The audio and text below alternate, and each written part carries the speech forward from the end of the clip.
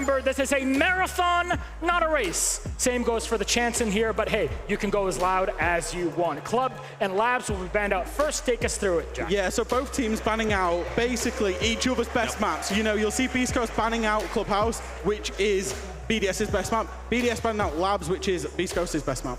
Yeah, and it's no surprise, obviously, going to Skyscraper. Beast Coast has been having tons of success throughout this stage. I mean, well, throughout the Swiss system and throughout this event. I mean, realistically, they should have beat FaZe the first time around. They would have been 3-0 up going on there. So, it ending on Skyscraper here, no surprise to me. Definitely want to see what the rest of this ban phase is looking like. Yeah, moving through to the next one, we're going to see BDS pick into Consulate. It's one of their favorite maps, and this is often what you will find in best of fives is you ban away your opponent's best map, and then you pick the next best one available. So this is what's interesting. Beast Coast have not shown Consulate at all this event. They showed it back in the NAL, so it makes me question, are they bringing something here to try to throw BDS off, whether that's securing a round or even securing the map by doing something shifty?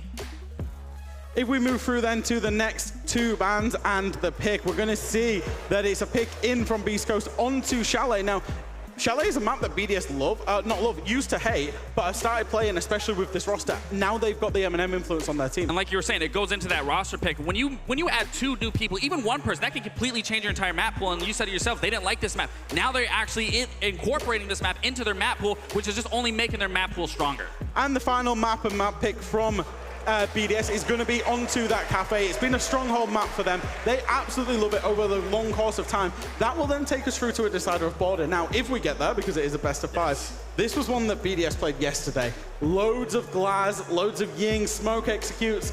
It was a lot of fun yesterday. And it was the first time that we saw border get pulled out by BDS here, which goes into that factor of then going into Consulate. Is Beast Coast going to try to do the same thing? Because that quick rush by the glass was not something that I think that they had going in the original league that they brought here specifically to get that edge up or to get that round. Gentlemen, we can talk theory all day, every day. But before we get into the game, can I ask everybody here in Manchester and both of you, because you didn't know about this, if we can take a selfie together? What do you think about that?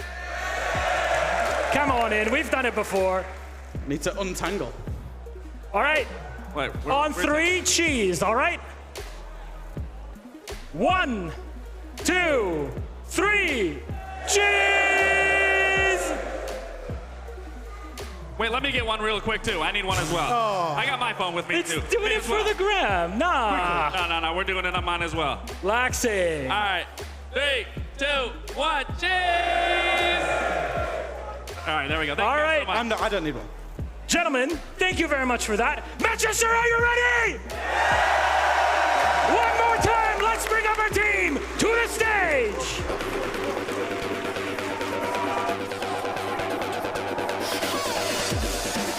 3 letters that have been ringing through this arena all weekend long. It's BDS! 2 months ago, they added 2 new faces to their lineup.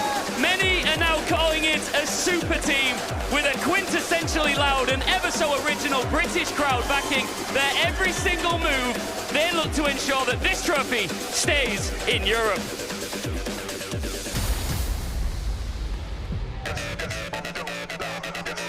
And riding the most wonderful wave, it's Beast Coast! Defying odds and expectations, sending shockwaves through the siege scene inside the camp.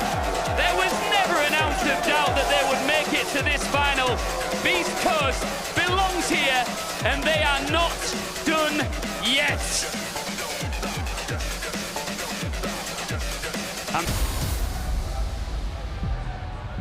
All right, I always feel nervous doing this before a grand final because there's so much emotion and tension in the air, so much at stake as well, of course. Licky Fack of Team BDS and Gunnar of Beast Coast standing by for a few words here. Licky Fack, you know that the support is there. Is the belief within your roster there too? Of course, like we already played this kind of final, we are ready for this moment and we'll show you. Gunnar, yourself and your team, like I said, defying everybody out there that ever doubted that you could be in a position such as this, but the job isn't finished. Can you do this? 100% we can. We're just gonna keep proving people wrong. This is One last chance. If you want to, a bit of mental warfare here. Get in his head. What would you like to say to Gunnar? Good luck. Gunnar? Good luck. Sportsmanship. We like to see it. Go and take your seats. Of course, there's so much on the line here.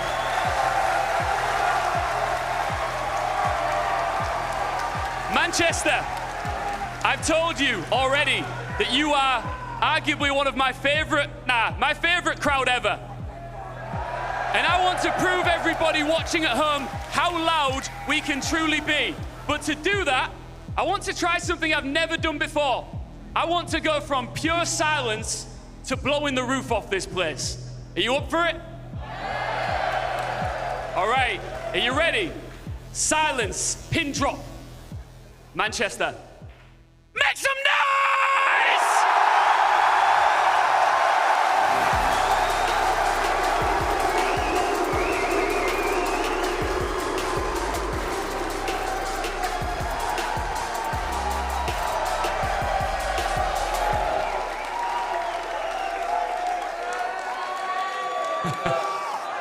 I mean, hold on, guys.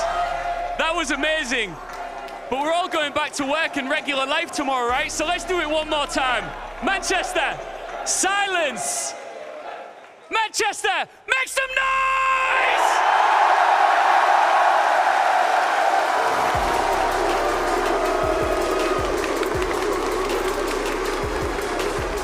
I fucking love it! Let's get over now into our grand final. We've got 3 amazing casters ready to talk you through it. It is Emmy, Des, and Ace. Thank you very much, Ian. This is going to be one for the ages, not just because it's EU versus NA, but because of that crowd, guys. It's magic. They are absolutely unreal. I've been sat out there for a lot of the weekend. A lot of them losing their voices. I think I'm losing my hearing. It's been that loud. Did you expect anything else? Did you expect anything from this audience? This is what we promised when we said bring it to the UK. Exactly. The crowd will show up. The thing is, everyone watching at home, you might know, I've said for years now, get into a UK and you'll hear some more chants. And I think the most common word this weekend we've heard is wanker. Time and time and time again. And all I'll say to that is, there's too many of you out there in the crowd that have not drank your pints. And that's why it's been a thing. It's so strange for us 3 as well to stand here. We were in this building, 5 years ago? Yeah. Doing an ESL Prem show to about 400 people. And to come back here and have this as a grand final moment has been just... I'll tell you what, those 400 turned up on that day as well. It was a fantastic final, and I think we're going to get every bit and more again today. Big one for me. We're all standing here. I think... There's just people that get booze now. There's main characters in this audience. Yeah, Beast Coast players. Yeah. They get the booze. Non-stop. I love it, though, because the passion that you've seen on both sides overall. Look, at the end of the day, this is an EU game as well. But I think the real difference we've got is there is an underdog here, right? We've already heard the stories about Beast Coast. These players that were the rejects, the drop-offs of other teams, have come together. And suddenly they're working some magic. I'll tell you what, I met a lot of people this morning and I was asking who they wanted for the final, and a lot of people were saying Beast Coast to me, and I think it's just that British element of loving an underdog. The crowd definitely backing both teams here. It's going to be a spicy, spicy matchup. And we have to remember, underdog teams, they're some of the ones that have pushed BDS to the brink. Nobody expected PSG Talon to beat them. I tell you what, Fabian is going to be insufferable. He's 100% going to be that guy at BDS win. Like, well, we did beat them on Oregon. Exactly, and what you have here is the perfect underdog story. A roster that came together from being rejected from other teams, built up to go against, let's not mess around about it. They're the bloody tournament favorites. Superstar roster against stars that have shown themselves to be super. You couldn't ask for a better tale. It's just got everything on both sides of the table, hasn't it? You know, whichever way, whoever comes away the victor today, there is a huge story behind them, and hopefully a huge story that will continue forward for them as well, because both of these rosters are showing so much promise for the future right now.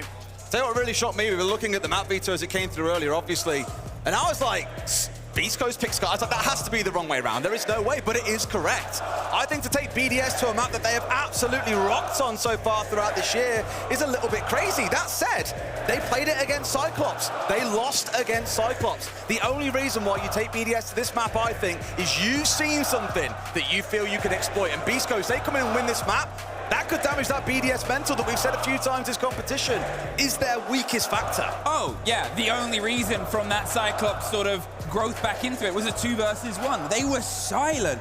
And it's that question of who is the audible member, as you sort of talked about before. The audience in this ground, if Beast Coast get a first foot in, what happens? I think that Fresh pointed out, to be fair, they changed their jerseys. And They did. blue. They came out in the white. Go out in the white and change it to the blues. I believe they haven't won in the white yet. That's so right, yeah. It's a cursed jersey. They can't wear the white on stage. It looks nice, though. It does. It looks clean. both jerseys are fantastic. I like the colour on the new white one. It's very sort of retro football. It's pretty clean for Manchester. Little huddle from Beast Coast.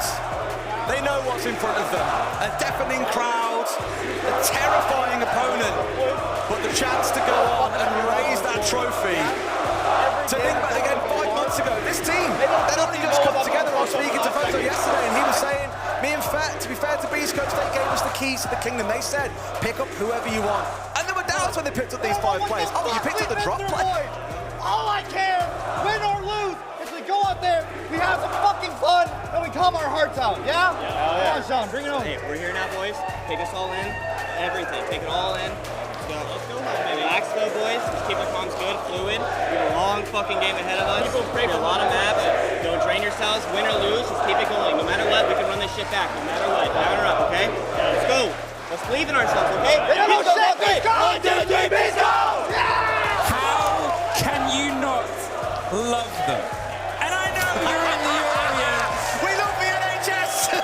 But how can you not love them? It's a crowd of thousands screaming against them, and their motto is, just play your hearts out, play your best. That's what you gotta do. You say deafening when you talk about this crowd, Des, and I agree, you're right. But I don't think we've even heard 50% of what we're going to hear today. When these two teams start putting rounds on the board, start putting maps on the board, maybe we get a little bit of overtime thrown in here and there. Who knows? I tell you what, I think this crowd's going to get even another, more than they are now. We get another 1v4 from Solotov with a bailiff to close out 2 kills. My headset's going off, I'll be in that crowd. That'll be something special. Has there been a stage dive in a siege crowd I yet? haven't seen that yet. To Well, be fair, there the you gap's go. quite far. I've been practicing my long jump just for this moment. 3-0 BDS. We were talking about this, and honestly, this is why it's such an underdog story for Beast Coast. I think many are expecting a 3-0 or a 3-1. Well, you've got to look at the journeys here so far for both teams. And you could be forgiven for thinking, you know, yeah, Beast Coast come in as the underdog, but they've got an identical story to BDS, is the reality. They both finished top of the regional leagues. They both came into phase 2, both had a 3-2 record, needing to go to day 5, and then they came here to phase 3, and they haven't dropped a map yet on stage. That is true for both teams. One of them is going to have to find a difference today. Well, it's a pleasure and a joy to bring you all in to the first map of our best of 5 final. Everybody to take the words from Ian Chambers. Let's make some noise. They're too busy making their own noise at this point. The chance are out for Beast Coast, though. I've got to say I'm surprised that it's here in the EU. But I think, as we know, Brits have nothing else. They're going to get on with the French, Tim, so it could be a real sprit cloud out there for this one. Monty, the first ban taken away. Really interesting. Hot and Cold has played Monty 31 times so far at this competition. His second most played operator, 17 times. So that is a target ban. 3 players on BDS have got the KB in their top 3 most played operators. Again, a target ban against this roster. Final one comes in, will be Fenrir. They're perma-ban. They ban it every single match they play. You know, a little bit predictable from them, but there's nothing wrong with that if it fits in with their strats as well. Final ban comes through. It will be the Azami taken out of Skyscraper. We know how powerful Azami is with those keeper barricades. Such a transformational operator. Even after those changes, still doing great work. So A valuable ban. Target ban against Shaiko there as well. It feels like it. Anyway, kind of coming out from themselves. A bit of a strange one to bring through personally. Well, against themselves, I guess you can't say it's a target ban, but it is by far and away his most played operator, so it feels like a strange choice. But then you look at the other side, guess who mains that one? It's Gunnar. So they've targeted both Hot and Cold and Gunnar through this ban phase, I feel, here to try and suppress some of those spikier elements of Beast Coast play. And here, they start on the attacking side of things. They'll have to make do without the Monty. How are they going to break down this French resistance? We get ourselves set up with what is pretty familiar in most of the grounds. I'm not going to talk too much about the Carly play, the idea of how they can sort of pinch that until we get everything locked in, because that's probably the most standout in the setup against maybe the Ella, the extension across the top floor. Force Beast Coast into some of these slightly stickier fights. They love those. They love getting themselves into angles. Beast Coast have found it time and time and time again. They're just sort of setting themselves up to kind of keep them at arm's length. The goo mines, the Ella traps, the way they can sort of play against corners without that Fenrir on the board. Still waiting for that first entry kill as we get into the action phase. Everybody on the edge of the seats now as things get underway between these two. There's been a lot of talk along the way. There's been a lot of siege played so far, but your grand final is well and truly rolling in Manchester, and now it is all about this game. Everything gone before is forgotten. Let's see who can come away with the title. One thing I was taking a look at before was the Fenrir ban I expected to come out of Beast Coast, given it's been their permaban. I had a look at BDS. None of their players really play this operator. They don't care about Fenrir. They don't need it. They're that good. So it feels almost like, I wouldn't say a wasted ban, but one that I'm looking at and thinking, could that have been more targeted? That said, Dark Zero paid the price for trying to target ban something else yesterday. They lost that 2-0. So here I think Beast Coast just playing it safe and steady. Surrounding anyone playing on the back end, which is mainly Liquifak at this point. Now he has a bit of an escape, and he also has the Solace Gadget for now until future season, and he's utilizing it to just keep them at bay. Again, this arm's length, make them cautious of any single one of these swings. A minute's gone, and the first player, Solotop, puts his head out a shrine window. Big assist, because what Beast Coast were looking to do there was to cut the pullback from Liquifak. As he comes through Shrine, they break the window, they take him down. But teams are wise to this kind of play. You'll see it also happening inside a terrace. You get a teammate to swing at the same time, it becomes a 1v1 gunfight they're not strictly expecting. Really good start. Beast Coast are struggling. They've only just got into this east side of the map, and half the round is gone. Yeah, exactly that. They need to get moving here, and they need to get a handle on Liquifak as well. He's now found his way downstairs. This drone has to pick him up, otherwise Spirits could be in serious trouble. Diffuser manages to pick up Shaiko, though, bringing us back to a 4v4. So thorough. Every single position's being checked and rechecked, and they've had to pull the kit back out because they don't know where Liquifak is. He's about to find the swing on the fight. They've doubled themselves up to cement it, but there's the first, and he's out of there. Again, we're passing the minute marker, and the pressure is still on Beast Coast. They know they can't execute while Liquifak is still alive. He'll have that Solus below. He has the soft flooring to work with. They've pushed through and sure got control of Drum, but with Liquifak still on side, this is a massive risk they are taking. Well, the problem is they don't have much of a choice now. Look at the timer, 40 seconds left to go. Still breaching to be done. Still areas of the map to be cleared. Still utility to be dealt with. That was unfortunate time in there, but Users just managing to slip himself away. 3 versus 3. The Solace is gone, and they've been able to finally get feet in towards Geisha, but they can't get any solid ground because, again,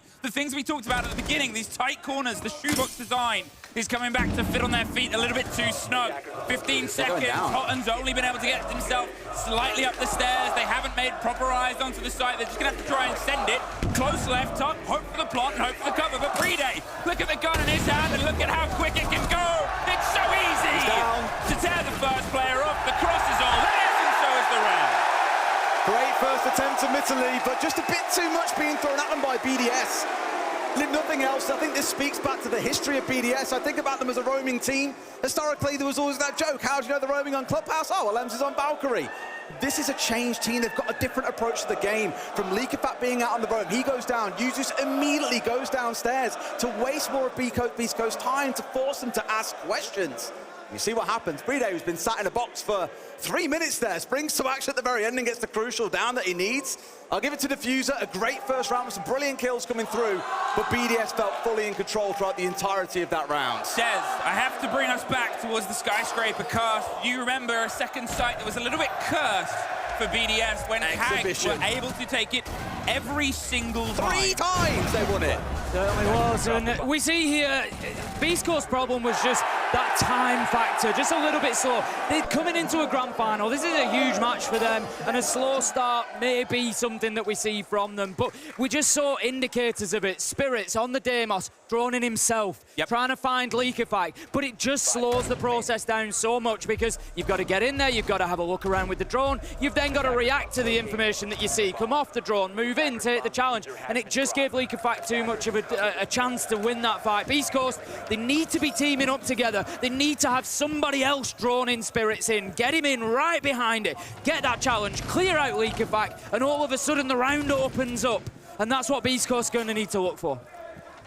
So much of it will come down to, as you say, that clear of the map, and it's where they got slowed down, tripped up last time. But you can't easily just say, oh, just go faster. When you're up against the Soulless, they're chewing away all the drones, you're pushing in blind, and we've seen so many teams who just go for blind gunfights on this map. I think about Liquid as a great example, just walking into Drum, being domed from nowhere and being like, oh, well, I guess we lose here with no trade to come through. You've got to play tight, you've got to play as a team because there are so many bottlenecks here on Skyscraper. What's going to assist here is the time it takes Beast Coast to get into motion. Obviously, the pressure of being on this stage is something a lot of the players against them are familiar with, so they're more than happy, and they're opening on their defense on Sky. It was the big problem.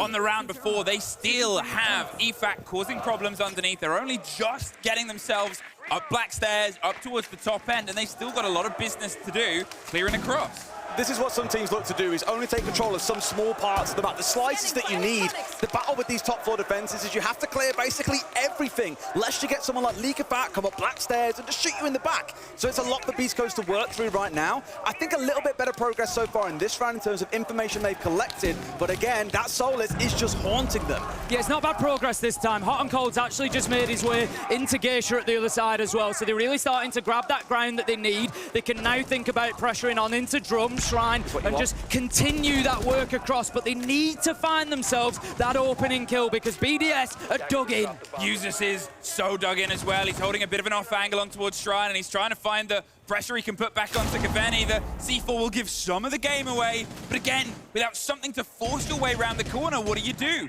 You got a couple of grenades, he's sprung, when does he release? He's just, exactly as you say, and he's waiting like a coiled spring, ready to go, and as soon as he hears those footsteps coming around the corner, that's it, he's gonna hit them hard, so watch out for that Usus moment, but for now, Shaiko just holding them outside of Terrace as well, not allowing them in, just playing behind that utility, but the patience from Usus here. It's Liquefy though to pick up the opener, taking down Gunner. I was going to say the mirror's a really interesting one here too. Very rarely see them play this on the map at this tournament. We haven't seen them bring the mirror along. It's another thing for Beast Coast to work through. They're dancing back and forth and Usus picks up one. Diffuser's trying to charge his way up the house stairs. He's able to get one with Spirits. Activating Hot and still holding the line with Diffuser. Up the house stairs, as I said, wrests that control. Time. Surprise is the factor, but can they get a landing on the back end of a mirror window back and forth? The plant and the player down a 2 versus 2. Massively scratched the 1 versus 3.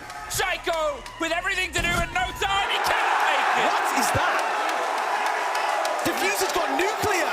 What a round from Beast Coast there, and that was great problem solving. And what was the problem? Usus was the problem. Completely stopping that push through Shrine. So how do you unlock it? What's the key? You get up house stairs, surprise, surprise, Diffuser hits you hard, cuts the defense wide open, and Beast Coast win the round. Fantastic play from them to adapt, to change. We were worried a little bit about time in the first round. They've shown us there that they can still use the clock and that they can find the seconds that they need. He's 7-0. He's cracked this BDS team open like a tinny. Absolutely sliced them apart. And that kind of backstab play, to get 4 players, one after the other, is ludicrous. BDS there leaving a little bit of a gap, but I'm worried Diffuser might be that guy today. And you mentioned that second sight for BDS. Oh, yeah. Here we go again. It's an absolute curse. Look, like, the fact that he's getting up here and picking up the freebies, gets to one on Dragon in a second to unlock Hot and Cold too. This is just everything. Like, honestly, such a massive play out of him. The closing kill onto Shaiko as well. Just 1v1 after 1v1 after 1v1. BDS, look, they had no idea that he was hitting them from that angle. And it begs the question, are the calls coming in here? He's got 2 coming up from house for free, essentially, with no response. Great stuff from Beast Coast. What a start. Sort of the series that you want. I think regardless of who you want as a winner, I'll say it's always more fun when these series tend to get to stretch their legs, tend to grow into it, because if it's not the two best teams butting heads, what is it? What else can it be?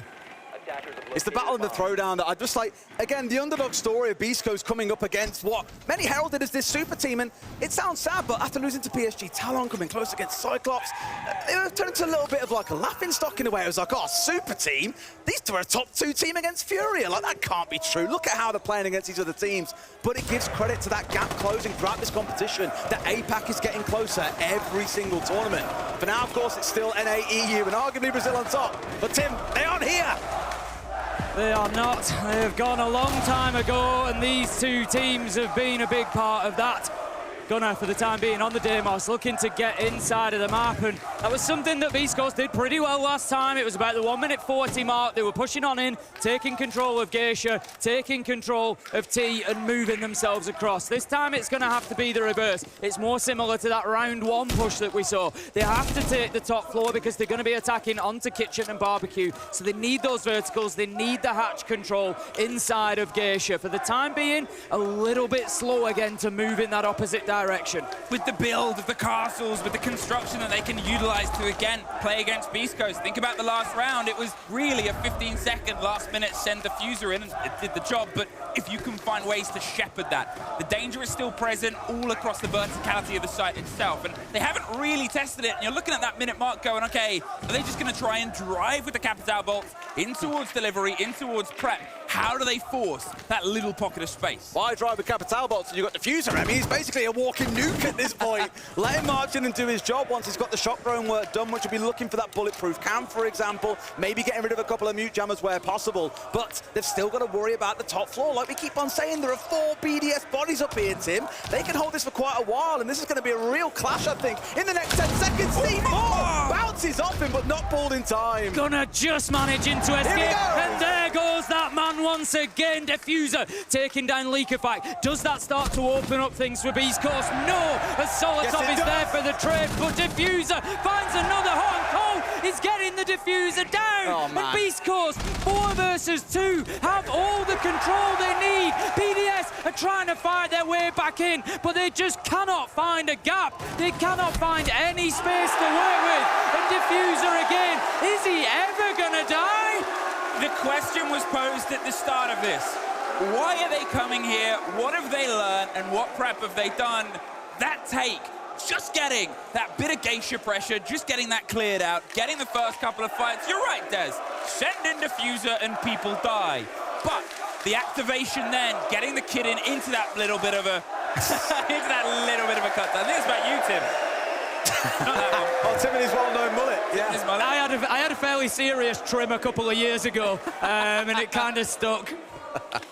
But it's great play. And I've got to come back to Diffuser again, sat at 10 kills, and the beauty in this again is that they find these isolated picks, and it's not always down to just Gaveni working absolute magic here. This in itself is pretty naughty, just getting in the backstab again, getting 1 from window, 1 the backstab, 1 to close out the round, sure, but the big kill there was, for me, was Gaveni, sat down near Sushi, waiting for the drop to come through and catch, what did Gibson call that once? Toaster as a call out, was it? Toaster? Yeah, I believe it was Toaster, I heard. Find him, kick him out.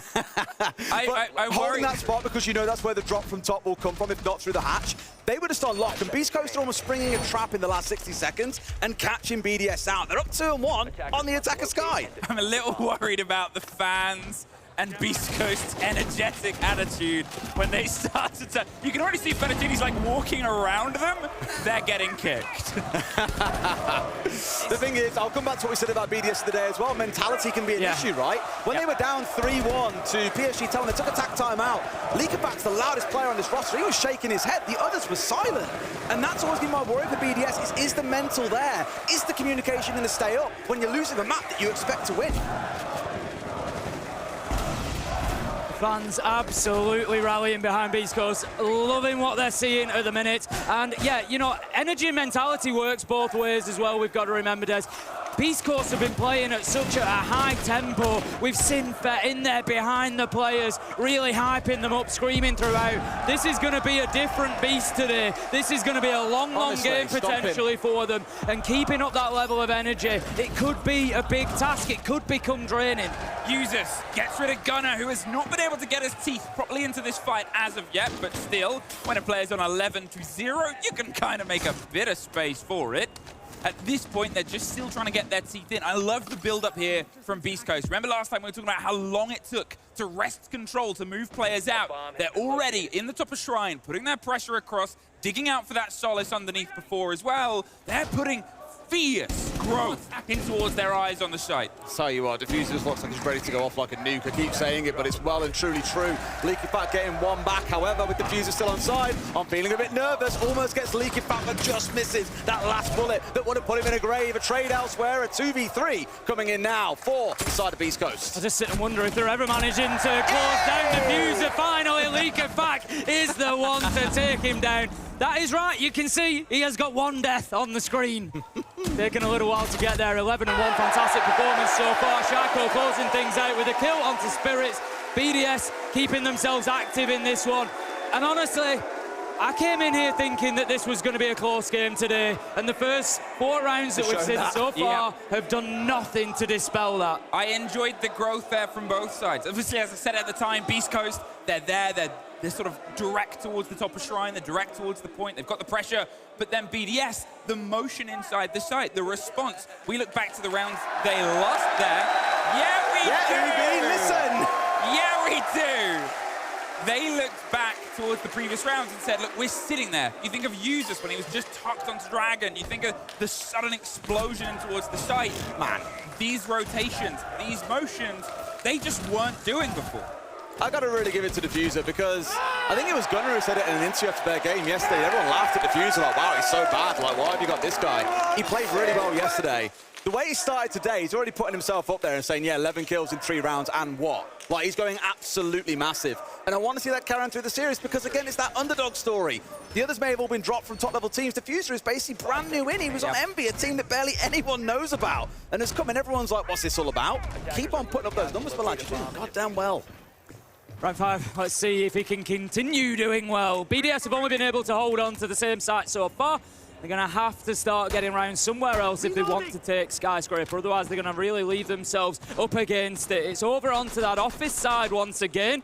We saw this back in round 2. It was a good win for Beast Coast. It really started the momentum that they found over round 2 and 3. It was that problem solving that we saw from them, that mid-round adaptation to clear Users out, and it just worked really, really well. Emmy's going pale. They're on that same site again. She's just like, she's got nightmares from that other day. It's carrying on. They're still not able to get a win here, BDS. How do they'll be crying for it now. How do they not have nightmares, Jazz? And maybe they do. It's just so cyclical. It's this point where we say, what have you learned? Why are you back here? And they go, just to suffer. They're still sort of sat themselves in. There's still a lot of time, but how is Beast Coast going to adapt here? Because the blitz, straight in, this is something that worked very well for Cyclops. It did, and what I love is BDS have tried to slow things down more by, again, bringing along the mirror. So what have they done in response? Let's go even faster here. Let's be like Sonic and just get ourselves inside the site. And I think it's more about trying to find the right entry point here more than anything else. But you don't want to be sat here playing this one slow. I think if you've got the blitz on side, or at the very least, when we get to those last 60 seconds, like we've seen for a few rounds now, you hit that go button, you flood inside a site and look to overwhelm BDS. Diffuser and Hot are still trying to soften up that Geisha and Shrine and Terrace side. They haven't really managed to get too deep in there. Hot and Cold's moving forward, but he needs this challenge to come in to start clearing Shrine. Likafak and Solotov making it very difficult for them to comfortably take this other side of the map. We have Diffuser just trying to spray through the wall, but Solotov, he manages to find Gavin, and that's going to give them an advantage. Down goes Diffuser. Users finds the second, and BDS are starting to stand up, but here come Beast Coast. 3 versus 3, 3 versus 2. Efak and Brede, all that's left with the shield on the board is a nightmare, and they're right in close. How do you somehow stop it? They get the cross. And Beast Coast able to cement it, and that is 5, 6 losses of that side for BDS in a row, technically. It carries on. It does not stop for BDS. They're going to be terrified by that site. At this point, you probably find yourself dropping away from it because beastcoast are in with a great chance here to take a 4-2 attacking half on this map, even with the Monty band coming in against them. Like I mentioned earlier, Monty has been a little bit of a crutch for them, and I thought they'd really missed not having it on side here against BDS. But as things have started, they look fully in control. Yes, you could say it's off the back of Diffuser getting 10 kills in 3 rounds, but the team have also been a part of those rounds. Let's not forget, it is not a pure one-man army. Showing an ability to play with that man disadvantage as well, which I like from them. You know, we saw them lose that opening fight, but still they came back in with answers. And those answers have always come quite quickly. They don't tend to be playing, you know, 2 versus 4, 3 versus 4 for long. The kills come in, they level things up. But then, even on top of that, they keep the pressure on, they keep going, finding more. And all of a sudden, that 4 versus 3, you're now in a 2 versus 3, and you've lost a couple. And it's just a nightmare for BDS at the minute. We talked about the previous site, we talked about how they went even faster. Then you get Gunner on a Ying, and you're sort of thinking, okay, where is the direct fight here? Which is really interesting because the BDS, one of their most popular bans is the Ying. They hate playing against this operator. They'll use it themselves from time to time, maybe on maps like Oregon, but they don't like playing against it either. It's why it's one of their most attacker bans, or most popular attacker bans that we see throughout this competition. Really, you have 2 uses towards the Ying, more to get control of the map, force Leaker back, for example, or it's to actually execute with. And given the lineup they've got really down this right-hand side of the screen, looking mainly towards the Capitao and the Ying, it feels very execute-focused. The focus starts here, across the top, as it often does. We said it before, they're sort of going with a singular idea. This time it's more classic. Get yourself in towards House VIP, steady yourself across, cement the vertical, and then try and break down, because, well, BDS's position is down underneath. They're not giving a proper fight upstairs this time. They had 4 players upstairs last time, remember, right? Yep. And they dropped to the waiting arms of players like Gaveni, and they'll learn from that. They'll change from this. Here you've got, what, 3 players currently downstairs from BDS. There is also that lateral pressure coming in, mainly in towards Gaveni, who's working his way through House on the Ash, wants them to remind them, hey, you can't just sit upstairs, guys. We are going to be here. He gets control of Pantry. This gets messy. Oh, there it is. Able to get himself out as well. There was the chance of a strike back, but nobody in position, as you said, these waiting hands. Unfortunately, a little bit slippy. Fact finds Diffuser. At the same time, unfortunately, we cursed him. 3 deaths since. But at this point, this next body, there is just a hold on every position. Solotov has Hotton, and although he's blind, we hurtle in prep towards the 5 versus 1. And that's all she wrote.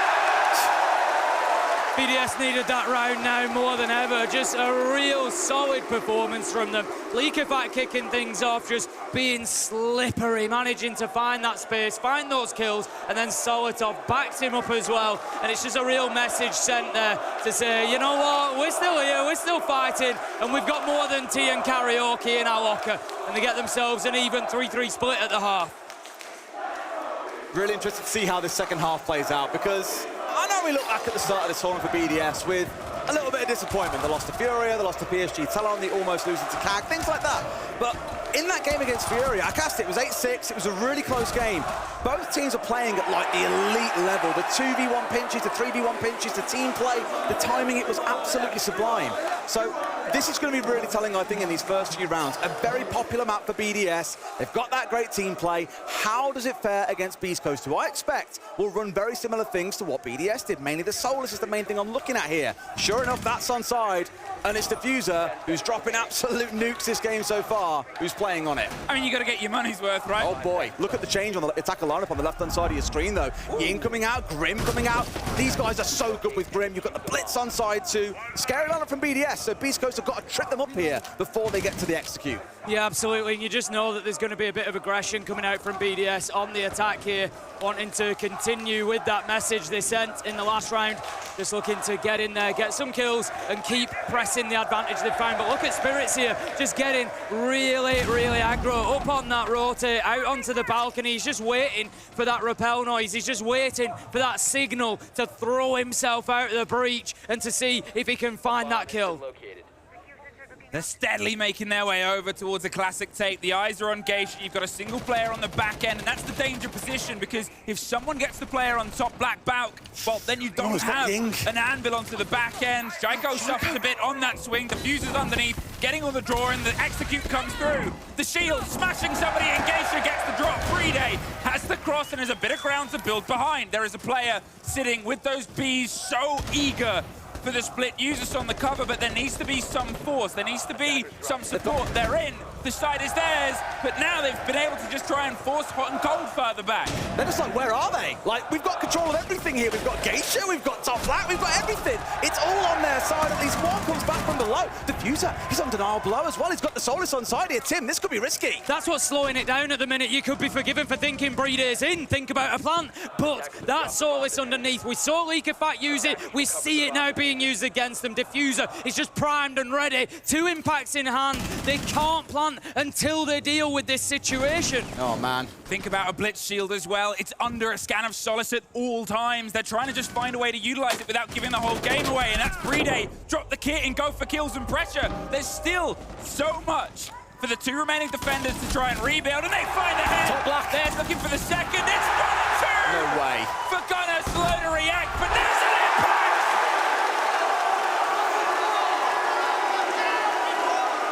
We heard him screaming, I'm him, the other day, and I think he's just shown it yet again, Tim. He just needed that switch aside. It's been a little bit quiet. It's difficult when Diffuser's just killing everybody, but then he gets himself onto the defense, and that's the Gunner that we've seen. Got a little corner from Jesse, though. Jesse, what you got for us? Hello there, you know, I've got some stats for you, but before I get right into them, I have a question for the crowd. Are there any Shaiko fans out here? There's a couple. Listen, Shaiko's not had the best of games so far, but he needs to step up. The last time we saw BDS playing Skyscraper, he was here in Manchester and it was against Cyclops. And Shaiko dropped 16 kills to push all the way to overtime match point. 16 kills might not sound like that much for hardcore, long-time Shaiko fans, but it's actually the most kills he's gotten through any game this tournament. So right now, I believe he's sitting at 3 and 5. He's got to get that up if BDS want to get back into this game and take it to Beast Coast in the second half. You hope they... Thank you very much, Jesse, first of all, and I do hope you did give them a wave. I believe that was the loud request behind you. You got to time your questions here is the problem, right? You've got to ask us, otherwise they're too noisy. I don't care what you're asking us. We're mid-chant, how dare you? Oh, Gunner swung out there, started to break things. You're entirely right. They had the Blitz on site, the Blitz had the kit, but with the Solace underneath, it doesn't matter where you go. The only solid ground that you can plant in is in, the other site. You have to try and break your way across. They didn't have top black control, they didn't have drum control. At that point, they were just sort of holding and hoping. I think if Beast Coast watched that round back, they'd be fuming they didn't win it out if they'd lost it, because they had 2 players dead to rights, literally a bullet away from death on both of them. I think it was Leakafat and Shaiko, and I was just like, man, that is going to sting if they can't get away with it. They've dropped the Blitz in this round, though. Brede is back on the hard support. Maverick coming along for him. Otherwise, some remnants of that last lineup still sticking in here. We've got Shaiko on that Nomad, and of course, Yuzu's on that Grim. Again, an operator that BDS absolutely love. Solus now also being dropped away. One of the big questions for this matchup on Skyscraper then could well come down to Office. We saw BDS struggling to hold on to this side, left them with a 3-3 half. Are Beast Coast going to be able to do any more work here than BDS were able to get done? As it stands, BDS a little bit slow. We're a minute in. They're not established inside of the map yet. Still a lot of external work going on. There's going to be a bit of drone in still. Not moving in with any confidence, and I like that from Beast Coast. Getting themselves out there, letting them know that they're not going to give them anything for free.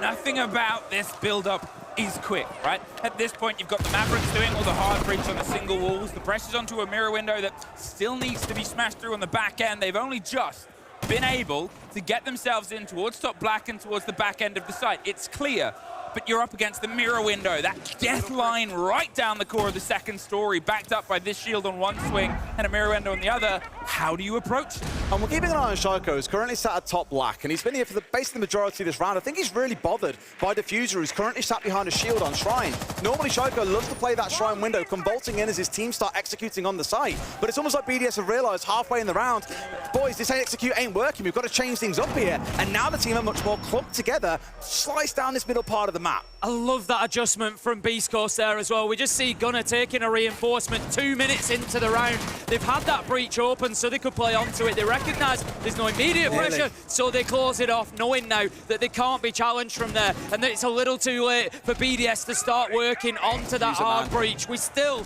haven't had an entry. BDS still haven't been able to find their first man, and it's going to be Diffuser. Users used that spot, and BDS failed to clear it. They're just fighting back, refusing to give up the ground, holding the lines and saying, those are tracers for us to kill you. The explosion doesn't quite get the full bite. The 2 versus 1 versus 4. As Gunnar cements himself one more. Solotov was the man of the moment with a similar setup of guns last time, but unfortunately, time is that factor, and this time, not enough. So well played by beastcoast and their defensive setup there. And you might look at it and think, okay, there's nothing really special about it. But for me, the player that was so far away from the rest of the group was Diffuser, sat behind that shield. And normally, BDS would run something like a Flores here. They'd look to clear it out and start pushing their way through. But Diffuser, instead of playing that shield with his life, eventually drops away into that little rat corner inside a Dragon that we see teams playing so often. And BDS lose track of him. They think he's gone back towards site, but he's dug himself in really well, got a crucial kill onto Shaiko, who does eventually push inside a shrine, his most common entry point into the walls of the map. And the rest, they hunker down, they play the bottlenecks. It is always the frustrating thing about Sky. So many bottlenecks, and if you do not have a smart way through, you are going to get punished. Wonderful stuff so far. Beastcoast are up +2 rounds. Yeah, BDS just choosing now as the moment to call in that tactical timeout. We can see, as always, Leakifak is that vocal presence in the team. This is, we always knew, going to be one of the big factors today. We've seen beastcoast be super loud. We've seen BDS at times shrink into themselves and be a little bit quiet. And if they allow beastcoast to keep playing with this confidence, with this momentum, it could well be over quickly for them here on Skyscraper, because beastcoast right now are starting to look a little bit unstoppable. You know what I do find really interesting? In most tactical timeouts, it's not Stu Flex that's stepping in and offering a few words of wisdom here. And I think back to BDS a few years ago. They were infamously a team that did not have a coach. They never had someone stuck behind them. If nothing else, it was their manager. And she's not really going to get involved there in the game because that's not her role. And so I don't know if it's a thing where they just have this mentality of we don't really want to coach, we can figure things out by ourselves. But dare I say, that's when Stu Flex has got to pull off a Fabian and get involved and say, boys, back on track, head in the game. It's the direction of the team, right? It's that sort of, you are the only one on that stage that sees all 5 perspectives at all times. The things that you notice aren't just on those screens, but also in the players. You stand behind them, you get used to them, you know them, and you know how to pull them out. Even if it's just throwing in a towel for a second, dabbing the forehead and saying, you've got this, sometimes that's what you need. This is it. You look at BDS, and it is a team with unquestionable levels of talent throughout every single player. And I always look at teams and I think, is there any limiting factors to this roster? And I just look at that and I think, you know, is this sort of energy, is this sort of quietness gonna be a little bit of a limiting factor? We'll see today as this game pushes on. Right now, beastcoast 5-3 coming out. Of course, they get the benefit of the tactical timeout as well. Fett will have been feeding back anything that he's seen. Maybe he's just saying more of the same. Keep it going, boys, but we know that he's gonna be feeding that hype back into them. Downstairs, no doubt we're going to be a target here. We've seen the Soulless Soul for being the one running around downstairs, and Solotov was really hoping to get him through that soft wall. It's going to force at least going to back here momentarily.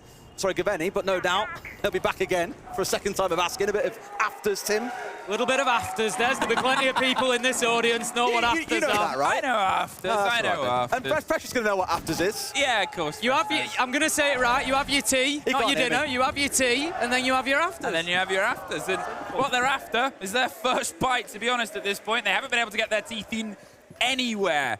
You're having beastcoast still keeping themselves a little bit stretched out. They have the exploration, but they're not handing direct fights to them. The swinging comes on the top, the Shaiko drops down on towards the bottom. Where is this first engagement? Because they're not really being subtle about it.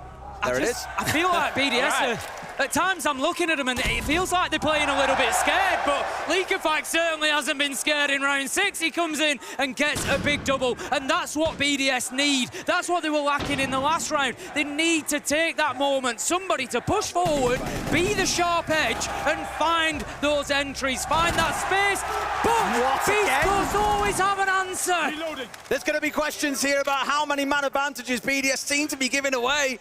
beastcoast have brought things back on side here. Just 2 left on BDS, and they've got to figure this out inside 45 seconds, Emmy. I mean, they're explorers looking for weaknesses, and they are experts. Whoa, okay. The quick swing and the preamp they use just gets that skeleton key, opening the lock of a French-Canadian's face. 2 versus 2 in this moment, and you're Lord of looking at, well, where is everybody? Nobody's on the site. Everybody's a little bit spaced out. Is this a bait to draw BDS in? This is going to be the make or break round, I think. We talk about the 9th round all the time on broadcast, Tim. It's going 6-3 or it's 5-4. One feels out of reach for BDS, the other brings us closer. Users moves down, gets the flashbangs out. He's just trying to force these defenders out of position, but he's no idea where they are. Gonna get... Brine was there, but he couldn't find the second.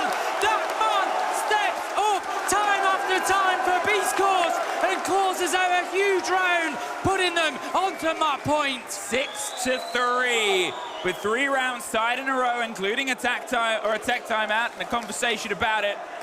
And at this point, again, the questions come in. They were so well rehearsed on exactly how to react towards these BDS approaches.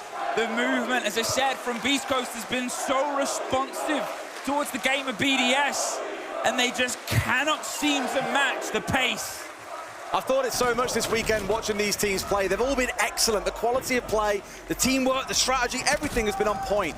But what really seems to matter most on the day is who shows up and who doesn't as individuals. Gunner's had a 4K back in round 7, a 1v1 off the back of a 3K just now. Diffuser, as we said, 10 kills in 3 rounds. I look down my screen and say, okay, where have BDS pulled something like that off? Oh, in their flawless round in round 6 where Solotov got a 3K. That is all they've had. You just feel the energy in the crowd shifting a little bit here. There's still a lot of BDS support there, giving plenty back, but Beast Coast fans are certainly feeling themselves at the minute, and they know that their team is well and truly on top here on Skyscraper. BDS, even after coming in with a double entry, Leafat getting 2, still wasn't enough to get the round. BDS players have surely got to be sat there asking themselves, what more do we need to do? How do we stop Diffuser? How do we stop Gunner? This might be some of the questions being asked as well, because remember when we were here last, they got a lot of movement in towards site, and then they got a little bit lost. Bride on the blitz, the change here, Solotov on that glass, something they used so brilliantly yesterday. And there is no Warden on the other side is a key thing to look out for here. They played it once in this half. They weren't expecting to see this come out, but when BDS have got their backs against the wall, that's when they figure it might be time to try something just that little bit special. But that glass curse, it's followed us all tournament long. Leakafac's just watching that angle, isn't he? He knows that there's a bit of potential there, but the thing is, the attack, he can't sit and watch it all day. Diffuser, he's got himself into a real position here. A bit of trigger discipline. I'm not sure he's completely aware of Leakafac's position, and I've been critical of BDS's intel games sometimes, and I'm hoping that they've found him here. I'm hoping they've seen him on the drone, and we're going to see them improve that intel efficiency. I think they're going to try and drone in as well. It's exactly why you saw him back away there for a second and get on the drone. But already, the action's kicking off upstairs, looking in towards site here. This is going to be one hell of a ropey round. There it is, and that's such an important fight because that's your watch down underneath. At this point, yeah, they might be able to react, but the hold, the defining moment of this is this push across that they are so eager to make. The blitz backed up with the support on karaoke window, the coverage of the smoke itself. The class, again, he's not being offered a bite. Beast Coast tuck themselves back and say, yeah, you can have this crown, but then we're just going to take it right back. BDS burst all the way across, cut in half though from a cross angle. Users does get one back. There's Gav trying to retake and refight. Users gets a second, hot and still there, but with Shaiko, an important 1v1 underneath that he needs to win out. It's the drop, the rotate round. Users just winning everything right now, but look how hard BDS have to fight for every inch. There's always an answer, but it's going to be up to Gavin to close this out. He's up against a tough challenge. It's Shaiko, but he's half health, and there's a real opportunity for Beast Coast to close this out here and now, Des. Think about Jesse's words. Shaiko needs to go big. He was 16 kills last time they were on this map, and if you need him at any point, it's now more than ever, Emmy. Gaveni has played himself all the way back to Dragon. He's waiting on some intel, and you assume he has it based on only the entrances. He's keeping this as a flat engagement as Shaiko drifts his way across to get that kit. A bit of motion, but with 10 seconds, he knows the pressure's on the plant, and Shaiko's still hunting for fights and coverage. Holds it. Gaveni hasn't moved. He's got to activate, and here's the pressure. It's a couple of softs, and he misses the right spot, but there's the follow-through and a post plant. Somehow found it. He's given it away to Shaiko. He's let him get his gun up, and that could be dangerous. Now begins the game of cat and mouse. Who finds who first? Gaveni, he's just searching, seeking, looking for his man, but is it going to be the man who always has the answers? He sees him, he finds him,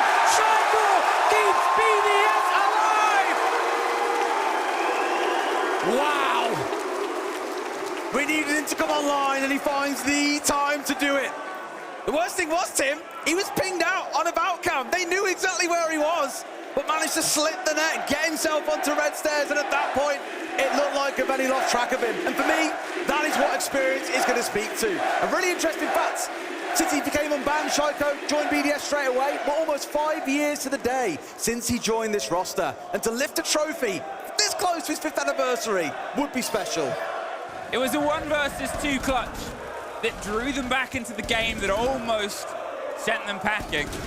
And it was an energy they built behind it, because if you aren't vocal, you have to be vocal in your gameplay. You have to demonstrate that we are the better team. We are the super team. And those are the rounds that do it. Yes, hang your heads. Be sad. BDS is still here. Use Zeus. Use you. The crossover we didn't know we needed. No. Social's hard at work stealing that meme. The guard photoshopped on. Absolutely. I mean, speaking of, yeah, this is a player that we've talked about a lot throughout the competition.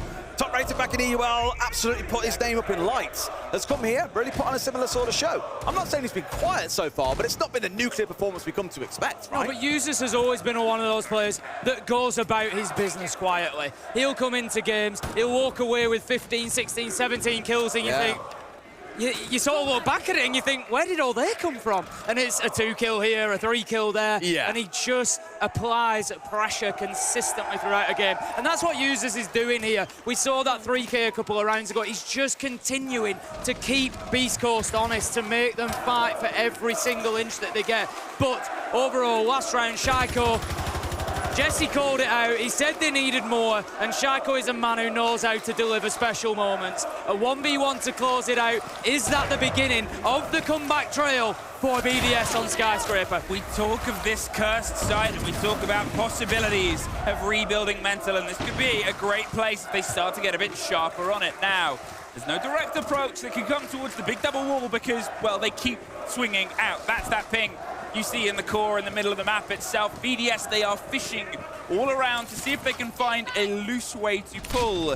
The Ying of Solotov has gone all the way to the back end of top black, gonna try and draw some attention, and hot and cold, he's gonna see if he can try and be a little bit spicy on the swing out. They've got to face off against the same thing as well, a mirror they've got to work their way through. You've got no Ash on side here, which is gonna be a problem. When we first saw the chase, saws the head, does he actually manage to find the player? I don't think he does quite realise that he's got him there. Now he sees him, but it's too late. Gunnar had all the time in the world, and he found there, I don't think quite realising what gift was in front of him. We talk about fine margins, and opportunities missed like that are exactly those. They could be ruining that come the end of this round. It's advantage Beast Coast. They only need one more to close this out. But who steps up again? That man Shaiko. Has he got another couple of rounds in him here? We said we needed him to go big, and he is so close to that precipice at this point, but it's a waiting game and a holding game that holds Solotov at bay. Bride outside the breach. Usus goes down. And at this point, you have the 2 classic sort of talisman players from this roster. They're not pushing in at the same time here. They're being picked off one at a time. That's something they got really right over the last few games, I feel. But Beast Coast have managed to isolate out 1v1s, not giving BDS this 2v1 advantage, and they are picking them apart, Tim. Yeah, and it's going to be really tough. Shaiko's low health. He really needs to find himself a freebie here. But Beast Coast, they're giving them absolutely nothing. Bride picks up one, but again, the answer is there from Beast Coast. The trades have been so consistent throughout Skyscraper. Bride, he has not much option here. He's using that diffuser to try and bait them in, to try and find something, but surely the end is coming. And diffuser, just like he started it, he finishes Skyscraper for Beast Coast. A brilliant defense there from Beast Coast, like the wave they represent. Tide, it goes out, but then it comes back in, washes them away off the site itself, and they had a BDS's number written, etched, posted and sent weeks ago. Player dip in that game, I'm afraid. Diffuser 15 kills, Gunnar 13, 28 between them. The total of BDS wasn't that much further ahead than that. Let's go to our Desto and have their breakdown. Some more Skyscraper. Thank you very much, ladies and gentlemen, and yes, we are back. Beast Coast are up, 1-up against BDS. Who would have expected it? Hey, maybe our both North American analysts here on the desk. Hey, who would have seen it coming? Hey, welcome back to the desk. Let's lock this in. Skyscraper going to BC. It absolutely did, and what a performance we saw at Beast Coast. At the start of the game, it looked pretty even. We saw back and forth rounds, Beast Coast getting some good attacks in, but the same thing happened to BDS that happens to every other team that goes against Beast Coast. They got to their attacks, they got a little bit nervous, and they just stalled out.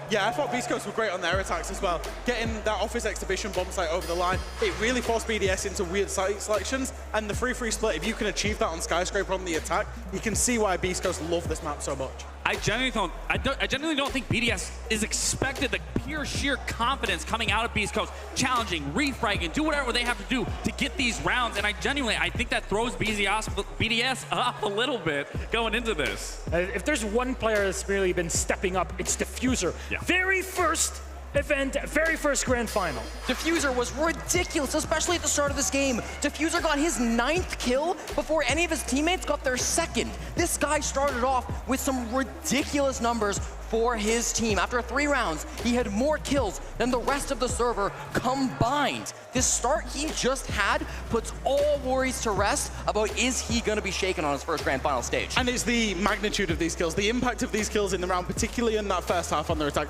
He was taking rounds from being like a 50-50 round to a round that Beast Coast were able to attack and win it out. So it wasn't just that he got a lot, it was how important they were as well. No, he's been such an X factor for this team, getting that 4K and then immediately following up with that 3K. And again, being the brand new player, the least amount of experience across this stage and putting up such a good performance, I'm excited to see what it looks like going into map 2. All right, 4 entries on map 1 is already enough, and that might be exactly what Beast Coast needed to go across the line. But we have things to break down, and Leo awaits us in the back rooms to break down how the hell does Beast Coast do it. Let's see. Thank you very much, Milos. Yes, Beast Coast always gets away with it. Even here in this round, they're down 3v5 and somehow they still find a way to bring it back. Now, if we take a look at how the round plays out, actually right now, what's the win condition? Gunnar recognizes it. They're down 3v5, they need to get a pick. He needs to get aggressive. And that's what he will do. He'll get solo tough. He gets the pick here, and it's very important. They're now only down 2v4. The win condition here is very clear for BDS. They have 3 players and the Diffuser. They should go for a plant. But here's the problem. Below right now, you have Diffuser on Solis that just got the pick on one of the roamer, or one of the entries rather. That means that BDS is not in a position to plant here. And that's their biggest problem. 130, you'll see they'll be stalling a lot. Now, Gunnar recognizes that. He understands that his win condition is Diffusers downstairs preventing the plant. So look here, he's actually hiding. He's not looking for a fight. He's getting away from BDS because he knows he is the win condition for BDS. And that's the problem here. BDS have now lost 30 seconds. They're looking to kill Gunnar. They understand now they need to get rid of at least one of the 2 roamers. But take a look at the setup. 1, 2, 3, none of them in trading position. Right now, Gunnar is in a position to isolate every single gunfight one by one without getting traded. And that's the biggest problem again. BDS are trying to chase him, but not in the right positioning. First kill here, long range. Bride is in no position to trade, no position to trade. Again, Gunnar, impressive skill to understand not only the mechanical skill to get a triple kill, but also to understand that he needed to fall back and isolate these 1v1s. That's Beast Coast consistently finding ways to bring back rounds that they should not be winning. Back to you, Milos, on the desk. Thank you very much, Alfama. How do they do it? Well, we got it broken down. Let's then take a quick break. When we come back, it'll be time for map number 2.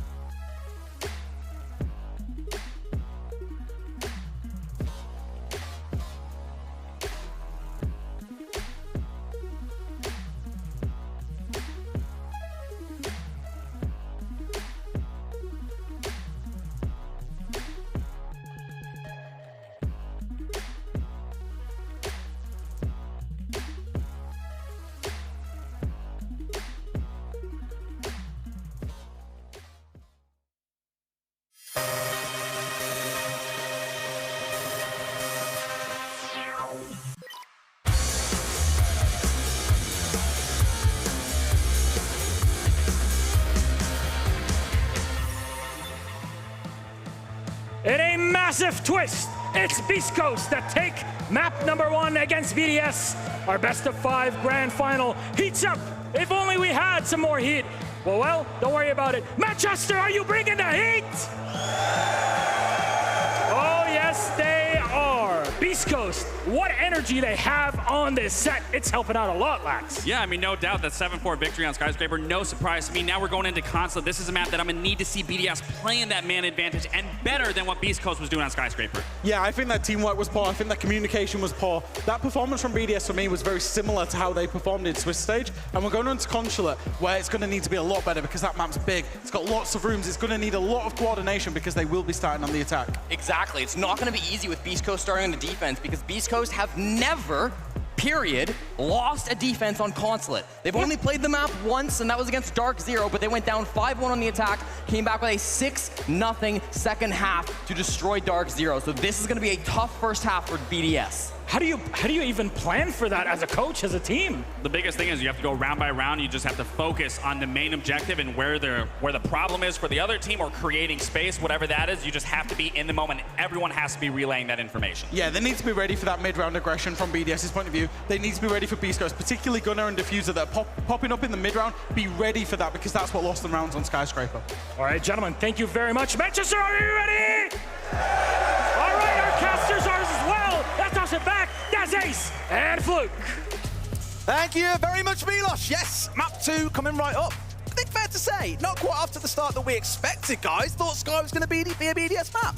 Well, I was asking around this morning, a lot of people were backing Beast Coast. A lot of people were expecting them to come in strong. We know that BDS are good on Sky, of course, but Beast Coast are here to play today. They cannot be written off. Nope. They now move into Consulate. This one could get tricky for both teams. We know, very technical map. I think at this point, this is BDS's time to rebuild, right? It's something that can get some energy, and they gotta bring it. It's time for us to get in. Consulate underway for map 2. There's still a long way that this series can go. But BDS have got to bring it back here and now. Otherwise, you know that you're one map away from losing this major. This is the wrong map. I don't think it is it? It's back. Oh, yeah, it's back. Yeah, it's wrong back map. at the top. It should be Consulate. We were talking about that when we were sat in the lobby. Like, I don't think it's a back map, it's a different map. And it is meant to be a different map. So we'll get that sorted in a second and then load back into things for map 2. I like how they're cheering. Guys, it's the wrong map. The disappointment is enough for me. So, we have time to talk a little bit more about Consulate. Yeah. Maybe add on to what was discussed on the desk as they get everything sorted out. And you've always got a lot of fun numbers. This talent of tools there. Des loves a few fun numbers. He loves a spreadsheet. I love some Look at numbers. his face light up. Oh, you're making me blush. Stop it. This one for me, Beast Coast, throughout this competition, they've banned 2 maps a hell of a lot, Club and Consulate. They do not really want to play either of those maps. What was their first ban? Clubhouse. That is the one that they will not go to because it's BDS's best map. Consulate then comes through as kind of a second option. My only worry for BDS, this isn't their best map. They're targeting a weakness on the other side rather than picking a map they really like. So there's a world here where this comes back to backfire on them. We saw this across in the quarters a couple of days ago. In a few of those series, teams are trying to target each other's weaknesses. So I'm just nervous here for BDS. You think, yeah, they hate that map, right? Right? Right, In the same way that everyone thought the BDS absolutely hate Border and Bank, and they've slapped teams on both of them. So I'm nervous. I think along with Furia, the problem with BDS for playing against them is they've got probably one of the deepest map pools in the world. They get into it. When we saw them smash Border, you started looking, thinking, there is nowhere this team can't play. And that's part of the problem. You know, you can come in, you can analyze it, you can, you know, look at the numbers. Maybe there's going to be maps, of course, that they win more than others, but they're just so capable everywhere. And Consulate it's going to be difficult for both teams. These are both rosters that have come together recently. They've not had, you know, the longest time together. Consulate is one of our most strategic maps, one of our most technical maps. So many little rooms, so much clearance to do. I actually think it maybe weighs into BDS's favour because we saw Beast Coast on the attack, struggling with time, struggling with droning, struggling with clearance. That is going to hurt you badly on Consulate because it's just going to get in a click of the fingers, you're going to be down to 60 seconds, and what do we do? Think about what we spoke about in the ban phase last time around. Fenrir was like a must ban for Beast Coast. They never, ever want to see the operator played. But yes! Yes! Hey, what they're saying there is he's got to get the same haircut as you and shave the whole thing off. Brilliant. That's the first time my haircut, if you could call it that, has ever been complimented, so thank you. It's like a very barren forest, Tim. Yeah, it's, you know, doing its best. Leave it out. Like Demo's beard, doing his best. That's how a good coach. See, there you go. He's hands-on, he's involved. Knows what the players need. Yeah. Give him a little tickle under there. Get him really warmed up. Not shit talking Beast Coast now, are we? I guess not. I think, again, it was the story of the super team coming up against the underdogs, as we said before, right? I think, again, Diffuser for me on that last part went absolutely nuclear. He was the difference. Him and Gunnar, 15 kills, 13 kills. They're the two to look out for. We need a player on BDS to be doing the same if they're going to be competitive on Consulate. Beast Coast wallpaper there. I thought they were just holding up their phone and forgot to write something. No, Emmy looked at me in a little bit of confusion and was like, what? I think it was the Beast Coast wallpaper, so the dedication runs throughout the line. Wow. At this point, at this moment, all eyes obviously on BDS, because you can talk about the energy that you get after winning your map and going into it. Yep. Let's sort of build up that BDS weren't a fantastic Skyscraper team recently. They have good stats on it overall, but they did bleed. They have bled on that map, as now proven. We've seen in a number of these crowd shots as we've just been waiting to get the lobby resolved, which will be done momentarily. We've seen so many of our cosplayers as well, and I just want to give a shout out to everybody. We've had some unbelievable cosplayers here. We always do, but they've really stepped it up here in Manchester. Well, we are about ready to throw ourselves in Manchester, so this time let's find ourselves hurtling towards Consulate and the second map of our series. If there's anything look more than map stats, it's operator ban stats as well. The kind of strategy that goes through this, you can look at it and go, okay, that operator's gone, but there's always a reason why.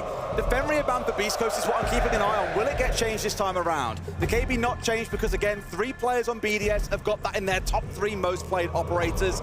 This should be a Monty ban, BDS. Sure enough. What, ruined it? No, the cameraman cut him. He did a thumbs up. He didn't know whether to do the wave or not. I think it's a wave every time. You've got to commit to the wave. Yeah. But I would like to see a Solus ban really coming out of Beast Coast here. They play it a little bit themselves, but BDS loves Solus, as you saw on that last map. It should really be taken away from them. Azami, the same as the last ban. This is Fenrir, fair enough.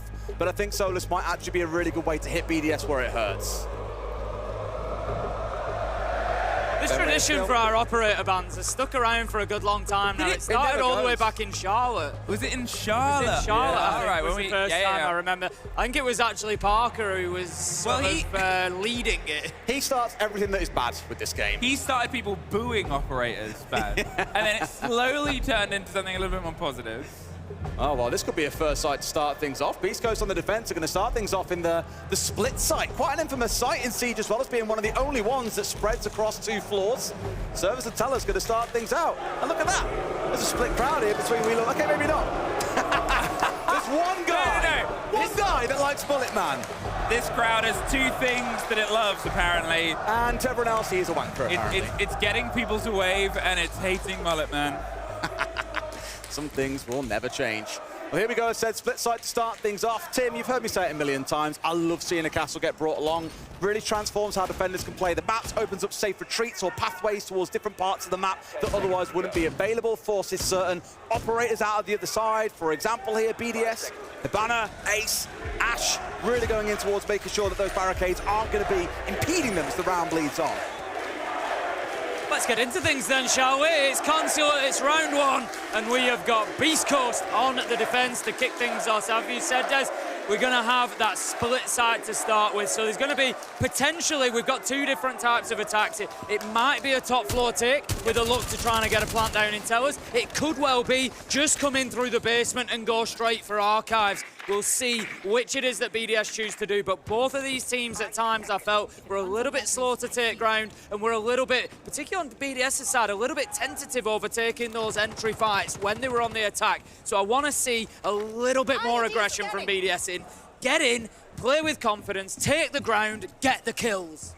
Gunnar, a problem child on the top floor, is going to keep things interesting on that Solus that you said they could remove, and for now, they can keep themselves stretched out, say, come and find me up here, because, well, you're looking at this as a very dangerous sandwich site. Yes, you put the pressure all the way on the basement as they are with the double hard breach, but it's EFAC that's going for the close hunt right now on the top. it shows you why they brought the IQ as well, right? 5 drones removed pretty much immediately by virtue of having that Solis on side. So I think the IQ from Chaiko here, although normally he'd love a Nomad, for example, is actually really smart. It does give you another angle to be able to hunt them down and try and deal with the gunner when he gets a bit too aggressive. The thing is, during the grand final of a major, is a team really likely to play overly aggressive and make silly mistakes? I don't think so. They're just going to be spraying a few shots in the general direction of Liquefact there. Let him know that he is not alone, that he's not going to be able to take this ground for free. Liquefact needs to win this fight and does take Skaveni down with a nice headshot. And that is the entry that BDS needed. But look at the time, 1 minute 40 gone.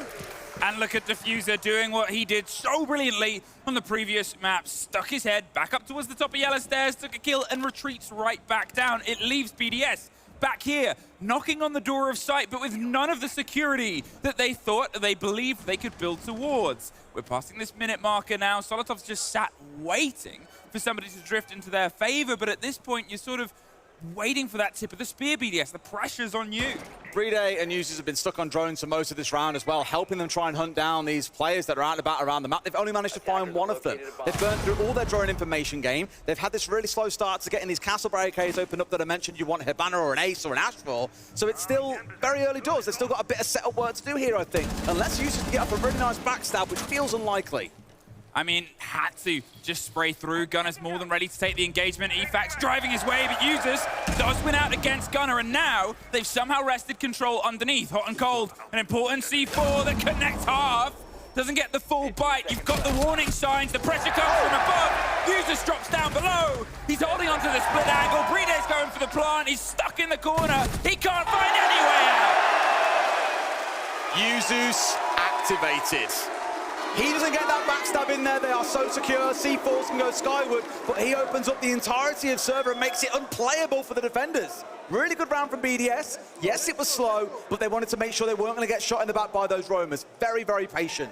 Yeah, there's a difference between slow and patient, I think. Slow, can be a problem. Patient can be a virtue. You go in there, you paying attention to the details. You're making sure you've got everything locked down. I've been critical of the intel game for BDS. It was on point there. They knew what was coming, they knew where it was coming from, and they had the answers. It was really well played from BDS. They could be on for a really good attacking half. They bought everything they needed for multiple different plays as well. We saw, as we said at the time, the too hard breach, they've gone to the top to go for this 1 versus 1 hunt. It goes away from them, so what do? Entirely flipped themselves down. They held the line, they looked for that different tip of the spear, as I said. They found it through the emergency exit, and from that point they realized no contestation. French flag appears on stream, you've got a boo. That's how it works. I didn't write the rules. Mark it. So with this round, I think the big one, if nothing else, was the slightly mistimed attacks coming out of the side from BDS though, right? Yes, Users gets a big 2K. He doesn't get that, he dies there, you're like, okay, well, where's the next play? Solotov coming down Visa stairs. Oh, he gets picked off. Whoops, where's the next player? And it becomes a series of 1v1s is the problem, right? Whereas BDS have really made a name for themselves this competition, at least in my opinion, on their 2v1s, their 3v1s, their overwhelming play. Beast Coast are trying not to give them that opportunity, admittedly, but just a bit wary that it does come down to big individual plays. As we saw a little bit back on that last map, the clutch potential out of Beast Coast, the nuclear amount of multi-kills that we had out of players like Diffuser, BDS need a little bit of magic of their own, I think, on Consulate. I think cementing the entry a little bit would help them. So Liquefact opened it up onto Gavini last time. 10-15 seconds later, Diffuser gets one, and that's something Beast Coast have done consistently well so far today, is always have an answer, always have a trade, always have a kill in response. So BDS, I want to see them go in there, get an entry, then get another, then just consolidate get another lead. Team, yeah, get another. You just consolidate that lead, and then you win the round, you just get one each, it's not a problem. No, but I want to see them not lose that manpower afterwards. Go in, get the kill, consolidate, and take space. So they're trying to steal this pressure from above the site itself, force those players out from the swing. The blinds come, Brede towards the top of yellow, and Shaiko, well, he's trying to fight his way down. This first swing is badly timed, and there's Shaiko. A free pick for Gunner. And the death mark fails anyway. Mute Jammer blocking it out there. But again, for me, Brede was up on Skylight. He's the one with the diffuser on the Ying. Normally, he's the one bolting inside a window and going for a plant. Feels like BDS have maybe scrambled whose role is what in this round to a tickle. They're bringing things back, though. Found themselves a couple more. They're building into it. Yeah, some real confidence kills coming in there that's just going to build BDS into this round, give them that little bit of edge that they needed. But Diffuser, such a key player so far, does have the vertical. Can they find Brede though? They're trying to spray through the smoke, but no, he's going to be able to stick the plan. They find one down the hatch, but it's a 1v2 now for Gavini. Two of them on the same angle. Gavini, with everything left to do here, he might go, and he does, for the pickup, but they've rotated their way round. The blind's on the player, the pinch from above. Brede's got the lockdown. They slip their way through just on the inside of the door. It's a dangerous place to bite. The cover's there. They're spraying which way? But that way. Brede gets one, a 1 versus 1, but with 17 seconds and Astoria stairs to go through, Brede has to wait. He has to listen, and he has to do what he does best. Patience, again, wins the day, right? Not getting too crazy in that post plan. It was well orchestrated. For a moment, I thought they were hitting top floor when they were scattered across 2 floors. I was like, what's going on, guys? But they make it work. They get that top floor control. They get the plant inside of smoke. And that's where you see Beast Coast paying that price. Spirits being dead early means no warden on side was there to give a response. Brede. I like that one. No question who the crowd are backing, at least in that area. A lot of BDS support, of course, being EU.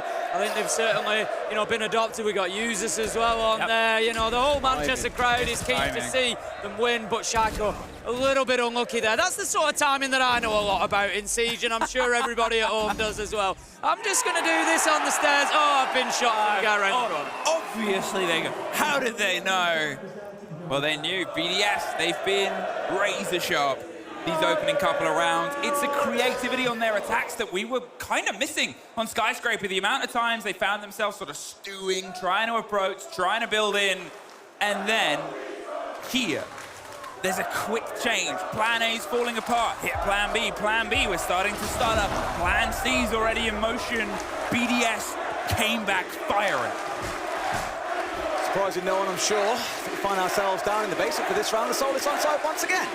And so once more, Shaiko shows that respect, the IQ coming along, I imagine, not strictly for the Solus, but it does help. More looking in towards those black eyes coming out from Gavini. Get rid of that info that's going to be scattered out and about around the map. And with the aggression currently shown by Beast Coast, BDS are going to have to do a full map clear here. They need Solotov to stay alive, as realistically, he is their only vertical destruction outside of Baby Wager of a DMR, outside of Leaky Fat, but they're not really built for that. It's why you want the Ram.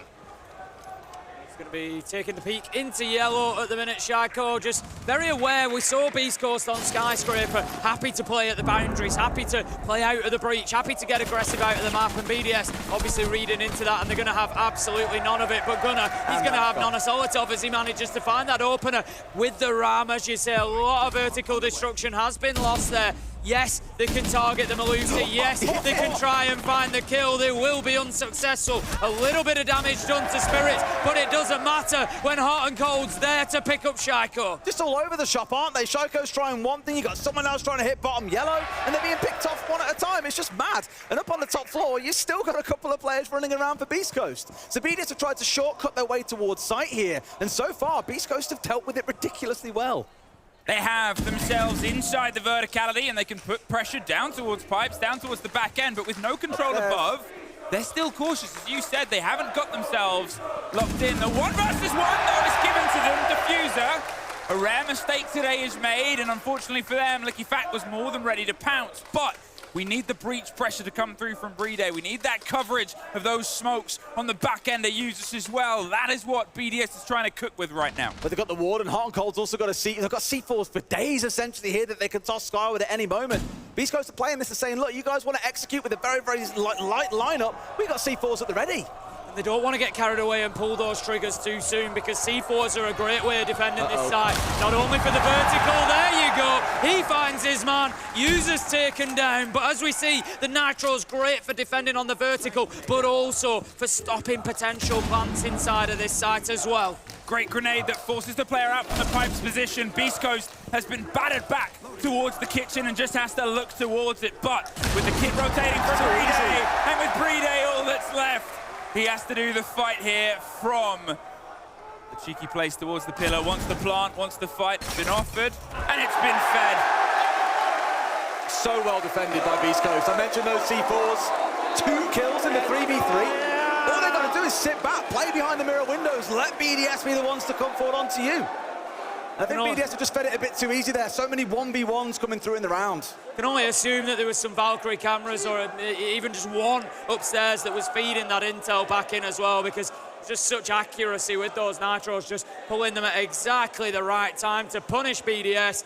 beastcoast then getting themselves around on the board, and not too soon. The last thing they wanted was BDS being able to lock in that entire sort of offensive rotation, going through those 3 rounds, getting a win on every side and really putting them back to the wall. As it is, they've managed to lock one down, and it really gives them something to work with now. They've got the start. They've got themselves, you said, the building. It was a lockdown. We've sort of complimented the lead-in before of the ways they've had things go wrong and how they've pulled things together. Is he clapping or touching his hair? I can't tell.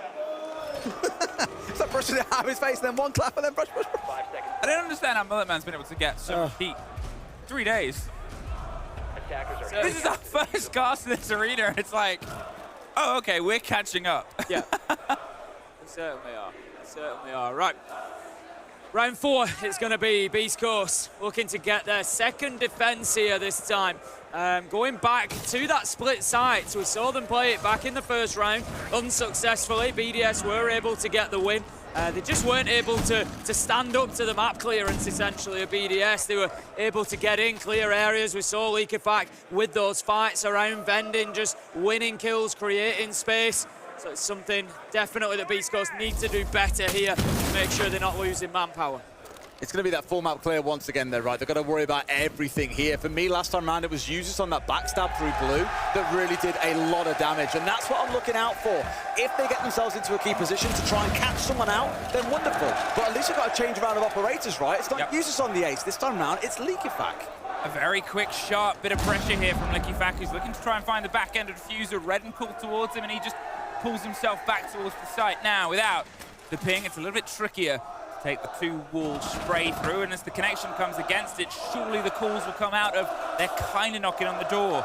We might need a bit of a retake across the top that Gunner's being caught out of. They're being held in positions. BDS, they're just sort of making a little bit of a wave in the space and saying, this is how we're driving the boat through.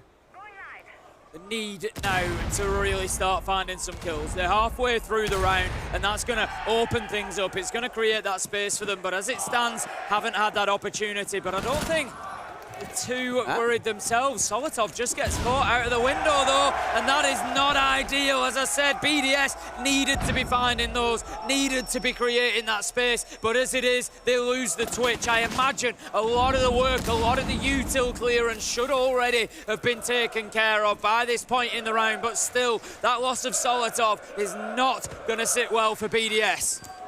They just can't keep beastcoast down. They're so mobile around the map, but they're always springing some kind of surprise on BDS, who are playing so separate that there's no ability for a trade. In comes an 8 off the back of it as well, going to find themselves. Very rare that you see a frag nade kill these days, but it's down to 4v4. Diffuser, he's so close to the chance of the swing, but he needs the support from his teammates before he tries to hit back at BDS. So they hold and wait and bay and hope that maybe the call towards any explosives, just any sort of aggression up, might be that netting reward. He's holding the angle. There's the moment. There's another frag grenade, and there's the chance at the plant inside again. They have these pings, but without the spray and the connection, free day on his day, free to plant. He's escaping. A sliver of health, and even less on Gaveni as Jesus gets the drop. beastcoast were just so reliant on those verticals, but it couldn't get the job done. It couldn't stop Brede putting the case down. He finds a kill in the post plant as well, and it's all up to Houghton. He's in a 1v3. He's got back up at least to be able to fight on a level with BDS, but it's most likely going to be too little, too late. As Shaiko, he finds the final kill, and BDS have woken up in this grand final in Manchester. And much more team-based play. It's the one thing that I said earlier on was missing. It felt like at times they were just being picked up in separate 1v1s, but that execute there was such a more together BDS than what we've seen across the last few rounds. Outside of losing Solotov immediately, they get that initial kill back elsewhere with users, right? But for me, it's about the execute. 3 players hitting the site together, nades on the downstairs, forcing players to run and holding crossfires onto him. That's the BDS that we've seen throughout this tournament, being able to isolate individual players and punish them. More of that if they want to carry on at this level of success in this half But Beast Coast, they've got the timeout, Tim. And we've seen some fettuccine magic throughout this tournament. It's our first one. It's our first one of this series so far. Obviously, we sort of played throughout for Beast Coast side, and they were so in control.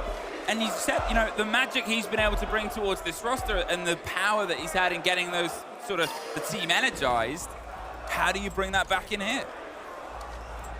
Yeah, there's certainly going to have to be some bold words, because the problem at the minute that they're facing as well is not only are BDS waking up, the crowd are really waking up as well. There's a lot of noise here in the arena for BDS, in support of BDS, and you can see that the players are starting to feed off that a little bit. We spoke about it. Oh, Mullet wins the rock, paper, scissors contest. Undefeated. Now I'm learning why he's turned into the villain.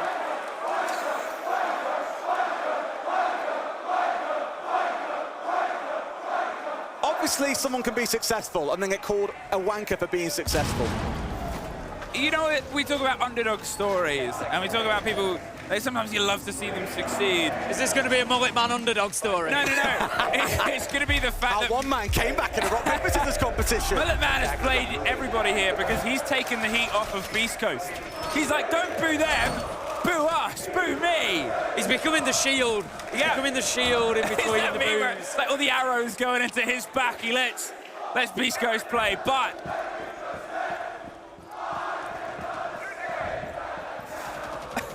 they're loving it. Exceptional. The chants are in full force. As I said, the crowd waking up could have a big impact. You know, on BDS, we came in saying they're a team that can get a little bit quiet sometimes. Sometimes they need that player to feed a bit of energy, and it's usually Leafak to be vocal, to get involved, but it can't all come down to Leafak all the time. And the crowd doing that job for him as well is going to be a big boost. They can't necessarily hear everything that's going on, but they'll feel it. They'll know that the crowd is behind them. They'll see them jumping up, and it could well just give BDS that energy that they need.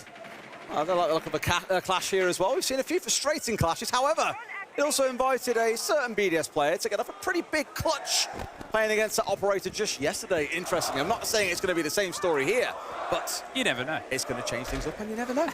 Overall, though, again, it comes down to the Ying. Every time you see the Ying, that's what your eyes have really got to be following. Where are they pushing? And equally, where is the Warden on the other side? Because most things end up centralizing around. One, where the diffuser is, and two, where the Ying is dropping that utility. Here comes the break across the top. They're trying to bait the approach here. Users more than ready for the swing round, but nobody's quite active on the back end. Solotov, he's in, he's cutting the hold in half.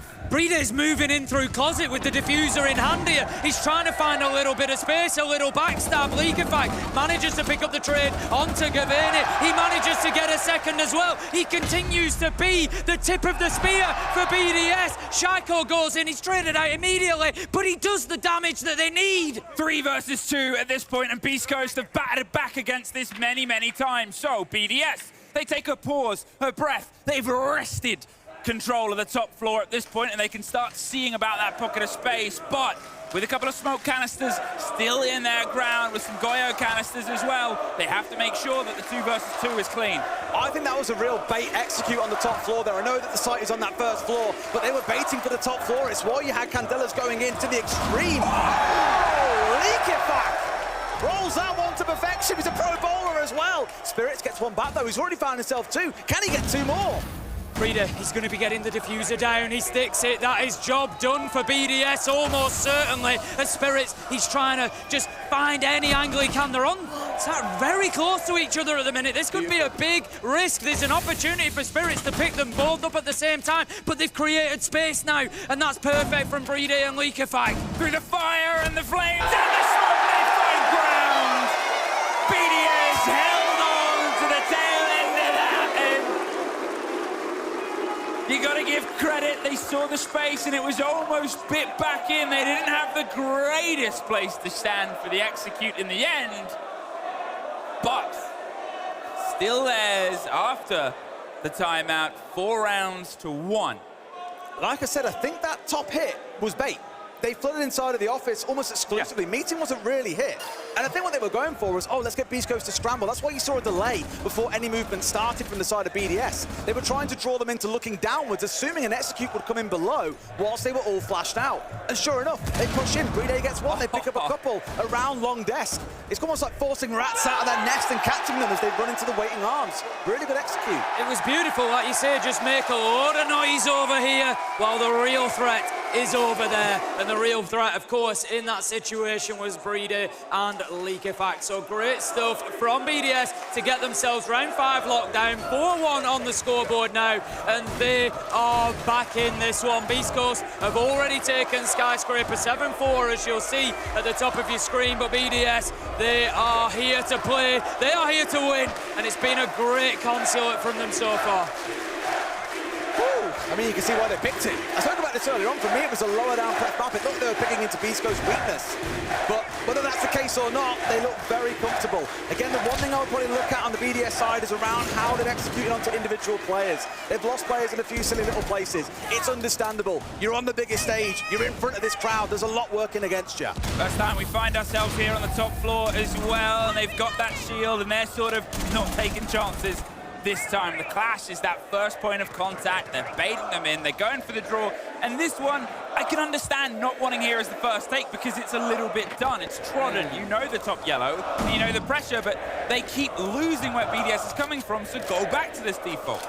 I thought they'd have Grim on side. That's normally what Usus will bring along here. But they've got the Twitch specifically because there's Goyo on the other side. Everything will slow down if they can't get rid of them. And we've already seen Usus send in one shot drone, top yellow, and lose it. Diffuser hits the deck.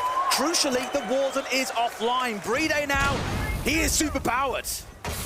Solotov picking up that entry then, taking down Diffuser and leaving them in a 5 versus 4. BDS can certainly slow things down a little bit here. They've still got a minute 40 to work with. Just consolidate what you've got, get the drones in, see who is where. That's not an ideal next move. Gunnar is going to be, that's not the consolidation I was looking for, I'm going to be honest. Gunnar picking up Liquefact, so, but it's just the Ash. It's not the end of the world in terms of utility. What we need to have right now is that start long war of attrition as Shaiko says, I'm not sitting around for a long war, but gets instantly into his own, hot and cold.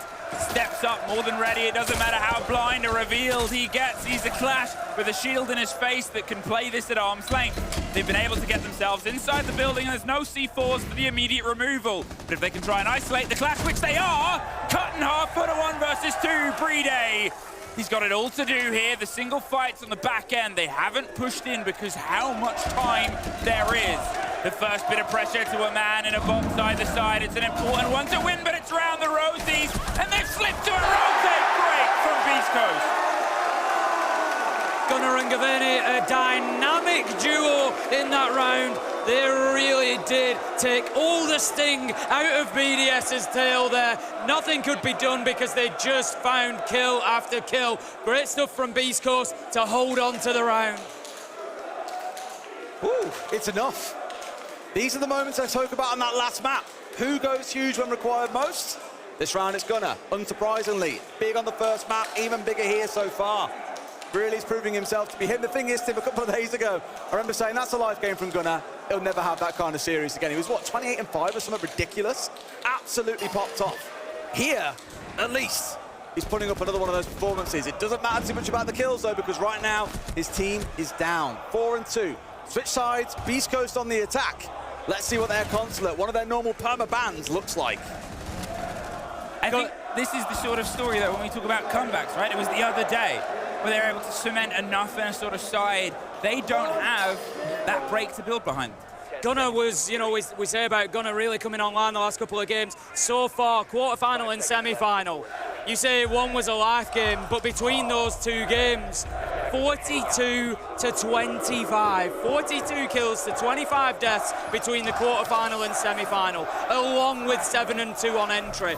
Gunnar has stepped up on the main stage. There is no question about it. He has been absolutely activated by this crowd, by this environment, by the pressure. Everything has suited him to a T. But what was different is Diffuser on this map, Des. What we were talking about before, right? One player can go nuclear, but if they drop off, what happens next? And everyone looks at this BDS side and says, okay, when a couple of players are quiet, you've got 3 others that can go massive. You know, the front line of Solotov, Leakifax, Shaiko, and Uzis. Most teams have killed to have that as their front line, and BDS punching up in the back as well. But on the other side here, yes, Diffuser is quiet, but the biggest line I always say about a game of Siege, Tim, is... There's 2 halves to a game of Siege, Des. Thank you. We're gonna... You're gonna have to better the voice line at some point. But it's true, because things could now drastically turn around. Let's not forget, Diffuser got most of his kills last map in those first 3 rounds. They are still resting some of the control on the top, and remember how it also built was things don't look like they're going well for Beast Coast. Old Diffuser's in sight and he's killed 2 or 3 people. This is a sort of similar map, but there's a lot less known about it in terms of the way they're played onto it. Solotov's caught by 1, Gaveni is traded back out, but C4. Confirm it with a C4. Don't risk the follow through, get out of there. You have no idea who's on what window if you go anywhere near admin at that point. You could lose your life trying to get it and make it ultimately a 2 for nothing when that player gets revived. So it looks like a waste of a C4. It's absolutely not. The Ram is off the board. They cannot get as many vertical holes opened up. The blessing being, of course, you've got Buck on side. Diffuser's the one now you look to say, right, you're the one to get in position and do some work. Open the hole in the floor and get C4. That is a painful way to spend your evening. Absolutely beautiful from Breeder there. Just using what I'd call direct intel. Doesn't need a cam, doesn't need a call out. Just watches for that hole to be blasted open and bang, pulls the trigger. Spirits, he's chasing his man down though. He's gonna find Shaiko. 3 versus 3, and that gives Beast Coast yellow stairs. They're established at the bottom now. They can start looking to pressure on into sight, but with 50 seconds left to go, and Breeder is still safely tucked away behind a mirror window, this is going to be a tough push. There's the single player above, but they cannot give control of the verticality, so it turns into a bit of a weirdly shaped 3 versus 2. Spirit's going to see if he can get the cover. There is obviously the single flash to try and get the drive and the pressure from above, but it's not quite fully connecting with any BDS player. They are not giving them the full engagement. We had a mirror of this back in the first half where it was 3 versus 3 if you remember. We saw Beast Coast get those 2 C4 kills. BDS are not going to have the same fortune here. Leakifat's coming in behind. He's massive. They're re-resting that verticality. There's the kill onto the drop at the bottom, and a 2 versus 1 out of nowhere. The kid is isolated. Hotton's trying to find a single fight, but they have made the quickest French exit you've ever seen. Cut round the corner, nothing to give. Leakifight wins the round there with super smart play. Just getting himself back upstairs, reclaiming that verticality, and Beast Coast, you got questions to answer there. They had no idea that he was coming. No flank draw, no flank watch. It could well have been good work from BDS to clear that out earlier in the round, but they just didn't have any idea that it was coming, and it really knocked them for 6. We have a mullet man on the team now, Tim. We've got a mullet off. Oh, it's a mullet off. How do we get that as a... Ian will find a way. Ian will find a way. Wow. They need a little bit of support now, Beast Coast. I think down 5 and 2. That is a pretty punishing scoreline. Yep. It's been sudden as well. This BDS is reinvigorated. They were a little bit lost, a little bit sort of wobbly in the first map, and what Beast Coast were brilliant. Their reactiveness towards what was put ahead of them, their way of rotating, pulling back in.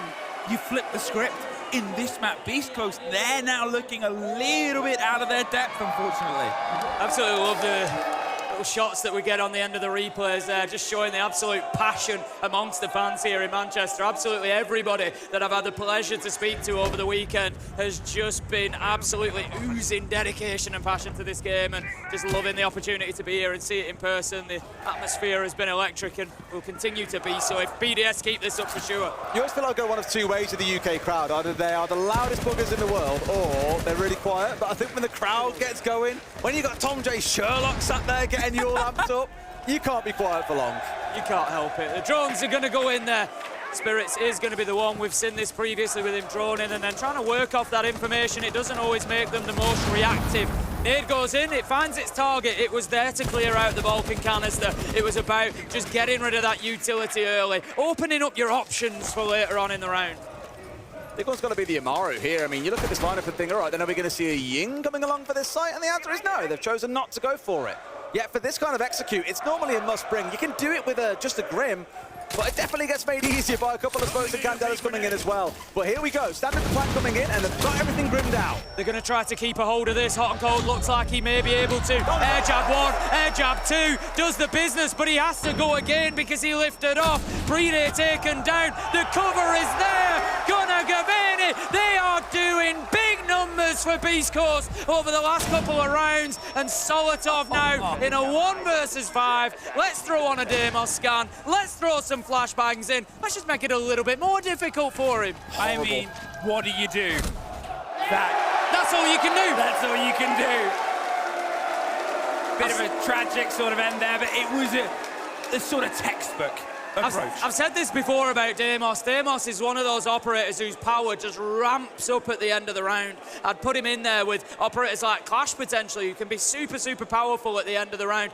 As soon as you get into that X versus 1 situation, the 3v1, 2v1, if one of those is Deimos, you've just basically got constant information on the one who's left alive. I don't know, I wouldn't quite say it's trash so far today. 9-5 on this map, as mentioned, 13 kills on the prior. Putting up some numbers, and Tim, this is that crucial round 9 we often speak about. Are we going to 6-3, or are we going to 5-4? It can be so defining for these games. We saw it in the first map on Skyscraper, and we saw that Beast Coast were able to get round 9-1, get themselves onto map point, and from there it was plain sailing. Just being caught, bounced around like a ping pong ball. Back and forth, you send the first person in, and you expect that to be cleared, but hello, users top. Hello, random person with glasses. Des, is that what you said? Des, I'm casting with you. Yeah. What do you mean? I thought you'd known each other a while. I didn't think he was the step in, but the step up, as you said. Siege is a horror game when Solus is chasing you drones down. You can't convince me otherwise. Not for long. Not for long. Yep, that will be a big change to see, how, of course, how that affects pro play moving forward, because in this game, she's been present, I think, in like at least 75% of defensive rounds. There were 3 on the last map where she wasn't picked up by Beast Coast. But you cannot deny the work that she's been doing to take away intel. Like already, 5 drones taken off board, barely any out on the field right now. It does slow down attacking teams massively. Bit of a bite on that front door that didn't net anything, because that first taste of each other seems to be the most important at this moment in time. They are building momentum behind it. Again, Beast Coast timeout is long since been used on this map. Won't be able to see those drones soon. Yeah, won't be able to see Spirits either. Gone. There's the trade back. If any does get Solotov, finally finds the end to the front door player, and as they try and drive them back in, there's still not a second pinch yet. Gaveni has to go up, has to rotate. It's good work from Beast Coast there. They know where Solotov is, they know where the movement's going to be, and they've got a gun in position and ready to deal with that. Leveling things out again at 4 versus 4. But on the flip side, BDS, they're looking pretty comfortable at the minute. They're not really being pushed around too much. The admin-sided push hasn't really moved across too far yet. Beast Coast are just getting stuck over there a little bit. They're not moving too quickly across this top floor. Efac's been the one again. The Solus on the last map was mainly played by him, and it's a similar story here, I imagine, throughout most of this half. Only seen a couple of rounds of it so far, but he's the one who's doing a bit of work, running around, finding out who's sat on drones and where. Because if nothing else, seeing that a player's out on drone on the south side window, you know they want to get up on a window rappel at some point and start making their ingress in towards the map. It just feeds that bit of info back to the team as to what's going on. They've got themselves lined up, wrapped around the front door of the site, but the fight is this one. Again, the verticality, the cost that needs to be paid and the attention towards it. Now, Bride's locked in and holding out, but if they can force them off the watched angles, Hot and Cold can try and slip their way in and use the back of the shield. He's got attention paid on the back. There's a goo mine behind him. He is now stuck to a degree inside the site itself, but the cover is good, and the plant attempt is just as it's being forced back. They cannot cement it. Hot and Cold goes down. Efac has the connection. Absolutely huge from him there, just shutting down that attempt to put the diffuser down, but Users is closed out. That's going to be Gaveni again. Him and Gunnar just consistently going time and time again and finding those kills. 15 seconds left to go though, and Beast Coast, they need to make a move. They need to get that diffuser, but Baride, he's going to let him absolutely nowhere near it. Leakify manages to join the party as well. It's over as diffuser gets seen from below. Surely not. Leakify, please, just shoot. Just shoot. I said it at the start important. It turns into a fight. And it was a sandwich of destruction at the end there, Des. That's exactly what I was going to say. They had a player in basement, one up on top floor, and you have beastcoast just like, so what now, guys? As we try and make any plant attempt happen, there's a Solace downstairs. They have to send the Ash down. But the clock was too low for it to be able to take it slowly or to send a drone down there as well. Just really good clock management by BDS. And now beastcoast, they've lost that round. They've lost the round 9 we spoke about. There's a 3-round gap they've got to work through now. I like another how... failed pint in the Another crowd. fail. Is that probably Parker? No, I don't think so. I like how we have Mullet Man on one side, but also just generically the French are being booed as well, even though people are cheering for BDS. This... Man. A little bit of a reload. I still remember when Cass with Doki was saying, like, Cass was like, oh my God, it's like, I didn't realize how close so many things were. Like, someone passes by and you got a matter of pixels between you and them on a doorway. And he was just like, it's crazy seeing it from that perspective. And obviously we see how close things get, but they don't know that inside the server.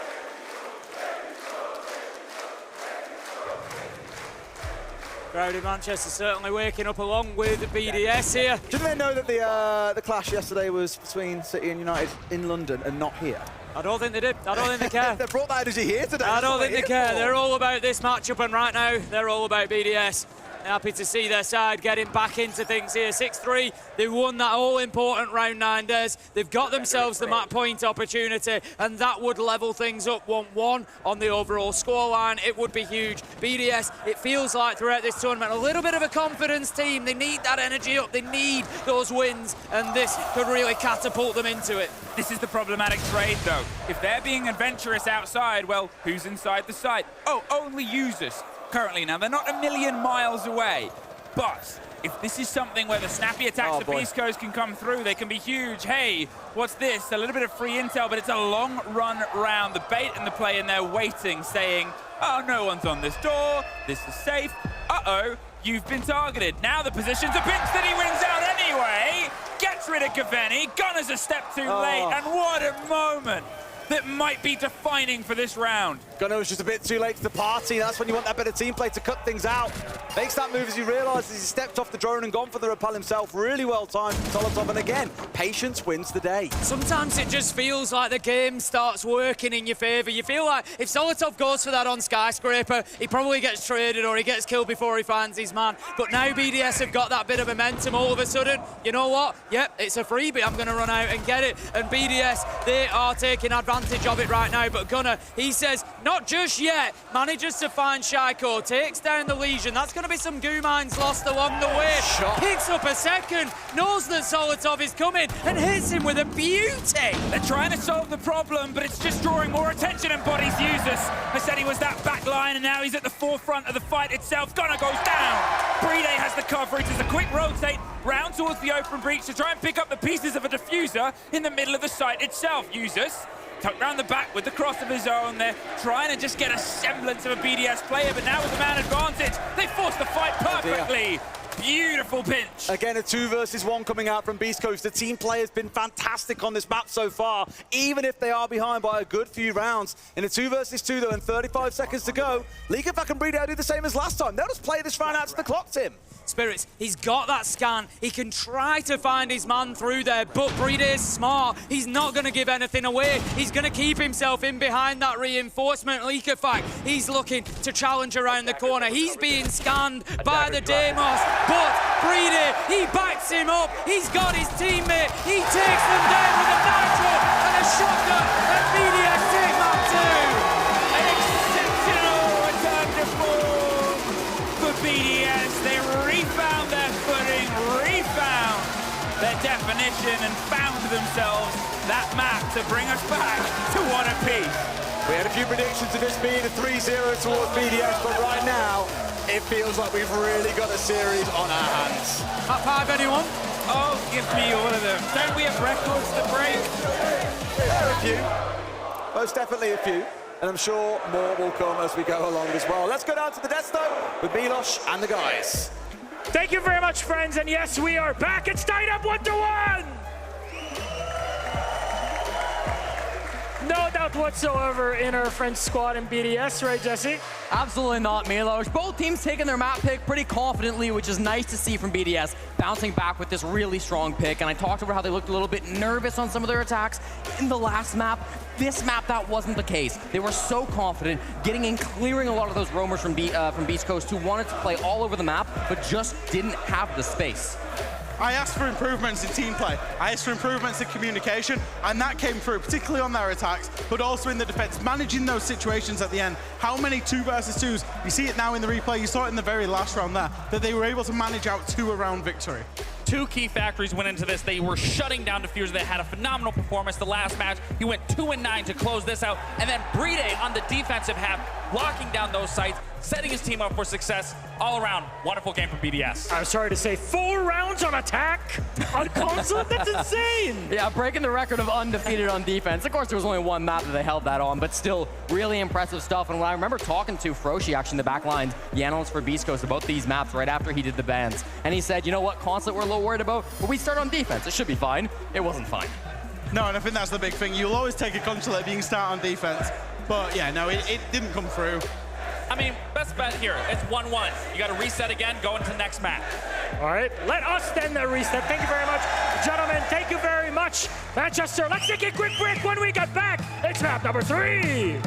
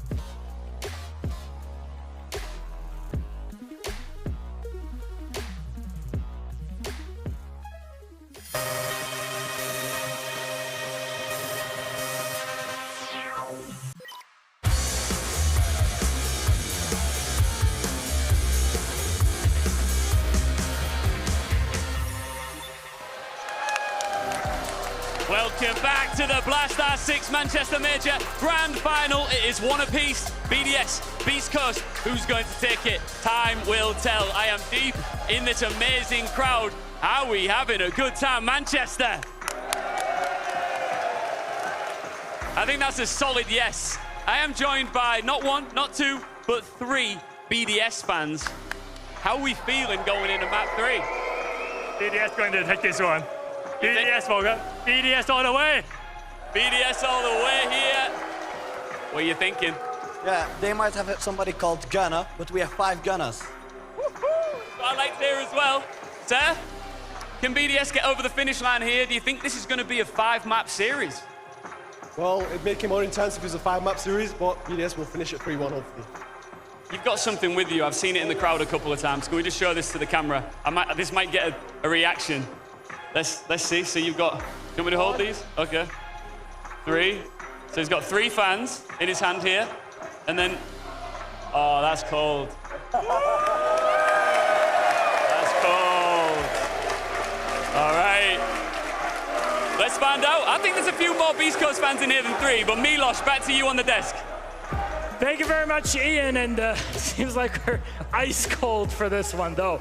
Let's get back to it. We have our 3rd map, and we're tied up 1-1. After a lot of effort, BDS bring it back for a tie. Yeah, they take down Beast Coast, and with that, they break a 9-map win streak, meaning they deny Beast Coast double digits in terms of map 1 in a row. And this is the first time we've really seen Beast Coast get tested. It's their first loss on a stage this big, so we really have to find out, how do they react? You know, we've talked about players needing to reset their mentals. I need to reset mine. I've never been chirped by a crowd more in my life. But the plus note going into this Beast Coast map is Beast Coast have seen BDS play Chalet, most recently beating Secret 7-5. So you got to feel good going into this match that you know exactly how BDS is going to play. They might have seen them play Chalet, but they also saw them win on Chalet. In fact, BDS have actually become Chalet merchant. I would say since their inclusion of adding in the man on your screen there, Solotov, and then users as well, their Chalet has gotten better and better and better. And the one thing about BDS is now they're heating up. Chalet's a map where they'll get a lot of gunfights and a lot of individuality. You're not wrong at all, Jack. In fact, 4-0 current record with this lineup for BDS. They are undefeated on Chalet since making these moves.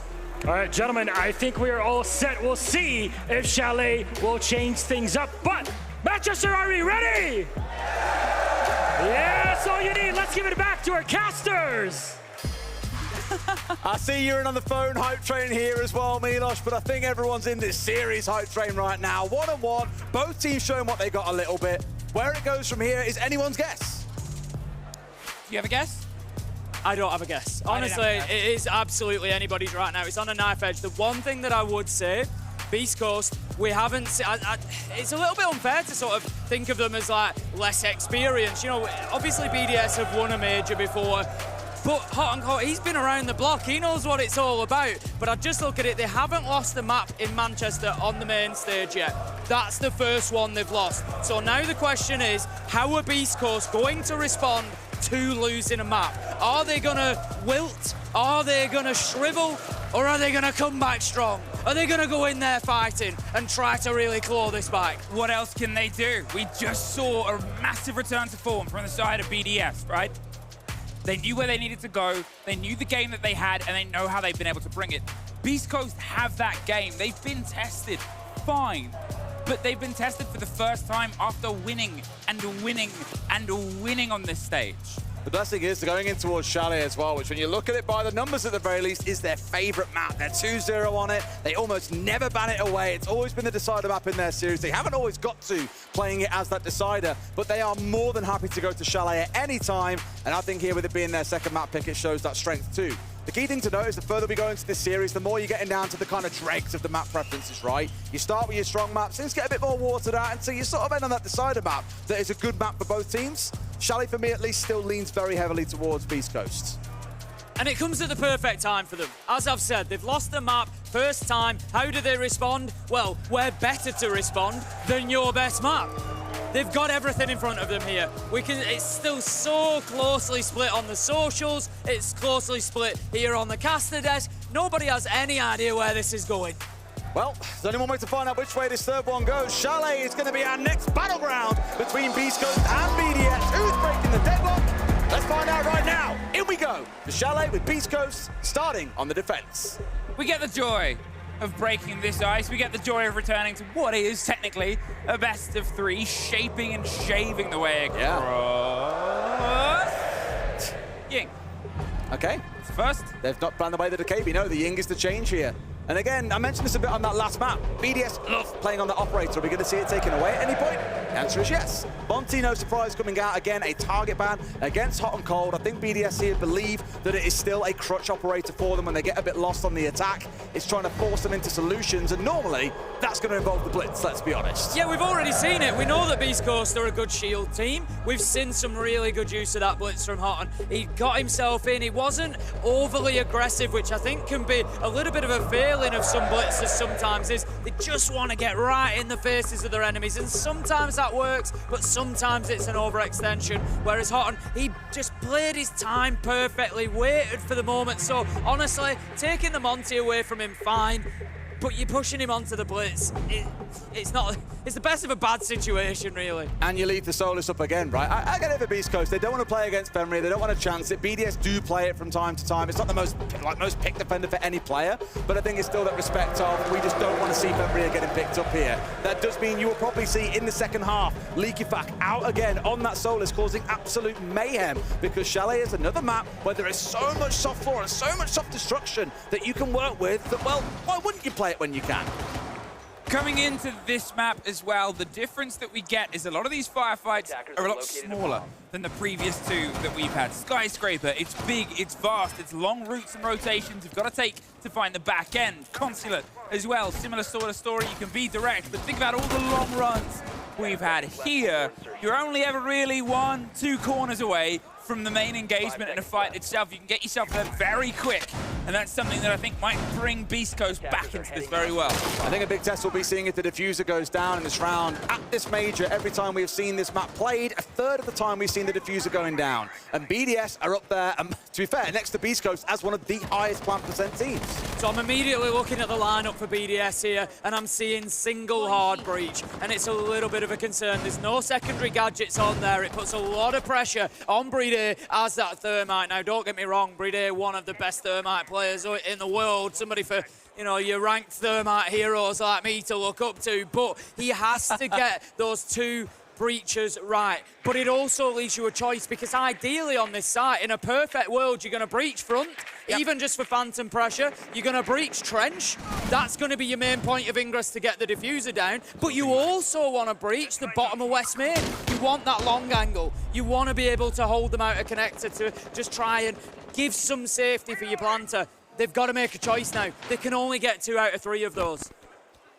Got themselves inside really solidly, and then pushed Gunner back out here, just rooting these vertical players back step by step, further and further. They have the escape, and Diffuser takes it. It's good control here from BDS, but as you said, the bite is going to be on this verticality. All 5 back on site here as well, with about 100 seconds still to play. So as far as BDS are concerned, they've done their work around the map. They've got the roam clear, force back downstairs. That is what having the KB on side is really going to help with. Users have still got 1 call in back pocket, but you know that's being saved for the execute. That is what BDS love, is overwhelming as a team all together. What's more overwhelming than 12 flash grenades in your pockets? They are so ready to make this short and sharp when they do hit the site, that as soon as they've caught this, that loose thread, that attempt at the rotation, that problem they caused so much before, BDS have learned from it. I'm just a little bit concerned about time here. 1 minute to go. Brede is still on solar repel. He's the hard breach. He's going to be the one that's looking to get them that route into sight. Leakyfac is now pushing down into trophy, but BDS have taken a long time to try and take this ground. They haven't got it yet. Users finds his man though. That needs to be the goal time, and it is goal time as BDS find 3 in quick succession. They explode on that execute. They had the players encircled, and Beast Coast had no idea. The battle down blue forces Gaveni back in to another fight and another engagement, and they are just closing this circle step by step. Solotov goes down in the mix of a blind. There is a player for the swing, but there's only a player left. Gaveni gets one and gets himself a place to go. It looks lovely, it looks quaint, but now you're in that horrible place of a post plant. He knows that he can't take it either as well. It's going to have to be a push down West Main. Looking for the hatch, I imagine, but out of time and out of hope here. Leaky Fat's got his hold. But at the same time, there's other players ready to swing. It's a BDS classic. A three-way crossfire. Round one comfortably on their side. Yeah, absolutely not a chance to give any at the end of things there. And BDS just showing that site is more than doable. I was a little bit concerned about the lack of hard breach and the lack of time to get that done, but instead just creating situations where they were confident they could win those gunfights. We come in here thinking this is going to be a great map for Beast Coast. They're going to do fantastically well, but it's a tough start in round one. It makes you a little bit more worried because the compliments you play towards how Beast Coast played, took maps, was their intel game was a step ahead and their bravado was even further. It was just shut down. This is the thing, right? And this is why you can see why they really want to keep the Dekebi band away. A great example there was Users pushing in towards Kitchen. By himself as well, let's stress on this point. The player's not going to swing in because he's tapping the phone. Users knows exactly where he is because he's tapping the phone, and he gets a free gunfight because he's tapping the phone. So you can see why this gets banned away against BDS so often. Again, 3 of their players have Dekebi in their top 3 most played operators for this reason. They use it to overwhelm. It's why she's considered so frustrating to play against. And I think at this point, Beast Coast may rue not taking that away from them. They start with a bit of a sharp take that came with a little bit of an explosion, but I think the problem was they weren't quite aware of how BDS were building around them. They had themselves stretched, they had the idea of push-up trophy, but they didn't know that, oh, Fireplace had gone. BDS was sniffing at every single ankle hold here. Beast Coast, they just need to sort of rein their eyes in a little bit more, see if they can maybe send one to the gauntlet rather than what turned into a bit of a murder. 30 seconds into the round, we've still got a lot of setup going on for Beast Coast here, trying to hold on to Gaming and Bar this time. Gunnar is in that key position. We've seen him have some really big games over the last couple of days, and he's going to need even more here for Beast Coast. He's going to be holding on to Mezzanine for the time being. It supports the position at top blue stairs. It supports the player inside a library. It's part of that trifecta, part of that top floor defense that BDS are going to have to break down step by step. The big one really, they're pushing in from Solar side as well, so they want to work their way down through Piano, down through Office, for example. Maybe get someone off onto the Office balcony a little bit later into the round for the side swipe in towards top floor itself. But that library control, as we all know, is so important. Maybe late round you'll see them move the diffuser over towards the window of sight itself. But for now, every BDS player is focused up on this north side of the map. They've got to chew through this setup on the top floor to kick things off, and they've got a lot of time in which to do it. At this, the force, the pressure onto the Shield player, holding towards the top of the stairs itself, it gives them a window and makes this, any of the support structure around Rafters, so much thinner. Spirits, he's dancing a very thin line at this point. Not sure where the next swing is going to come from, but this is that BDS game I was talking about. They just keep nipping, keep biting, keep making this pressure hotter and hotter. The flashes come around the corner. They've got more than enough to go for the burn. Spirits gets blinded on his way back towards the hatch. Army crawls himself, but with that impact and with that force, still not a catch yet. BDS somehow haven't managed to find that opener, and Spirits, he just looks like he's got 9 lives at the minute. He just keeps fighting on, manages to find Solotov. Users did pick up Diffuser along the way. 4 versus 4, 45 seconds left to go, and Beast Coast, they're still holding some good positions here. But so is Users. He's driving his way down onto the Fireplace stairs because they've lost the control on the back end. They're keeping them keyed in and clued up to the hold above. They've had to send themselves down, and Chaiko sends them down further. 30 seconds now as Users is still waiting for the break, but the kit isn't quite close enough. It's going to have to be a run from Bride to hit a hatch and get it planted. They're waiting for more security from these fights itself, but with the rotate Beast Coast have taken down towards the bottom of blue, they're sort of setting that trap they did so well on that first map of Spring and then Sprung. Here is the pressure. Bride hits that hatch. Bride gets caught in a crossfire. 3 versus 2 as they're not able to win it out, and there it is. Beast Coast on they Sprung. Gunnar again! Bride gets that kill, they turn around and get the plant down. Hot and Cold is very much pinned by the other players of BDS, but he wins out 2 massive kills. BDS had 2 lives to make that work, and it simply could not happen. Crowd certainly getting behind them at any given opportunity here. Every round that they win, they are more than happy to call out, to cheer, to chant, to try and give them that energy. Comeback time, it's 1-1, lads. Calm down. Certainly not. They've technically come back. I'm certainly not far enough behind to be labeling this one a comeback. You'll see this a lot now in the replays as well. Flashbangs seemingly everywhere in that round. Or maybe not, because these are all the end of round kills that you'll see coming out. As mentioned, all on him to win that. 3 chances, he gets every single one. But think about Spirits upstairs. Even with the Ying band away, still an overwhelming number of flashes coming in. Spirit spent so much of that round with a white screen. And this is what top teams can do. And G2 talk about this as well. Bringing along 12 flashes and using it as really more than 4 Candelas. You get 6 or 7, because you can cycle in a couple of flashes and suddenly you're laughing. They're 4 white screens, you've got the same sort of effect. You push in, it can be really infuriating to deal with, but Beast Coast have held on there especially well. Gunnar being the man of the moment. How much trade will start on this building here? Again, they know how important it is. The map is getting shorter and sharper, as I said before, but it's not that Consulate was a very long sort of engagement. It's not that it sort of drove itself. See the little bit of utility. I love that one out on the balcony. This time it's the Malusi Banshee, but see the deployable shields there quite often as well. Again, just gives us an idea that Beast Coast are going to try to hold on to that area aggressively. They don't want to give it up, but for now, Leakerfact makes that a quick entrance in through the garage and upstairs onto mezzanine. Do worry a bit here, because they've got no EMPs on side, right? You're going to have to make sure you're getting that above control first and then working your way through. Nearly catching him out there as well. Uses as well, the KB being gone, that's a stick. Look at his HP, he's got 1 left. That is tragic. Gunnar, what a send. Straight through the soft, so they do get the trade, but still should have been cemented. The man who played a gun game on the game before, he gets the line, and what's the favorite line?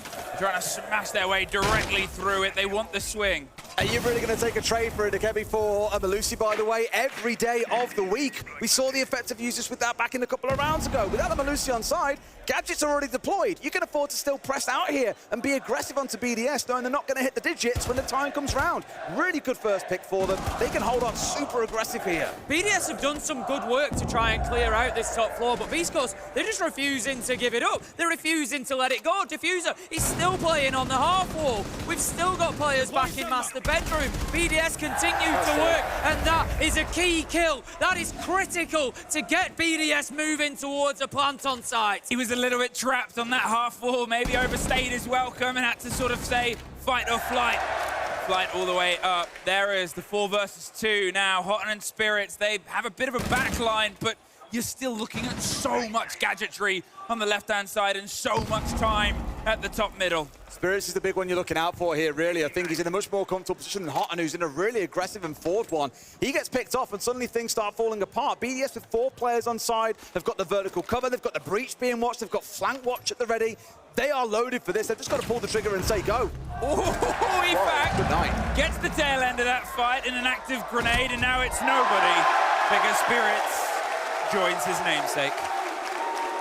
It's looking a little bit rough for Beast Coast at this point. It's only 2-1. I don't want to get carried away, but this is a map that we expect them to be really strong on. As I said, the last map that they lost, Consulate, is the first map they've lost on the main stage at Manchester. And are we going to see it impact that mentality? Are we going to see it impact that energy? If they were to chain that together with a loss on their top map of Chalet, it could well be catastrophic, Des. Be a lot more than that, Tim. It could be that trophy going over to the European side. And this, honestly, look at his HP. Filth. He should never get away with that. The thing is, his first kill is beautiful. Then here, really, you want to retake top floor, knowing that you're going to have someone probably either out on Mez or on the kind of opening of the breach itself, watching that longer angle. And all BDS about to do there again, Tim, we spoke about it on the last map, it's about patience. Let them come to you, let them play into the aggressive angles, and even without the KB on side, Beast Coast has still presented themselves and given over a few kills there that BDS will say, you know what, it doesn't get much easier than that. 2-1 up. They're going to find the execute down here again is going to be massive. That's it. They're going to find themselves back down towards the basement. Remember how this was built up. It was a fantastic encircling of those 3 loose players that wanted to dabble themselves a little bit dangerously. We've got still the chance at a stretch, but you're looking at the Maestro bubbles, the Goyo, they're going to try and waste and bait as much time. It's going to be the biggest problem of removal. However, what I want to see is a little bit less dedication towards the retake, maybe a bit more of a stoic hold. See if you can win out some of this engagement. straight away. We see the boogie drones going into main lobby, so often used in there, either from mezzanine thrown down or thrown in through the main door like that. And it's just about creating that difficulty for players inside of sight. But BDS, their first priority is going to have to be getting in and clearing out this top floor realistically. They don't want to leave these players on the flank. Solotov is going to be the one to do the job. If he does that, he can then move and do more vertical work. He knows that they're inside a bathroom. He knows they're on the right. They had no idea, but I don't think he knew there was two. Cavani is there for the trade. 4 versus 4. Not bad to catch out the Solus, mind you. Again, the bad thing is you've lost the key operator here. You've lost the Ram. That's a lot of vertical destruction gone. You've also lost Shaiko, who, it sounds bad to say, but at this point doesn't feel like the greatest loss. It's not been him putting up the numbers.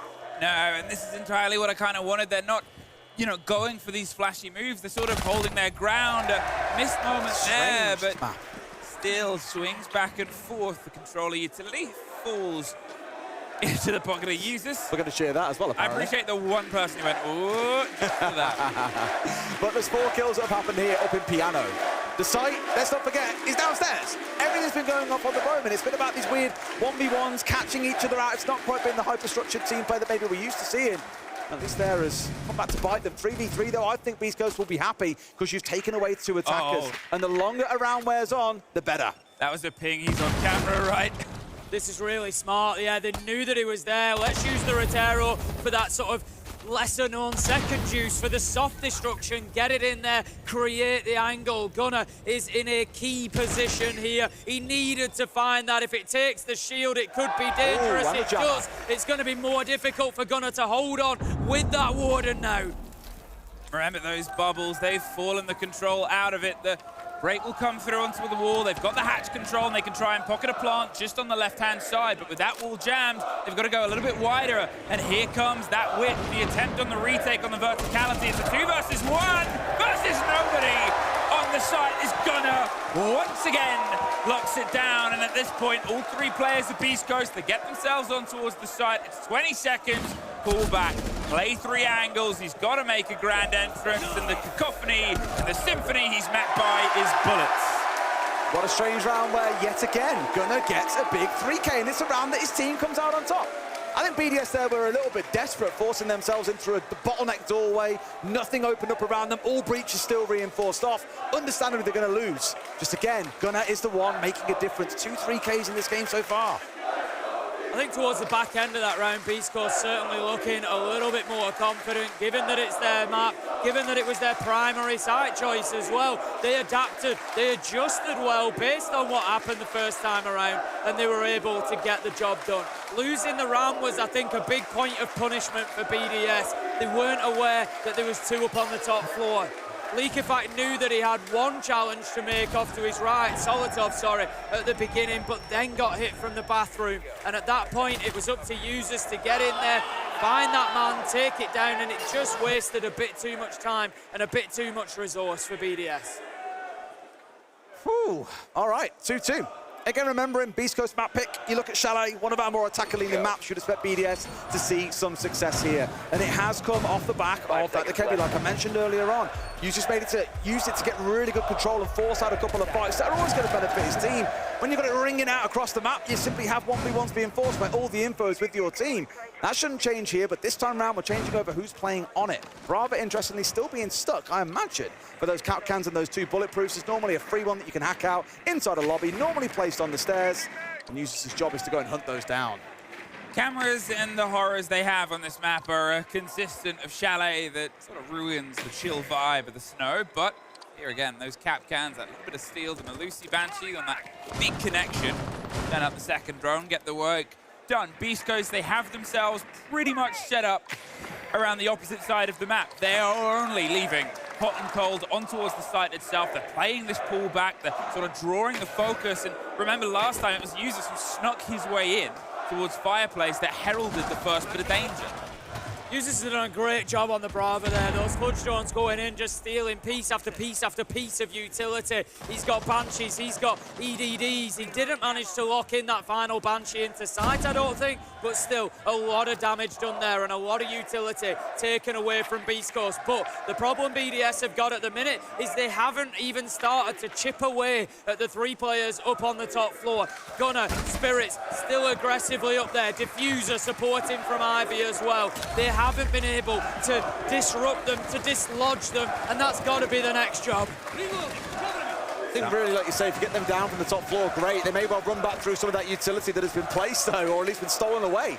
So that's what they're looking out for. You also saw Usus make an interesting use, Solitov make a good use of the Dekebi as well. Make the call come in. No one can sit on cam, go in and shoot the cam out. They've got no idea who's pushed through, who's shot it out. That's info that Beast Coast don't have. And now at this point, they've pulled themselves back. They're above the site. They've wasted 2 minutes and the drive finally has to come together.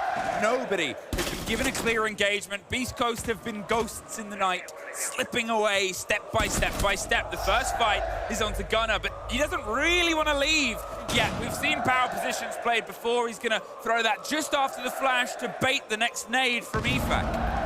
So they've got flashes coming in here as well, and they can surely come over the top. And I mentioned this a couple of rounds ago. BDS, very good at rotating through a lot of their utility. In comes the nade, but it bounces away and won't connect onto Gunner, who's still going to be dug in here, but they've got to make a play. There's only 30 seconds to go. Even in that position with super low health, he's still bought his team another 30 seconds. This is unbelievable from Gunner. Diffuser is able to back up his teammate and find the kill onto Shaiko, and still BDS have not found the answer, but Solitov manages to find one. We get this trade, we get this just bloodbath towards the end. 10 seconds left to go. 3 versus 3. Users pushing on in, but it's going to be a direct trade. 4 seconds. The plant is going down. Breedy has to stick it, but no! The win is held by Gavini. Makes it just in time on the vertical to stop that plant being completed. And this is why you need that top floor control. That trade cost them more than you might know. They'd have had the backstab angle. They'd have had no one rotating through sight. They still come back to pay the price. Beast Coast snatching away victory there from BDS, who look pretty sure to be completing the plan. I said it at the time, I'll say it again. It might not have been flashy, it might not have been kill after kill, but Gunner just won them that round. Absolutely phenomenal play inside a library, just would not be moved.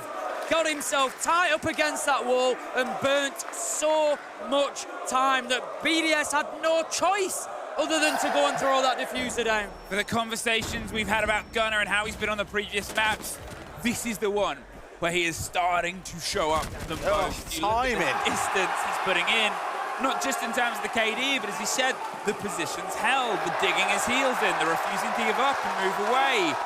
Brilliantly played.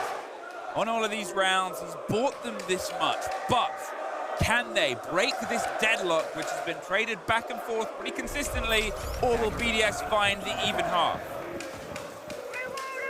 Here comes the Solus. Spoke about it a lot across this series. Unsurprisingly, wanted to make use of themselves as best they can here in round 6. Get themselves busy around the map alongside the Valk, which I think is why on the other side you've got, potentially at least, Bravo coming in to try and take away more of those gadgets. We saw it across that last round there, looking in towards the bulletproofs that are out on the map, the mute jammers. So not as much to capture this time around, Tim, given he had a real, it's like a kid in a candy shop last time. The Lucy Banshee was there, can traps are there, cameras are there, everything under the sun was his for the taking. If that bulletproof camera got taken down, that was a big one. The shot certainly went out. Yep. It was kind of towards the corner of it. I think it will. No, it hasn't. The bulletproof camera stays in place. So, by reverse, the taking out of the Twitch drone, super important. Real last-minute grab. Well played from Beast Coast. Key utility still in place. One of the problems you've got to think about now are those castles, and that is what they're trying to formulate their way around. Sure, they've got Solitov with the hard breaching pocket to try and open them up, but otherwise you've got to get right in close and personal with them and try and smack their way through. Hey, it's our camera now. We love the placement. We're thinking about doing it ourselves. Swinging around either side, a step too late. Hotton's going to have to try and hop and get rid of that camera. Nice. It took quite a lot of drones to throw in there between the Brava and the Twitch, but they've got what they needed to, which is that bulletproof at the very back. They managed to get themselves a default cam on the way through. Lots of things now stacking up, at least in BDS's favor. You've seen this across the last couple of rounds, and you'd be forgiven for looking at it and going, why are BDS so slow? It's the prep work that's so important. Ultimately, though, in the last round, despite everything stolen, Beast Coast was still able to hold on and get it done. Gunner takes a ton of damage, but he's not going to mind because he's taken Breeder out. The Booker's gone. The trade is there, but it may be too little too late. Hotton manages to find Solotov as well, and that's the ace gone. They've just lost a lot of hard and soft breaching power. It's a bit back and forth here, but nobody's rested true control. As everything seems to be split and then split. They're pulling themselves back, and it leaves Shaiko and Users again trying to go back to an information game they built before. They're together, sure, but what else do they have? Basically nothing on drones. Again, nearly everything has been killed early in the round. Beast Coast doing a really good job of shutting the information game down for BDS. Now to 2v3, they've got to go in blind here and hope for the very best. But we've got someone down in basement. I'd imagine Diffuser. Not that it matters, because Gaveni is cleaning house. Home with the shotgun to close. Very dominant round by Beast Coast. Beast Coast have started to find that energy. They know that this is their map. They know that there's an opportunity to just wash away that previous defeat on Consulate and just really keep themselves in things, keep themselves with their noses in front. 4-2 on the defensive half of Chalet. That's great for them. For a team who loves this map, they're going to be more than happy coming in on the attack, needing only 3 rounds to close it out. I mean, I think any team would be in that situation right now, especially coming on the back of the last map. As I said, it was quick. Consulate, it was decisive from BDS, and the fight from Beast Coast has just stepped it up another level. It's not that BDS have sort of drifted away. They've been trying, they've been fighting, they've been finding angles and opportunities, but Beast Coast are just there so consistently. Been quite frustrating to deal with, I imagine, as well. It feels like you're making a bit of progress, and suddenly you get slapped back by Gunner elsewhere around the map. But that didn't end that way. There was a point in that round where Gunner had as many kills as the rest of his team across that half. Yeah. Of course, we saw a couple more come through.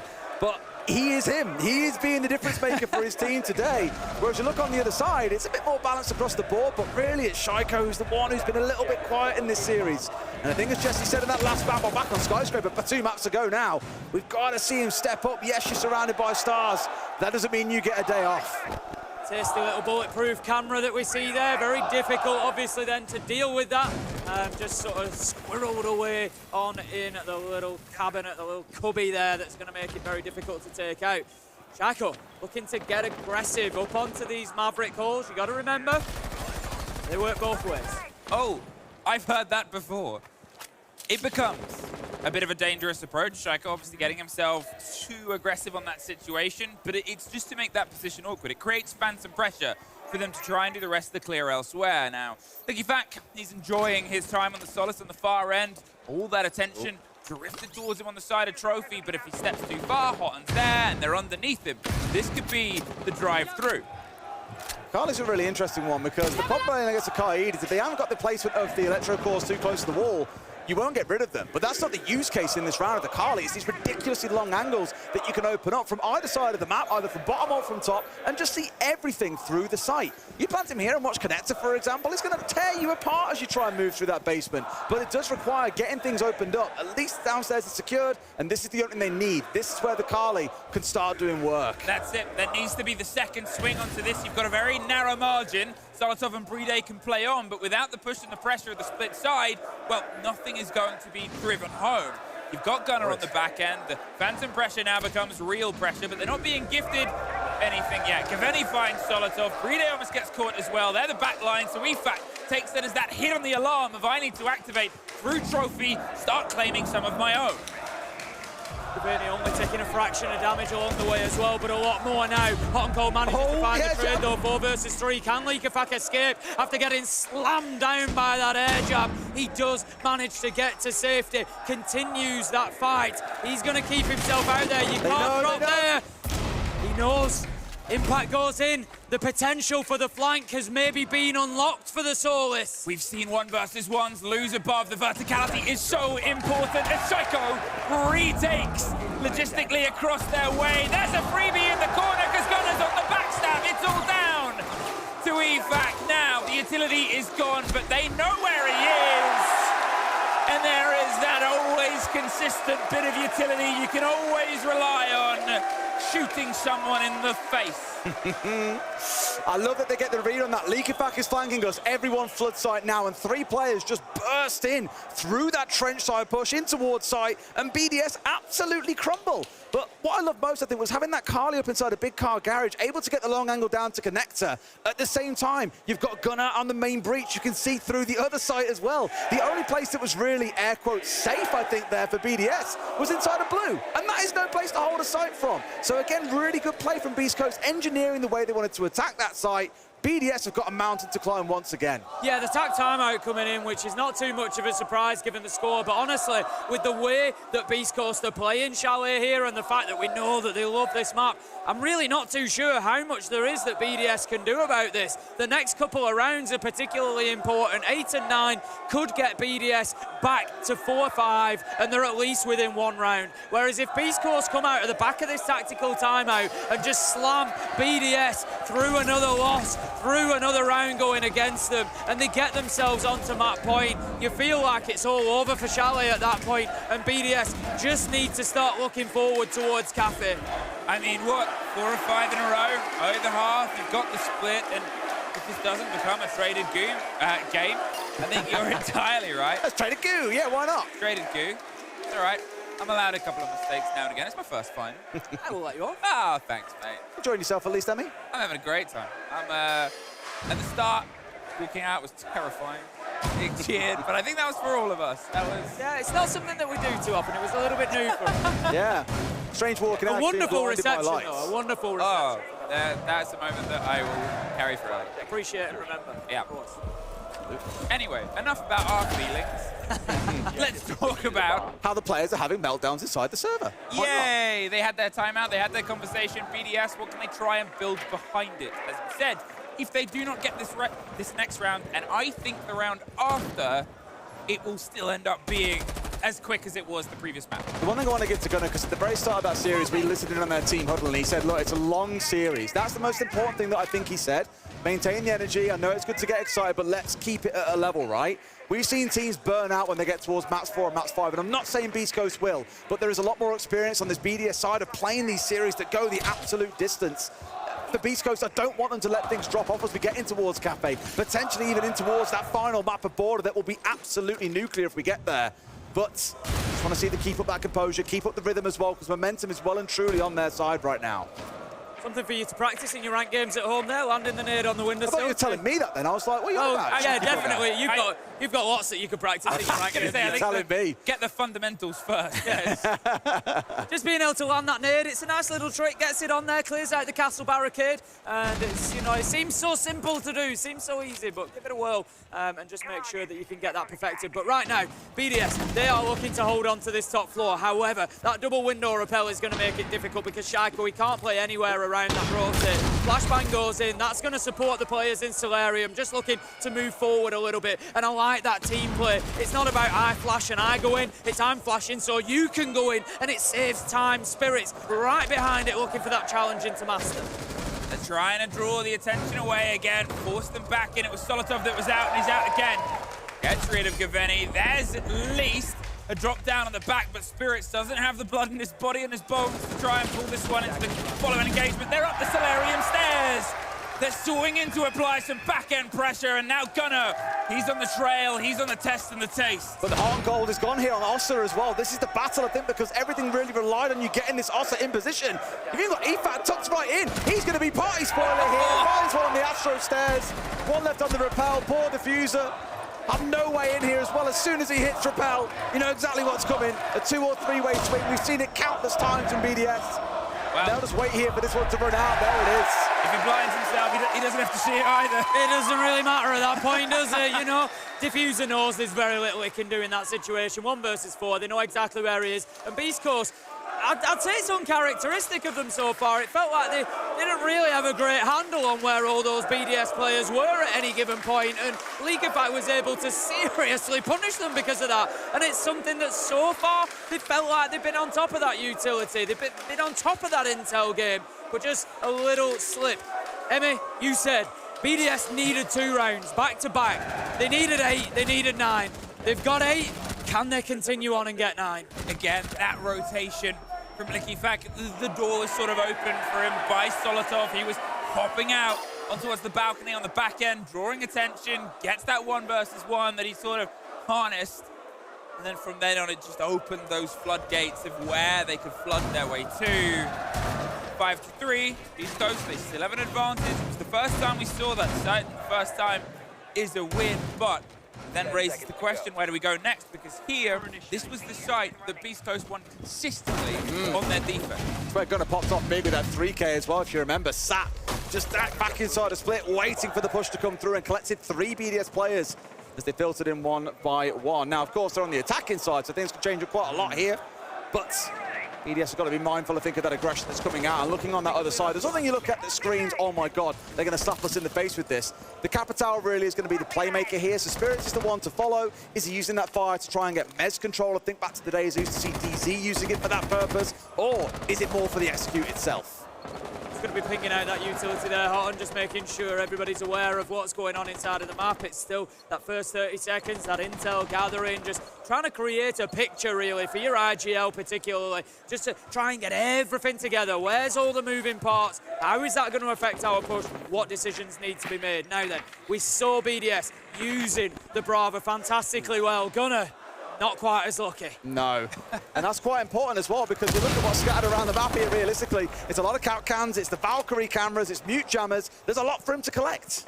Well, you're catching a drone underneath, and Diffuser's trying to catch the player as well, but again, they've slipped their way out. They're not going to overstay their welcome, and that pulls away from the game Diffuser did so well on that opening map. The quick break on towards the back end, the prep line becomes dangerous to try and hold on to. BDS has to sort of step himself a bit further forward. He has to step inside a site here then, because he can't play inside a split, and the problem with being inside a site is you're now exposed towards lobby. That's why you've got Likifak now dancing around these lobby stairs, trying to cause a little bit of bother and slowing Beast Coast down so they can't catch BDS sat inside a split. Benny's going to head up. He's just going to try and get himself on that main lobby window. Meanwhile, Users has the Nitro ripped. He's kept hold of it for a while. He has to let go. He takes damage as he moves across, but he manages to escape. However, again, I picked up on it in the last round. They had no idea where Likifak was, and they've been punished again. Beast Coast are letting BDS back into this. But Gunnar drives his way into sight, and the savior of previous rounds cannot save that one. Brede had himself the sort of post-gift given. Now, 2 versus 4, Gaveni and Spirits, they have a good bit of utility, but at this point, what are you going to try and drive to? What is under their control?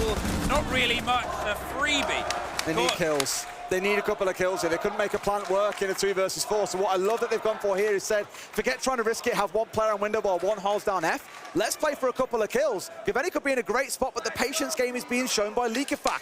If he moves up, yeah, Gaveni's got his number, but Likifak has no real reason to. I say that, and now that he knows he's there, the jig is up, and they've just about managed to miss 1 more. The swing comes through. Solotov finding Gaveni. Spirits will try his damn hardest, and he will get rid of 1. But he's got 2 more to find inside of 8 seconds here. He'll try his very best, but it feels like BDS are going to claw us back to 4 and 5. Likifak just played that main stairs position beautifully there. Gaveni pinging him out, and I'm sat here thinking, you can ping him out all day long. There's 20 seconds left. He's not going to move. He knows what position he's got, and he's going to keep it, and that's exactly why he did. Likifak then steps up end of the round, closes the last man down, and that forces out the Beast Coast tactical timeout. BDS have just got 2 huge rounds back to back, and they have scrapped their way back into Chalet. I said they needed to. That was the line when they won their major back in Jönköping. I think you two probably remember it. You were there. Jönköping we weren't, were we? Well, it was the one we cast at Jönköping, but I'd had a slight issue prior, and I wasn't able to travel to you. I just had a little stroke, and just a little stroke, Tim. Not a major thing. I'd lost some of my vision, and I wasn't able to travel to you. Then I will get to fill you in, like that was a setup bit.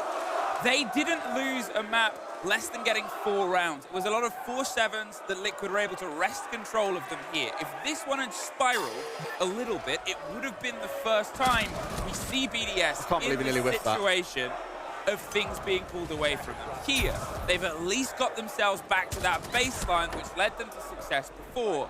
Beast Coast, they might still be able to cement this, but that is a mental idea of, look, we've been here before, we still came out champions, you can tie it in. Oh boy. I'm watching this attack lineup just flicker on the right-hand side of my screen, just thinking, what are they cooking? Hopefully nothing too spicy here. But this is what they're thinking, right? You have that attack timeout. What can we do to surprise BDS here? And I think from watching the last couple of rounds, you can probably understand it's been hard. BDS have been very erratic. They've moved around an awful lot. They've kept things difficult. And for Beast Coast, where they've tried to catch someone out, they've just disappeared into the map and hit them again, or they've gone doubly aggressive. Using in library preview that last round. The round before, it was Shaiko hanging around that top side of Solar, looking to do some damage, and did just that. So I think they're saying, look, we can't afford to get held up by these BDS players anymore or waste time chasing them around. Let's look more direct towards site. So the Blitz is on side, we've got the Glaz on side, and they've got a lot of hard breach to make sure as many angles are opened up as possible. I'm just hearing the chants from the crowd for who knows what. Various reasons. Various reasons at this point. The start is, as you said, sort of weighted. You've got a lot of possibility in that lineup on the right-hand side. And the Glaz, okay, Des, yeah, sure. He's been a little bit cursed, but it was something utilized very, very well as an entry to the point where Dark Zero, for the first time in a very, very long time, changed their ban. Took a bit of a risk. And paid the price. And paid the price for it. It's something where now we're going to see if that's a response driven by Diffuser. They've got close eyes towards it. Big problem that almost came back was, well, barely a Solace towards the end. Looking to get aggressive straight in. Solotov picks up one. Solotov picks up two. He was the rocks that the Waves tried to just dash themselves against, and he would not be moved. Liquefied, Breedy, one apiece, and BDS are seriously fighting back. Spirits manages to find two, but will find no more. Solotov with a third in the round, closes it out for BDS, and they level things up. You can have 3-2-1 goes. That was a 3-2-1, oh no. I think Solotov there just knows to read into that, right? And I think back to when BDS played against Walls on Clubhouse. Walls are very well known for gym and bedroom rushing. They open up the breach and they're immediately in, flooding in, trying to overwhelm you. BDS are the first to adapt. 3-Day C4s that breach as soon as it opens and gets 3 kills. They've read that well. Solotov knows that when the go sign comes through, they hear those smokes going out. He's out that window, he's getting 2 kills, and he is crushing that attack.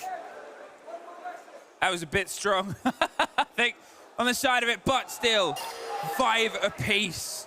There was 4 rounds that were threaded. I mean, well played. Phenomenal. All within 1 clip. I would have missed every single shot. Oh, 100%. Yeah, there'd have been a serious breeze coming across that balcony had I been out there. I would have just died to the Claymore, I think.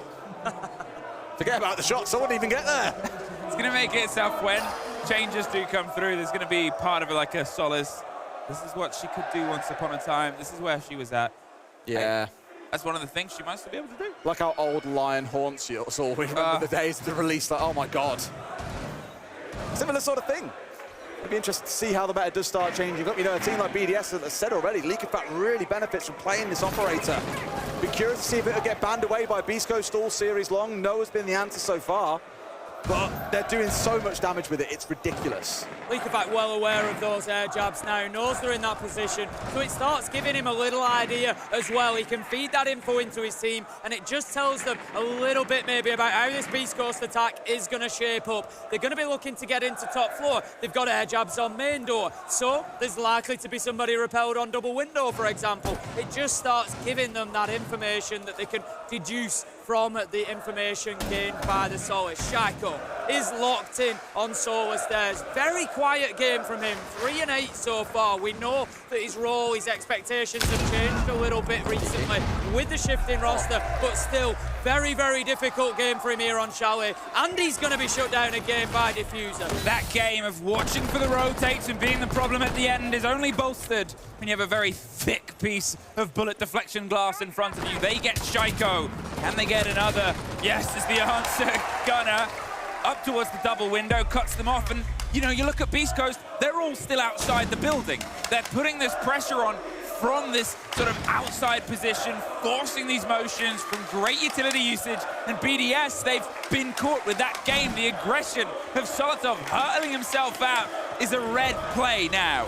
Liquefact does get Cavani on the back end. Solotov's still waiting for the follow-through, but they've hot-footed it to a heavy take on towards Trophy. Expect a quick beeline of the kid inside, on towards the cover from underneath, potentially no, up towards the top. They expected a smoke to come out there and for movement to start happening, but no one on BDS moved. You're down a man, you can't really be affording massive risky plays here unless you assume there's a really good chance of getting something out of it. EFAC for now at least is still in a pretty good spot, and the thing is, the information on the side of Beast Coast is looking really light on the ground. If he stays in spot and they don't drone him out, he could do so much damage. And that's something that I've picked up on Beast Coast and fallen foul of over the last couple of rounds. They've run into BDS in unknown locations a couple of times, and there it is. He picks up one. Does he know there's a second on the rappel? Solotov manages to pick up Gunner. 3 versus 2, and just like that, BDS, they swing things in their favour. It was 5-3 just a couple of rounds ago. Now, BDS are heading towards a potential map point. Diffuser was the one to get the catch there as well. He's on a Blackbeard. You've got no reason to sit there and swing. You can hold the angle, but Liquefact has got away with it. He's going to really upset this round. The last 2 are looking to push in. It comes to use here as well. A 2v2. Have they got Diffuser in hand? No, they do not. And EFAC is waiting. He should get spotted on, making it 4, not quite. But BDS take us to match points. Twice he has defined a round on that set of stairs. Twice he has been that player that gets that rotate round, and well, a little bit more than twice. If we've seen a round over the past 6 or 7 go away from Beast Coast. As you said, Tim, from where we were to where we are, what we're looking at now, Beast Coast, is being on the precipice of losing this map. There is a lot of pressure on this next round for Beast Coast. Of course, Sherlock's at the centre of that party. Why not? We wouldn't expect anything less, but the crowd really starting to show up for BDS here. They've been loud throughout the day, they've been loud throughout the weekend, and just every round BDS gets, it gets louder and louder out there. It's phenomenal stuff, but yeah, a real pressure round for Beast Coast here, Des, because let's look a little bit into the future. For argument's sake, BDS win this and get Chalet. They're heading on to Cafe. And we know how good BDS are on Cafe. They win that, they win the whole thing. They're lifting the trophy at the end of the day. Beast Coast, they don't need that kind of pressure against BDS on Cafe. So it puts it all onto this round. They've got to get themselves into overtime here. It's another one of those games where we're talking about small margins of error here, and I hate to come back to him again, but Diffuser was the one who had to watch bottom Solar. We saw 10 seconds prior, Liquefact was tucked in the corner of Trophy. He had to cross Diffuser's line of sight to make that repelling safe, or to deny that line of that run across towards Solar Stairs that would have shut down the repelling from Beast Coast. But Liquefact gets across, he gets the kill. He denies everything that was going to be good about that execute for Beast Coast, and it does come down to very small moments. Like I say, that was it in that round for me. This could be it. They could take this map pick away, bearing in mind again that it is Beast Coast's choice. That is that cost, right? We talk about how do you deal with mentally losing a map for the first time on a big stage. How do you deal with losing a map? You were so far ahead. That is your map. This could be devastating if they don't fight their way through towards at least overtime. They're going for this steady approach. You've only really got Liquefact on the far end. Otherwise, BDS's hold is pretty classic, pretty standard. 2 above, the extension onto blue stairs. Solotov playing the swing on towards the rafters, waiting to find a gift given to him on the back end. They hop in towards Library, and it is a smash and grab attempt. They are deep, and they are executing. Now, they still have the problem of top blue, but a blitz is a very good solution. But Liquefact, he's rotating his way around the back end. If they don't move quickly, he's about to be a strike. Do they know? No! There he is once again. How many times are we gonna say Liquefact comes with the backstab? Liquefact finds his way in behind them. Liquefact punishes them. It's been time after time. Please ban the Solus. I can't keep saying it enough. I know the Fenrir is frustrating, but if you're getting nowhere near sight, that don't matter for Toffee. This Solus has done so much damage in this half to the side of Beast Coast. I know it's only 1 kill. They've gone 1-on-1, but Blitz, the X factor in this round for them, is off the board. At this point, how do you try and force your way in? You've got the vertical control, but you've lost that front line. You've lost the blitz. You build behind it, and now they're trying to build their way down towards it. The back line hasn't been open. They still have some eyes. EFAC's now got himself round towards the bottom of blue, watching and waiting Phone call from Diffuse is the key one, because that will be when they go. They've called it out here as well. EE1D, in they have to push. They've got to make something happen, because the bout cams are temporarily useless. They find one, but what else can they get? They punish Shaiko there, trying to play that same spot that Leakerback managed so well last time. But here come Beast Coast. Hotton manages to drop and find one. Uses onto Diffuser elsewhere. Hotton, he's going to go onto the Diffuser, but he has to come off, and he finds a kill when he does. Leakerback, 1v2. I don't think they know where he is. He punishes one. Can he find the last? Hotton might just have to throw this down. He said he'd claimed the rounds before. He got himself two, but in the 1 versus 1, they don't have to. They pulled off the block, and he played it perfectly. BDS break their way back in and freeze Beast Coast out of Chalet. Please ban the Soulless. Leakerback is having one of those days. He's on a heater, and you can't keep giving him his best operator. 17-4. He's gone nuclear every single round of that half. He's doing some kind of damage.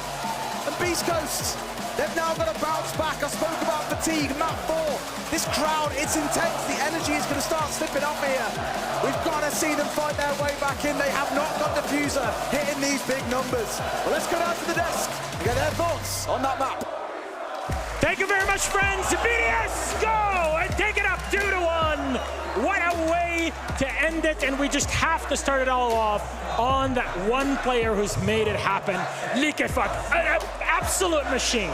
Just carried them back into this game. Honestly, it looked like BDS were down and out, and Leakerback came back. And I loved the way he was playing on the Solus, constantly playing around these solar stairs, the namesake of the operator, making it so difficult for Beast Coast to get in onto this top floor. So many times we saw Hot and Cold trying to get into this part of the building, trying to make some kind of a play happen, try to get in and actually take space on the top floor, but Leakerback was giving up nothing against these opponents. So for this kill to constantly come on through, for us to see one player hold down this area of the map so strongly, made it impossible for Beast Coast to get those attacks. Do you know what's crazy as well, Jesse? He's out on the roam, he's by himself, he's fragging, and he's the primary IGL of this team.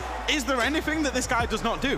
When needed, he's the guy that's dragging them through it, and he's navigating them around the map out to win out situations as well. I mean, the 17-4 is enough to already say it is with 162 EPS. I mean, him on the Solus is crazy alone, because not only is he feeding that information to his team and helping them work around the map, but he's also using that to his advantage on that roam, whether it's on the flank. He is playing those flanks flawlessly, and it goes to show that just because you're a roamer doesn't mean you can't get it done. It comes down to timing, and he is doing that perfectly.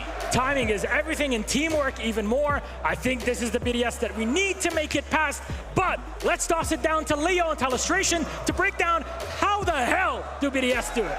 Thank you so much, Milosh. And yes, I think structure, methodology is the real key of BDS win conditions all the time. Now we're looking at Consulate, and we're looking actually at the Teller's attack. Teller's defense is 3 different floors, right? They're all spread, and yet they will commit only on one single floor to take the site directly. Now they realize their win condition depends on getting rid of this castle. And the way they do it is, again, teamwork. They have spotted him, flashed him, they're gonna use the Deimos gadget to spot the castle, and at the same time come in with a grenade, make him move, and he's gone now, just because of the utility and of their teamwork. Now at this point, it's not finished. They need to get their players in to go for the plant. See how Shaiko, again, uses the IQ, making sure that nobody has information on the plant, and he recognizes there's a Solis, so he shoots the floor and gets ready to send a grenade at the same time as they go for the plant. Again, team play and utility. They go for the plant, and it's not finished. Look at the setup here. You have a perfect crossfire here onto that double door. At the same time, perfect crossfire here onto the stairs, and technically the Deimos here, he can even come help his teammate. So if you take a look at the 2 entries on the bomb site, everything is covered, and there's a trade potential everywhere. Again, the Deimos here, looking at the stairs, he's gonna come, get a first pick, then look back at where he was watching. He's gonna get a second pick on the stairs, and it get traded. And this is just to show you again, another example of just how good they are in trading. See how there was a crossfire here, the Deimos just died? No problem. BDS can then take the kill because they have a 2v1 setup. And even in this position, there is no way that that defender can even win this clutch. Again, look, triple crossfire every time. Utility, team play, cohesion, being smart in not pushing all the floors, but only what they need. This is BDS for you, strategy and methodology. Back to you on the desk. Thank you very much, Alfama. It's great to witness such greatness between these two teams, but we have to move on to our 4th map, and that'll be after the break.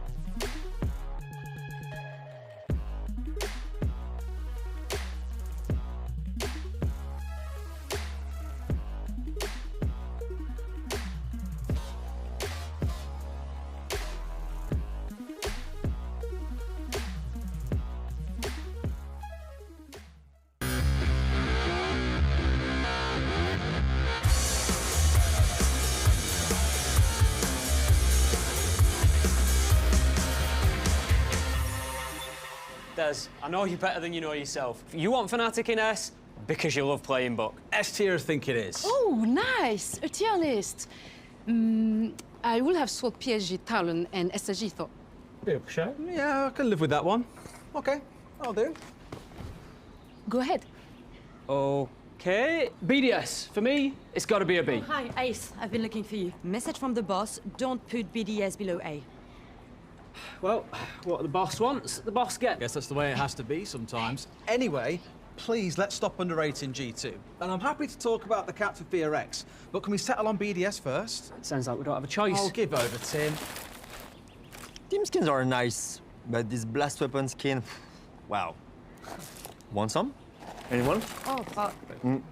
It's an S, by the way. No, popcorn is not an S, but this blast weapons An S. is. Now, what we'd like to do is finish this tier list. Weren't there only 2 of you a minute ago? Right.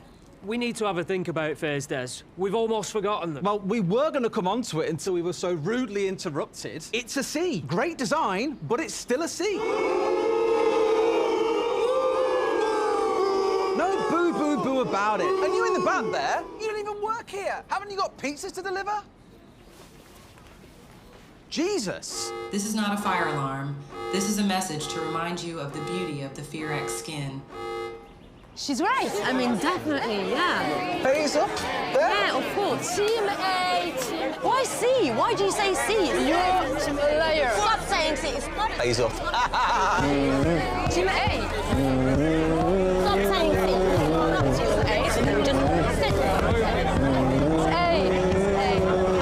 Right. Is everybody happy now? Oh, cool. A tier list. You're too hard on the BDS skin. It clearly deserves to be higher. Oh, you're kidding me. No BS, of course. Looks like we're going to overtime, Des.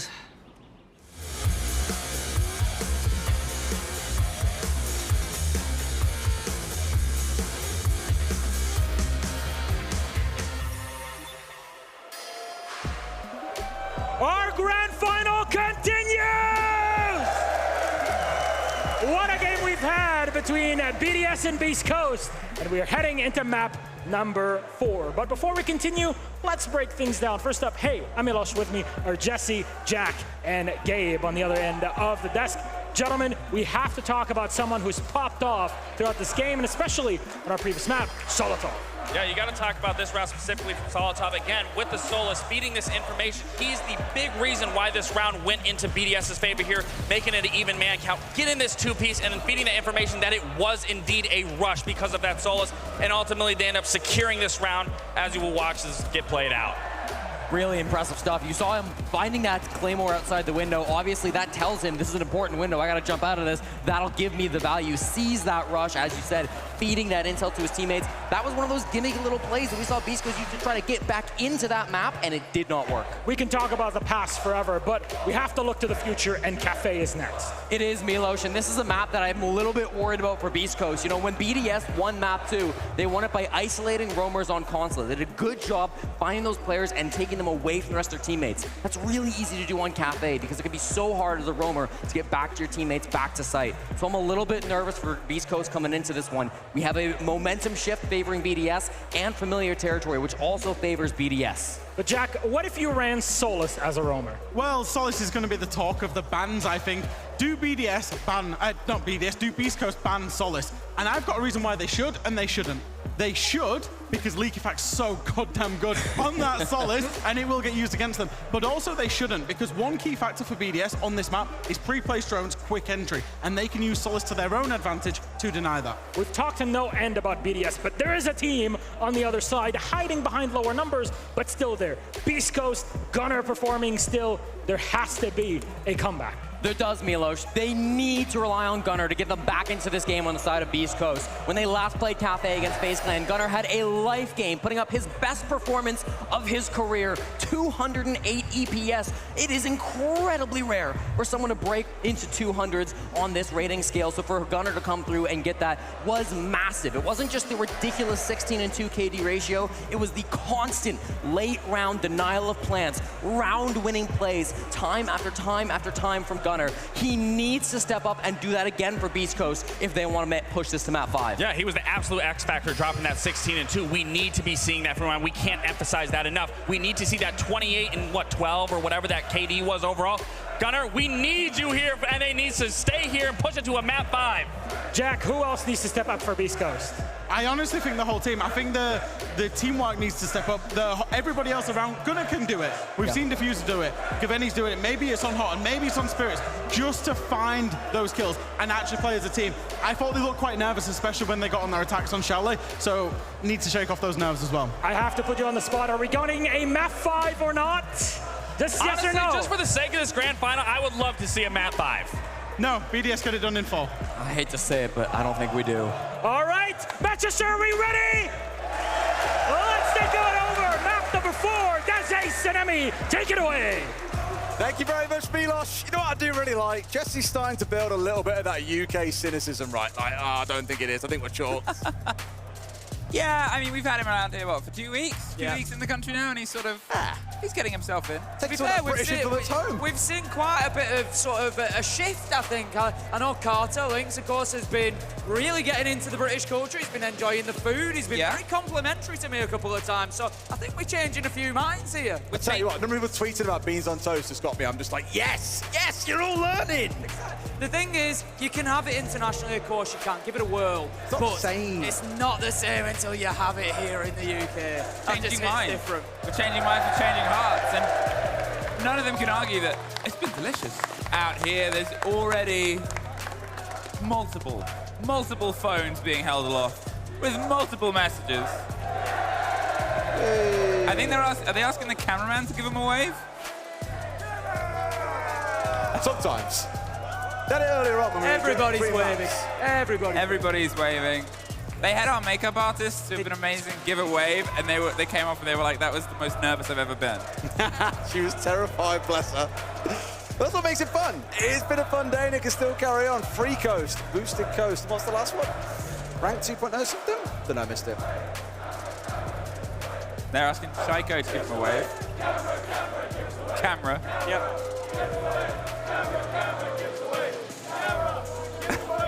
He's got a job to do. You can't wave. Imagine if he just drops the camera and you just hear it. Because of the waving. Cheer. Yeah. They'd absolutely love it. Absolutely love it. But I think it's that big thing we spoke about at the end of the last map as well. For Beast Coast, for these players, you know, 1 or 2 have kind of had these longer series, but there's a lot to go through here. It's getting to that 4th map. We're into the 5th. It's a long day. It's going to be exhausting. The energy in the room is electric. It's going to wear down on you. BDS have been here a few times before. Will that be enough to carry them through this 4th map, or can Beast Coast fight back? Look, we keep talking about BDS on Cafe, but the last time we saw was against CAG, and it was a tough one for them. Well, I think the main thing that we've got to see right now is, will this be a series BDS lockout here, or can Beast Coast dig deep, find that magic sauce that they've had throughout this entire tournament on a phenomenal run, and push us to a map 5? Take out stats on this one as well. It was just a couple of days ago that we saw Cafe being played between Beast Coast and FaZe, a team that many would have think fear playing against in general. They came out on top in that game. We know they can play this map against top teams. It was quite handily done as well. 7-1 scoreline. They didn't drop a single defense, Tim, and they start on the defense here. But these bans, we spoke about them already. The Ying being taken away here. DeKavi still stays up. Monty going away. Azami probably to follow. Absolutely shall. The big question is this last one. Fenrir or Solus? Choices need to be made, and surely after that last map, you would have to give a big lean towards the Solus. No, wow. But no, it will be the Fenrir. Solus will still be open. I would expect to see some constant picks from Leakerfact coming in on that operator, done so well in the last map of Chalet. And there's, again, a lot of verticals here on Cafe. All the vertical that you can gain down into kitchen, all the vertical you can gain between cocktail, bar, reading, dining. There's so much of it to go at. Well, it starts, as it always does, on a clean 0-0 and a clean slate for Beast Coast to try and build themselves behind. Cafe does give them a couple of fun routes to run around, but as it's BDS's playground, let's see if they can try and start to shut down some of the space, most notably Leakerfact on both sides, because he has been phenomenal today. And looking back at it, they banned the Solus against Cyclops on this map when they played it. Interestingly, won that 7-2. So we've got one team that last played it won 7-1 against FaZe. BDS won it 7-2 against Cyclops. So both had a very dominant performance on this map only just a couple of days ago. So for me, at the very least, this one could be a real slobber knocker of a game. Could well go the distance. Chalet came close to going into overtime. This one could yet prove to be the same. Here we go, though. Round one now underway. Beast Coast on defense, as mentioned. BDS are going to have to make these attacks look sharp in these first two, I think, to really get the morale going. Yeah, I'd agree. Beast Coast going to be taking Kitchen as their first choice site. So, of course, always the question now for BDS on the attack is, are they going to go top floor down, try and clear out any roamers, make sure they've got control of that mid floor, or do they just go direct to site? They are able, potentially, to try and play in and take Bakery, for example, but you do then play into those verticals heading into prep, or you go white stairs, you try and go in through freezer, but again, you're potentially going to be hurt with a little bit of hurt coming in from dining. So I'd like to see some pressure towards that mid floor. They're waiting for the first little pockets of approach to start to fall their way, all the way up towards the top, but hoping they don't get caught out in a crossfire that seems to encircle them quicker than their waves of Beast Coast can batter against the oncoming typhoon of BDS. They are keeping themselves as keenly aware. Fantastic spread of information that Beast Coast have across every single which way and floor, but as Solotov gets himself some cover, gets himself the use of that Dockerby, we said how important it was last time, he'll be able to have the same reaction here. Incredibly so. I think, again, this will be really frustrating to deal with for either team. Both used it very, very well.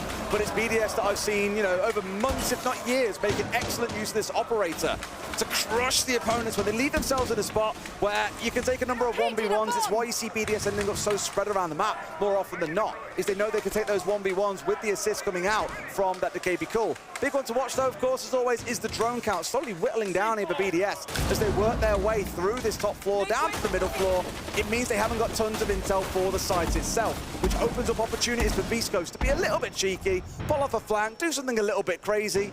We saw, you know, Shuri Pips pointing that the other day as well. He was making moves up white stairs behind BDS quite a lot. Just couldn't quite get away with any big kills. First one in this game, though, it goes over to Solotov. Oh, Gunner almost clipped the head of a player, just getting a bit of a drift round as Diffusal drifts outside the building and Licky Fat gets the punishment in the same time. They know they can put the pressure down on towards it, but they hold themselves back. They've got to clear out that VIP position. They're slowly bringing themselves to it. And I'm sure that this is the start that Beast Coast fans were so worried about. We know how good BDS can be on this map, and they are proving it right now with the way things have kicked off. Spirits manages to find one onto Shaiko, but it can do no better than bring them back to a 2 versus 4. Hutton, he's half health as well. They are in a perilous position. Solotov manages to find him, and now it's going to be all up to Spirits. About 10 HP to his name. Breeder is getting the plant down, and BDS, they have just stormed through this first round. They've taken every fight, they've won it, they've got the diffuser down, they've ticked almost every box, and all Spirits can do is hope to get something going off the back of that first kill that he finds against Solotov. They've got the verticals to work against those. It's just impossible for Spirits here. If you'd retaken top first, then maybe, but then you'd have lost red and also, again, lost that top side as soon as you try and step down. Nothing he can do there. BDS playing it with a lot of discipline. And dare I say, for me, it comes back to these bans again. DeKB just proving once more that when it's on side for BDS, their 1 versus 1 win rate is exponentially higher. The Ying, I get it, it's frustrating, but BDS has shown again in that round. They're happy to bring a ton of flashes and just overwhelm you with white screens regardless. Whether it's Candelas or flashes, doesn't matter to BDS, they can still pull off the same effects. It's the argument of what are you truly taking out of their play, and with the Dockerby, well, there's not much that can really be a like-for-like response in that situation, and as I said, with all that they're happy to bring in their pocket utility, you're just giving them a slightly alternate approach. Exactly. They don't care at this point, Emmy. It's the thing that's really got to be wary of. And I think they may have misbanned themselves here into a difficult start to this map. It is only 1 round, though. Still plenty more to come. Fireplace and Reading going to be our next one, Tim. The big problem for Beast Coast, you know, we've all watched a lot of Siege, and we've seen these play out before, and I just look at this and I get that feeling. I get that feeling in my stomach that BDS, they've smelt blood in the water. They know, they're looking over, they can see that trophy. They know that it's within touching distance now, and they've just come out with a phenomenal first round, and you just feel like there's going to be more and more coming on the back of it. I expect to see BDS over the next 2 rounds find yet another gear, take it up another notch, put more pressure onto Beast Coast, unless Beast Coast can stop this here and now and get a couple of rounds. Looking for their first taste inside the building itself, as Nickelback's going to go hunting underneath. And I remember how much soft is at play in some of the stories in the setup here. That Deimos can truly be a very problematic person if he's able to get himself a little bit of free, uncontested territory. He's actually going to see if he can try and get the pocket on the back end. They've got themselves in safe and got themselves locked right back out. Hot and cold, gets the rotate, gets the first bite. Big one for me in that last round, just a note on it as well, because you'll see it in this round too, was how aggressively we saw Beast Coast when they were in a 3v5 looking to play off-site.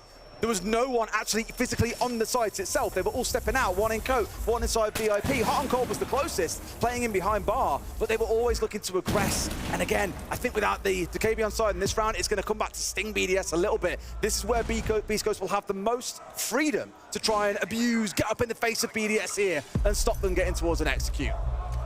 Shaiko knows that there's one inside of Trains, doesn't know exactly where, but I think the position's been given away. The red ping will certainly do it. He needs to find his man. Spirits takes a little bit of damage. The flash goes in. Now is the time to push. Now is the time to try and get the kill, but he can't cross. He's too concerned about the cover from inside a dining that could potentially be there. Breedy takes down Gunner. Spirits is wasting far too much time, but finally, Shaiko gets that kill. 3 versus 3. Had a problem and solved it with utility. The things you love to see, but can they try and start digging their way through? The verticality isn't in their favor. They're going to see if they can pocket the plant here onto Dining, but without White Stairs control, it's a little bit of a dangerous approach here without anything they can utilize to cover this. Breedy, he goes wider on an adventure with that wall jam. They're going to try and tuck themselves in, but as I said, the Fuser has this locked down with 50 seconds. BDS, they're going to have to try and find a second route through. They have to know that top floor is not in their control here, and therefore this door is a death sentence.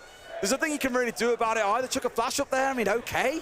But that's not really going to save it for you. They're going to have to force their way down red 90 and get in behind them. And that's what they've done. They've broken them wide open here, but they're still got to worry about White. A great 2v1 coming out. Diffuser's got the vertical and 30 seconds to play. Do they know? Yes, they do. But they might just be able to hold on, Emmy. He's finding and hoping and trying to catch anything, but Shaiko has that pocket of space. Now, Diffuser has had a huge opener, but been a bit quiet since.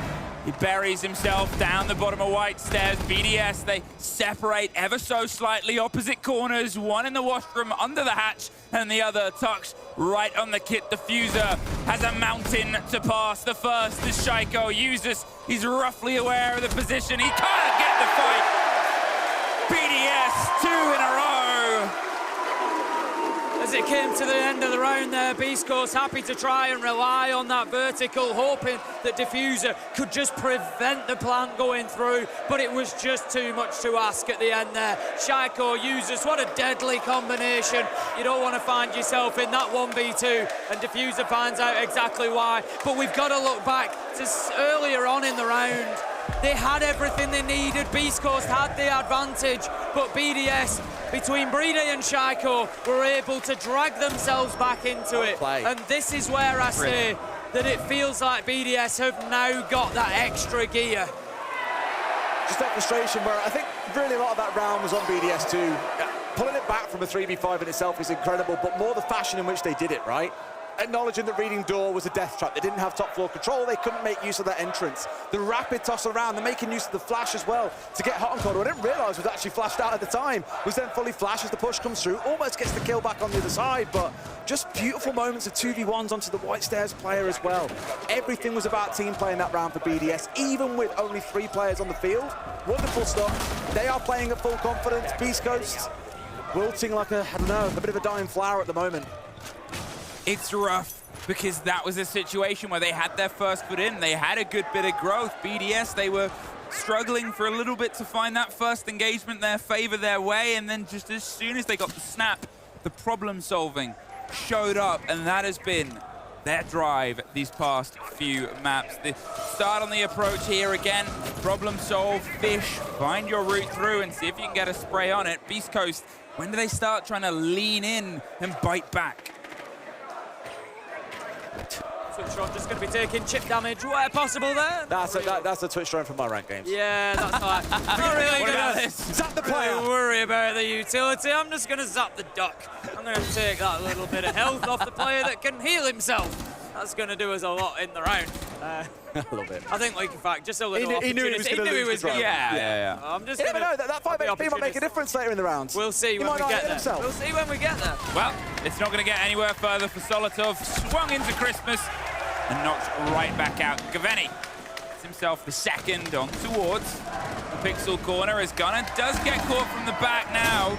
The Doc is stepping into an engagement where Liquifak is the next to stop, and they're trying to just find a route through it somehow. Doesn't quite get himself the second. It's 2Ks, 3Ks either side. They've let another 3 versus 5 come down to a 2 versus 2. Like, what is going on?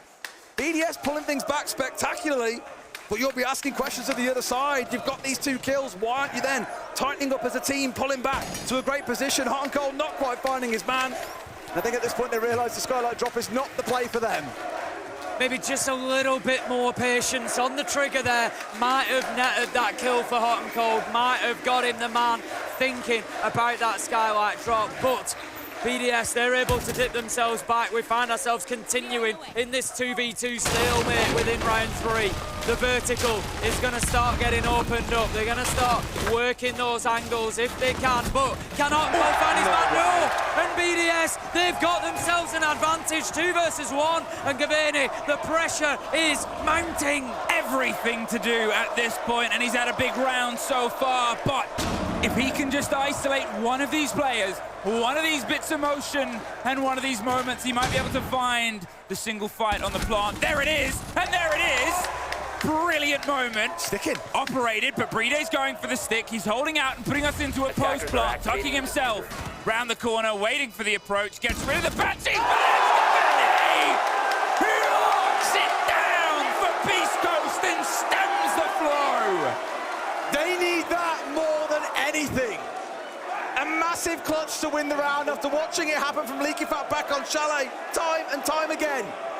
That kind of play is what might well boost his team up that little bit more. Because if they lost that round, another 5v3, there'd be serious questions being asked about how much longer this series goes on. Those are the kind of shots, those are the kind of moments that can bring you back into a tournament like this. Beast Coast, they desperately need some more of it, but Gaveni hitting an absolutely beautiful shot. We're going to see it again, no doubt, as part of the replays. It was just wonderful. He knows how much is riding on this moment, and yet, without flinching, he hits the 4K and closes out the round. Brilliant stuff from Beast Coast. Think about where he got all those kills as well. The first, battling his way around to Pixel, gets the follow through on the back of the white stairs, drops down.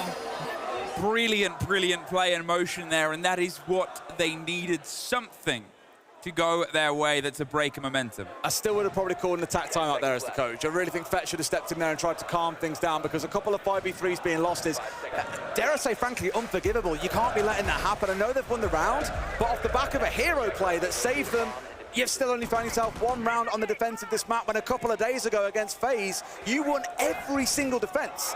I'm just worried now the next 3 rounds might prove to be just as rough, with BDS turning things up another gear. It gives them a second to build behind here, and that is that worry is, what do BDS have in the canister? Beast Coast, they've stepped themselves off a little bit, but they had a brilliant fight back. They're able to thread 4 rounds in a row. Oops. Forgiven. He'll get that later. Oh, Hotton. Step too short. Just reminding Solotov that he's here. Obviously don't want to run out immediately as you're trying to break through that barricade, just to give yourself a couple of seconds to get through, by which time BDS can turn and deal with it. Turn and burn, you might say. But now it's that constant reminder, it's been broken open. Solotov's got to be mindful here of what he's looking for, or get off the rappel altogether. Gunner's just going to get the relocate there into Cigar Shop, just try and hold himself in that position. He's just basically trying to keep himself off the radar a little bit here. As you can see, they're sort of moving around each other in these positions and just trying to keep BDS guessing here, make sure that they've got all the angles covered and just force them into a bad position for that first gunfight. A little bit too late there to try and get the catch on the player. BDS, they're finding themselves a little bit out of sync. They are surrounding it. And as the Bees reveal the player, they're going to pull themselves back. Cavani under the position, he opened things up, but the call comes out, and he's just going to go past. It actually cost them. If Solotov was watching with a gun, he might have got the freebie. The swing in isn't quite as free. There's the connection, finally. Get the end of two, though. I said he missed the first, but he's more than happy to sweep up the rest. Gunner's in a box. Can he try and batter his way out of it? And how much do they know? Those bullets give you a sum of the game, but there's one. There is the quick trade. I'm not sure it's just Gunner that's in a box at the minute. BDS are looking to put the whole of Beast Coast in one because they are just looking electric right now. Just the entry kill, the double from Solotov, the long-range tap. Just absolutely beautiful stuff from this BDS side. This is the best of them that we have seen, but hold that thought because Spirits manages to find one with a nitro, brings it back to a 2v3, 40 seconds. BDS have been the ones doing work, though, with the back of the flashes and the phone calls, right? Solotov's 2K, again, comes off a phone call. Someone doesn't sit there in the corner mashing a phone if they aren't being called. They're watching that window. They just had no idea it was coming because the ring was just overwhelming them with sound. They didn't know someone was inside of white, but now they're almost out of flashes entirely. This is where the field equalizes a bit, but BDS have still got a numbers advantage. 20 seconds, though, coming down to the wire here as they try and take some of the power inside Pillar, but it's hot and cold. Their pops are red hot! Knocks them back in a 2 versus 1. Users has to send it, cannot find a route through, and Beast Coast level us back up, far from done yet. Every time. I keep saying it, but the Dekebi is such a key part of this BDS setup. They have to be able to get an overwhelming advantage, I feel, with the use of that operator. If they don't have a chance to, that's when things can fall away. I said you'd see Beast Coast start to level the playing field there. They pull off a wonderful 2v3. All things equal again at 2-2. Beast Coast have had so many great individual player moments across the last couple of days. It is no surprise to see them holding on with those moments. We've had the Gavani 4K, we've had a hot and cold 3K, I think it was in the last round. Just absolutely wonderful stuff from those individual players to keep themselves alive, to keep themselves fighting as a team. I don't know if Faccini's keeping the energy up still. It's pretty hot in here now. It's been going on a while. He is still going. What are you on about? They've got like 1,000 fans in front of them, Tim. They're cool as day. I think his part of the stage is a trampoline at this point. Just bouncing around. Honestly, but that is what you need. We heard it at the very start of the showdown. He said, go out there, boys. Play your game, play your heart, win or lose. Give it your all. And it's the one thing I'll give to them. Very rarely have you seen Beast Coast, except when they're in a clutch situation. Very rarely do they find themselves, no way. Surely not. Do they expect there was a camera here? I mean, he's starting drone now, so surely not. There's no phrase coming out of it. No, okay, cool, we're all good. I like how they waited to watch it break. They were thinking about it. If he carried on running, they were going straight for it as well, which would have been the craziest part. So fair play, I guess BDS at least showing a little bit of that composure. But again, to kind of come back to that point, they're not wilting away. They're not kind of sitting back on site unless it's a clutch. They're willing to get out in the map and cause a little bit of chaos. Got a direct route through, and they're going to see if they can just smash and grab. They said, you're playing the extension, fine. This ground floor is ours to cement ourselves in now.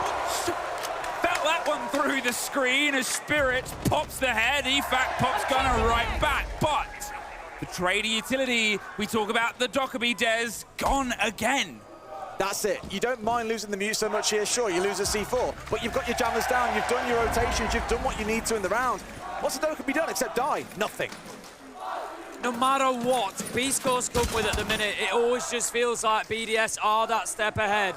They're doing well to keep themselves level on the scoreboard, but as we've just seen, Shaiko managing to close it out. Spirits must know that they're there, manages to find the kill, but the damage is done elsewhere. And again, BDS are that step ahead, but Gavini catches up with a kill onto users. Shaiko with the trade. BDS 2v1. Breeder is low health though.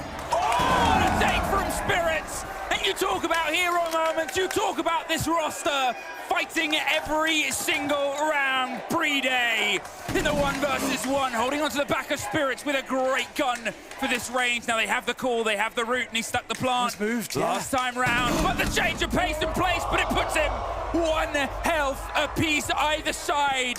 Is a look away, a glance from death, and the glances are coming out because you look at the time at the top middle, it's so prolonged. Here, they've traded places, but Breeder has that one extra little bit to tie him. Breeder has just played him like a fiddle. Absolutely beautiful from the BDS man. Just taunting and teasing time again with that diffuser, just looking for that angle. He had about 10 HP the whole way through that engagement. He couldn't take a single bullet, and yet he was able to maneuver Spirits to position him exactly where he wanted him, right in the danger zone. And Breeder gets what could be a critical round for BDS. That's just like the 1v2 that we had users hit in the Oregon basement in their game against Cyclops. It's what made the difference back then, and that moment, those are the moments you look back at the end of a map when it becomes really tight and say, oh, well, look at the last round, that was the one that was the defining one. No, these earlier rounds, moments like that, when Spirits has already landed a nasty 3K, some of his shots were unbelievable. But Breeder has been in that situation 1,000,001 times, played it like an absolute champ. Again, look at how they're getting these motions, though. Although Spirits wasn't able to win it out, the positions he's adopting, readapting to, he kept finding new ground, new places, and new players on the side of BDS to just rip out of this map. 3-2. Beast Coast, they could try and get themselves leveled here, get themselves onto an even half. If BDS get themselves the 4-2 on their attack, they leave a very tough job for Beast Coast's second half. This is more of the leaky pack I'm used to.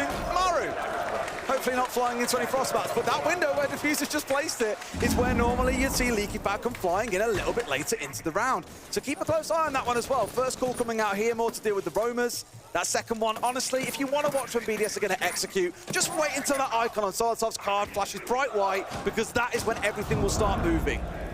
Like this. We see the first goal come in, and as she said, Des, the movement comes along with it, but Hot and Cold is ready, as is Gunner, managing to take down Solotov and users. 3 versus 5. How many times have we seen this, though? How many times have we seen BDS able to fight themselves back into this situation? Leakyfac just hitting the pause button there, deciding that was not the time to be flying up the hatch. He's going to take a little backward step, and BDS, they're going to try maybe to find a kill or two before they start thinking about getting on into sight. They tried to go for that little sneaky pull-up from the ground floor, and with the 2 bodies gone, you don't want to throw yourself into what is the bigger disadvantage. East Coast, they're rebuilding around the back of that. They've sort of said, look, they're going to try and take the top. Let's not give them these fights. Let's not give them the 3 versus 2, rather than how they've taken those previous rounds. It's a slow creep. And at this point, Beast Coast, they've just given them nothing but dust to chase. It's a shame because, again, you saw the call come through, but I think Solotov and users were just a little bit ahead of the curve.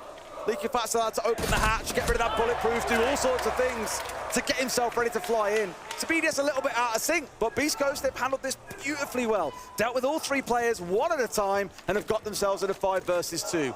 I know we've seen Beast Coast give away 2 5v3 so far. I don't think this one's going to be the same.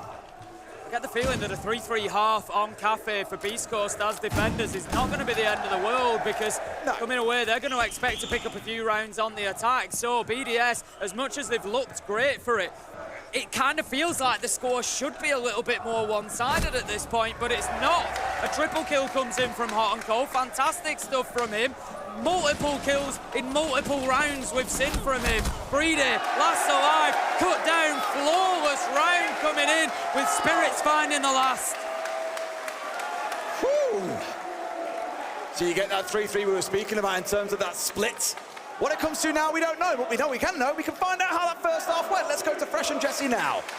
Thank you very much, Des. Yes, I'm here in the crowd with Jack to give you some information on what BDS may be playing operator and bomb site-wise in this second half. So far, BDS have played Cathay 3 times with this brand new roster. They have only a 25% win rate on the top floor. That has not been successful for them. However, the other 3 bomb sites combined, they have an 8-1 record. They've only lost the bottom floor bomb site once. The middle floor sites, they've not lost even a single time. So watch them go to those bottom couple of sites, and they're very likely to be successful. And that's where it comes into it, is if they play those middle floor sites and the basement site, that solace or lack of solace ban from Beast Coast might come back to hurt them, because that gives Leaky Pack a lot more space out on that roam.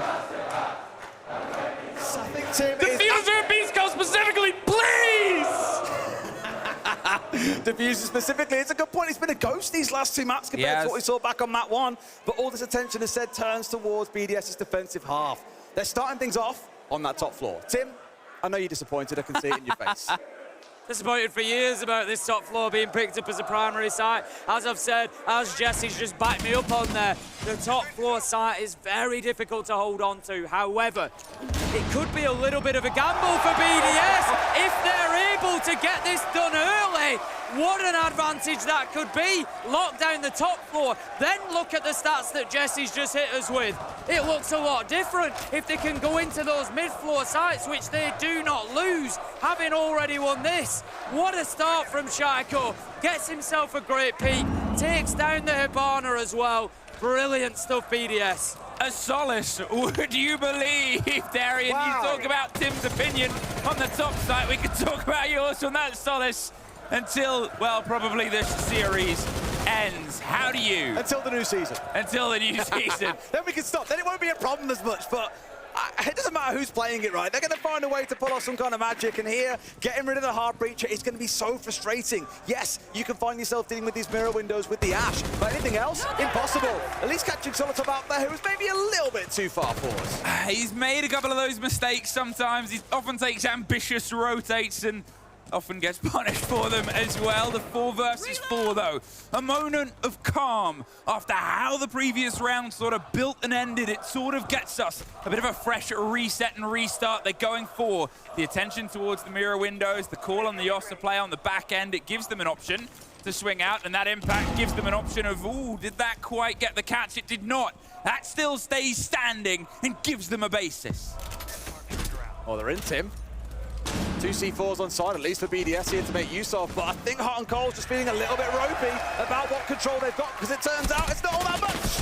Again, another quiet round from Diffuser as he gets taken out. Users finds the Orsa, takes down that ability to put the plant down potentially. Liquefact hits the Nitro onto Gunner, and within a matter of seconds, Gavini finds himself all alone, and then finds himself cut down by Liquefact. BDS, they take another. It's 4-3, and BDS, they keep fighting to close this here on Cafe.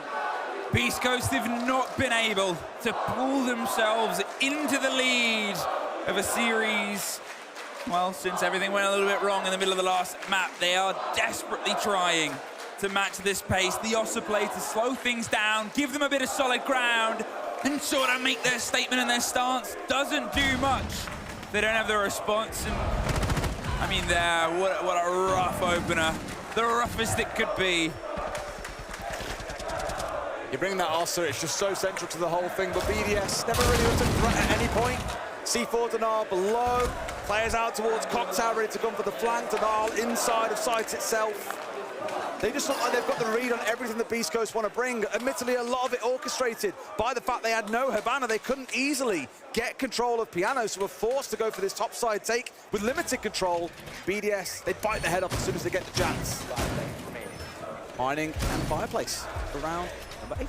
This is what I said. It's no surprise to see them doing this. They've taken the gamble on that top floor site. It's paid off. Now they can head into sites that, as Jesse told us, BDS just don't lose. They've got so many wins on these mid-floor sites that Beast Coast, they are backs to the wall. All they can hope to do here is put their foot against that wall and push back as hard as they can. But look at the confidence in BDS. Again, we saw Shaiko do it at the beginning of the last round. This time, it's Solitov up at at those windows, looking to get aggressive, take the fight to Beast Coast. BDS are refusing to give them an inch right now.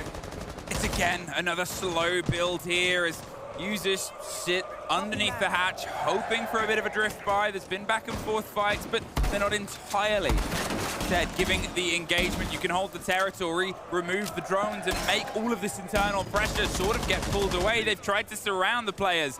A couple on the bar rappels, a couple on the back end, a couple above the hatches, but as you said, Tim, there is nothing that is being offered to them. There has to be a push to this, and if it's just an offered fight, well, they do win out on towards Solotov, but Gunnar cannot quite get the second.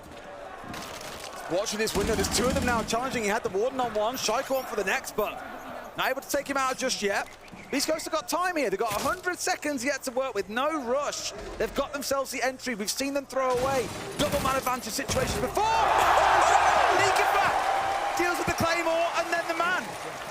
That just should not be allowed. That is absolutely disgusting. The speed to get out there and whip 180 and find the man on the rappel. Beautiful stuff. Keep your eyes as this round progresses on those two nitros as well. Beast Coast are going to try to work these verticals. I don't know exactly what's left in terms of Valkyrie cams that are useful, that are providing intel, but any opportunity for Brede or users to find themselves a cheap kill with a nitro, you know they're going to take it. But Beast Coast have been able to force them back a little bit here, so they've got a little bit of freedom in Piano. The worry right now is obviously where are they going to try and formulate the plant. They've surrounded the mining area, but with a couple of C4s still on the pocket, and a lot of that position soft and easy to call out from Shaiko until he gets dropped. They're still trying to have to formulate safety in a dangerous territory. Lickifak, he is waiting with bated breath. Misses the first, cannot find the connection on the second. Users does get caught, does get it, but a little bit too late now. With the knowledge that they're underneath, they're going to see if they can try and find a little sticky corner of concrete. A 3 versus 1, Brede. He was able to get that very important clutch from earlier. Cannot get the connection with the back end, but he's at least in the down situation. They rotate their way back up. They know they can play this from above. He's hoping he can get this threaded C4 that's almost perfect. Yeah. It does force at least one of the grenades further away. A lot of time wasted, but look at this. Sure. He has to kill the player because the player will call out what he's doing. He's holding, but he doesn't get it by them. You have flashbacks there, I'm sure, Tim, to one of your favourite moments in this game. Well, we've seen it. We've seen it here in Manchester. And, I mean, it started out with Sider all the way back in Raleigh. And when people say to me, why Siege? What's so different? I show them that play where you can just have that instant change of landscape, that instant change of possibility. Shoot a hole in the wall and get the diffuser played through it. We saw it earlier in the tournament with the pistol shotgun. This time it was with the full shotgun from Brede, but Beast Coast were aware. They were there, they were ready, and they keep themselves fighting in this one. 4-4, and what a battle this is becoming on Cafe. The dance continues. Still more games, still more rounds to go here. It's not like we've just seen BDS pull ahead 5-3, 6-3. It is all square at 4 apiece. It means 1 for 1 so far in the quarter. I think how this next round goes will be the big one for me. See BDS come out on top. They've got that 2-1 in that first quarter of the second half. And it's on Beast Coast to pull off some magic in the final 3 rounds here. Could be what sends them home. And you know, I hate to say it, but again, Clack's very much right. Diffuser here, 0-7. Where is that player we saw in those first 3 rounds that put up big numbers, closed the map on 15? Since then, has been absent. It's rough. It's always rough when you're missing a piece for anyone in this situation because you want to see the undisputed 2 best teams at a tournament go head-to-head for a final for as long as possible to get that truest taste. And we know what he's capable of because he's shown it this series. Oh, okay. At least they know. At least spell his name right. Yeah, it's fair. 0-7 are they chanting. Bit of a scrape. I think of any users, he's going to try and hold this position for as long as possible, but with the Ram getting some of the work done above, Shaiko's not quite as eager to sprint his way up red for the fight. No, he's got the ping for the information. They know that there's one on red window here. Nitro's going to go out, not going to connect it. Actually hits the window frame, doesn't quite make it through. Lickifak Not sure he's been picked up there behind the small bar. Yes, he has. That's good drawn in from Spirits there. I've been critical of it from beastcoast. They've let Leakerfax slip through the net a couple of times, but not this time. They have his number, know exactly where he's playing. He's going to have to dip away and try to relocate. But look how far he's relocated and how quick. This is a chase that beastcoast now have to do across a whole extra story, Des. Just horrific, and the thing is, they're still going to keep on hunting him down. They know that he's here. Will he manage to get the free kick? Not quite. They found him first as well. It was a matter of pixels. Shaiko loses out, at least in this round.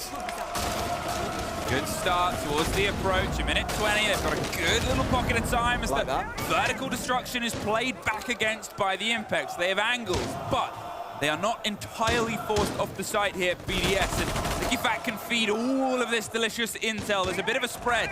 Breeday on the smoke, still has 3 canisters to keep control of VIP in the bottom of white. That's where the plant's coming. They need to force out Breeday. Yeah, they've been able to do enough vertical now to push BDS out of sight. We can see this. Hot and Cold manages to pick Solitov, but BDS have managed to just slip through the net. They've got themselves upstairs. They're going to get a freebie onto the ram of Gunner, and there's one even higher. It's Leakerfax. Can he have his moment? Yes, he manages to find the medic. He gets a second onto Hot and Cold. 30 seconds left to go, and beastcoast have got to rethink the plan. They've realised now that no one's on site, and they've just said, just go, go, go, go, go, go. We've got to go and hit site. They've done the work, though, BDS. They're down to a 2v2. The Solus is still on side, and we know what that means. It is all down to Leakerfax on the roll of the Solus, and he is desperately trying to find a route, but he is too late to post-plant. Now, he has made magic before, and he's got to see if he can pull out one more trick to stop beastcoast finally getting themselves ahead. A route locked off. They have the audio cues, they have the position, and the swing onto VIP. It's an off-piste place. If he knows, well, he's able to slip himself to the bit of knowledge. Dips back in. He's got an engagement. He cannot win. beastcoast, great call, great run, great pullback on a round.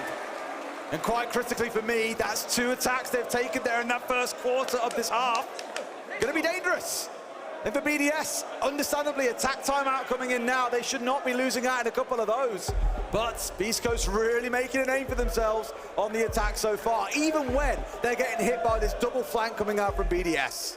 I love the play and counterplay of that round. It's one that I'll watch back after the tournament is done because it was so beautiful. BDS make a big call, and I love the way that they even split that. Usus and Leakerfax getting above. Usus hits mid-floor, Leakerfax hits top floor, and it was like a double whammy, a double punch that beastcoast never saw coming. But then the counterplay, let's get onto site, let's just go straight in there. They're short of numbers, they've sent everybody upstairs, and it just worked perfectly. We are seeing some real top-tier siege between these two teams.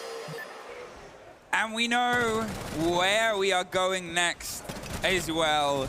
A map that will require so much of this movement, this aggression, this game that has been so consistently back and forth, battered, bloodied and bruised between these two teams. And there's a very fun little sort of incisive fact. The last time at a major we had an EU versus an NA team. It was all the way back at Paris, I believe, and that was decided on border. We might be doing the same thing if beastcoast can push this 2 more rounds. And what I find crazy about that thought, if we do get to border, is that it's that map where we always say, don't take a worse team there. Like, don't put it down to being so reductionist that it's all about the gun skill.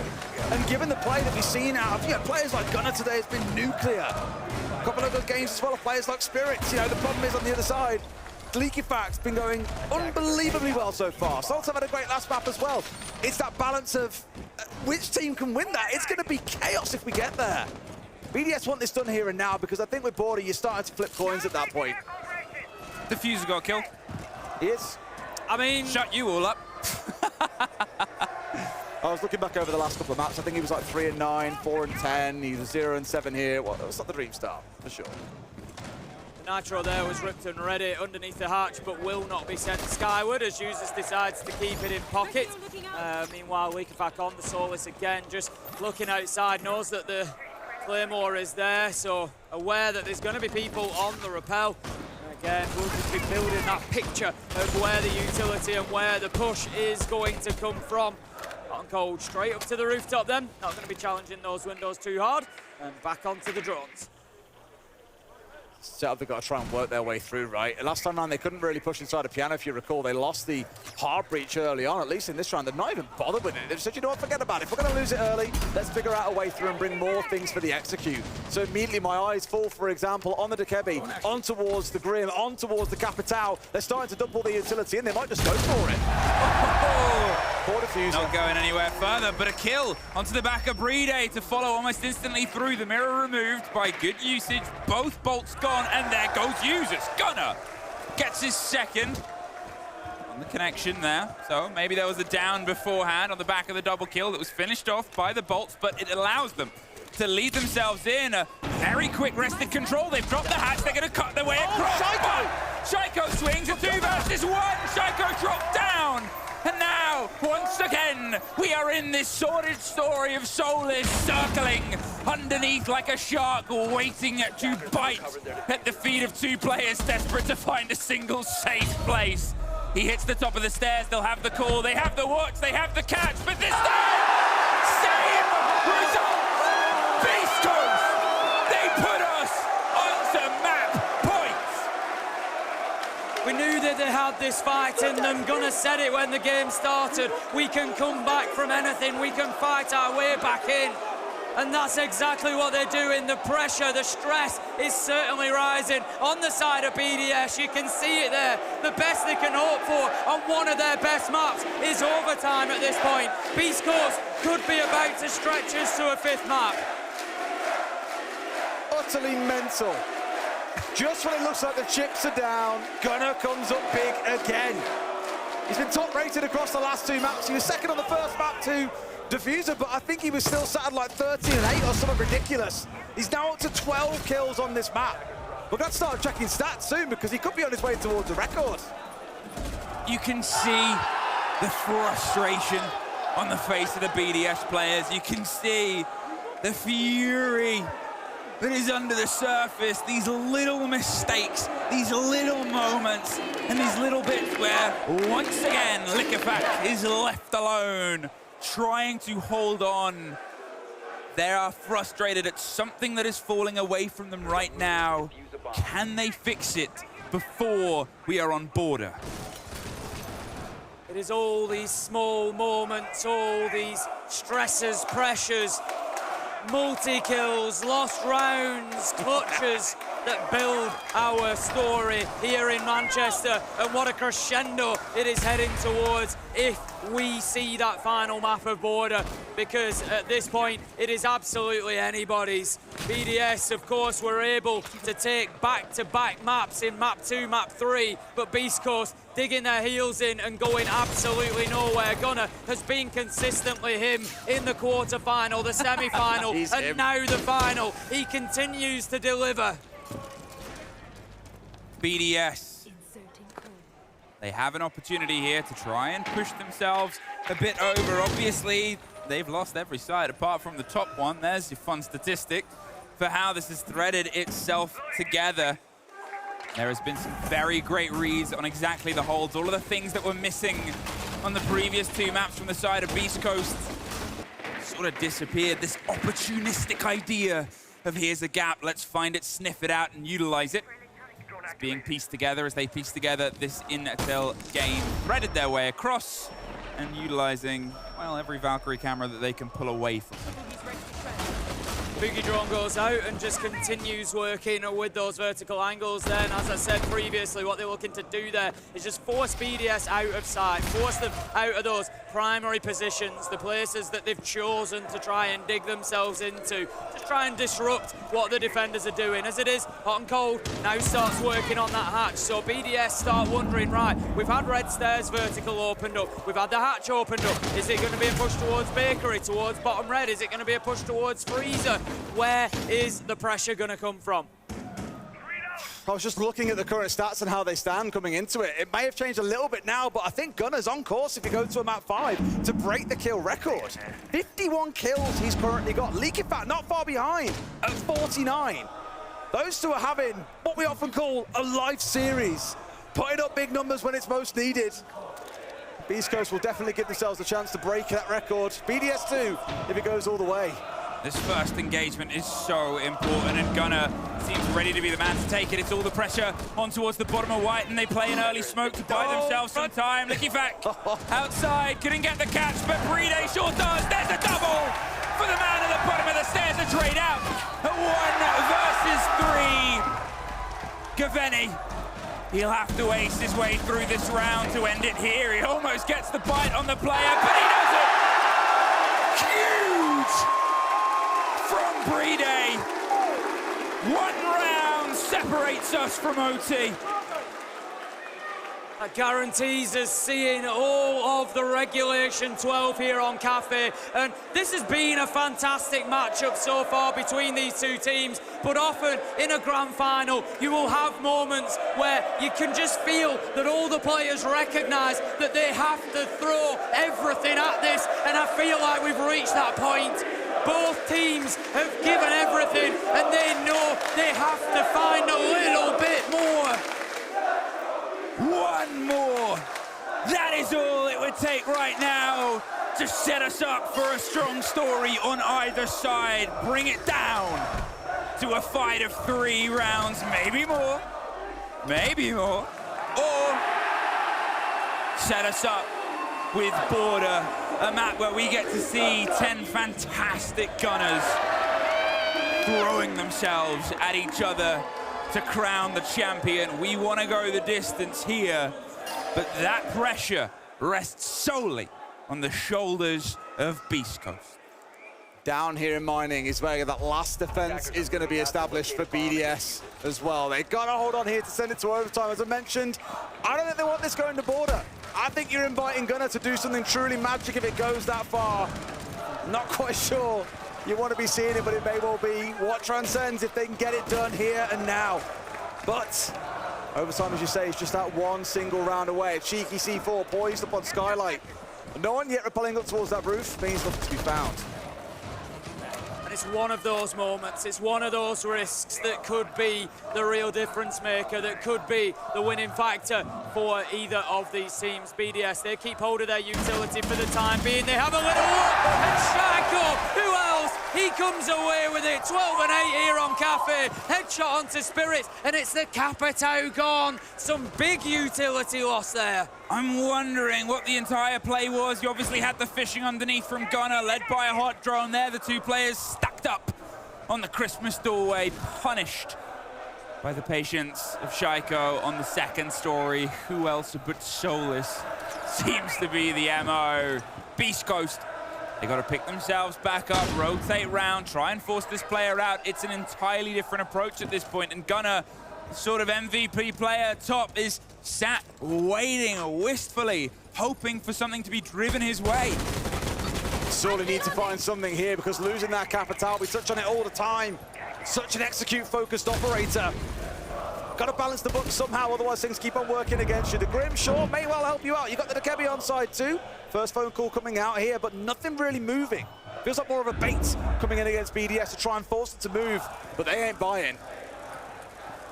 Fuse is just going to be holding that angle for the time being, but with the bees there, nobody is likely to pass through. Solotov tries to pass through, but Gaveni finds his man, takes him down with a headshot, brings things back to 4v4. Gunnar is up there and searching, seeking again. Can he find another one of those critical kills? Yes, he can, and it's the Solus that he takes down. He's going to walk in and double it up. He manages to find 2 on gold onto Bride. This could be going all the way to map 5. And wouldn't that be an outcome that you need? Liquifac has been huge, but is he 4 players huge is the question. At least manages to find Gunnar finished off his main nemesis, but the race is there! We're going all the way to map 5 to see who wins the Manchester Major! North America, they're not done yet. BDS looked like they were screaming towards a second trophy won in European soil.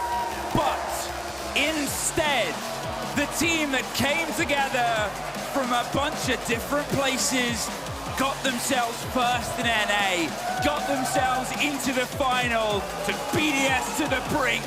They might just do it, Des. Well, we need to breathe them. Let's go down to them and get their thoughts on this map. Thank you very much, friends. And yes, we're gonna go all the way to map number 5. What a show we've been given here in Manchester. And of course, our audience is pretty divided, I would say, about it. Welcome back to the desk. Hi, I'm Milos. With me are Jesse, Jack, and Gabe. And we have to talk about the gunner in the room, because this man is on fire. He was the one that carried them through Cafe in the quarterfinals, and he's done it again here in the grand finals. Gunner, undoubtedly the MVP of that map, bringing them back from the brink, just like what we saw from Liquefac in map 3. A huge individual performance from him to step up on the attack to really make the difference and put BDS into the dirt. And that's just what you need when you're facing losing a grand final.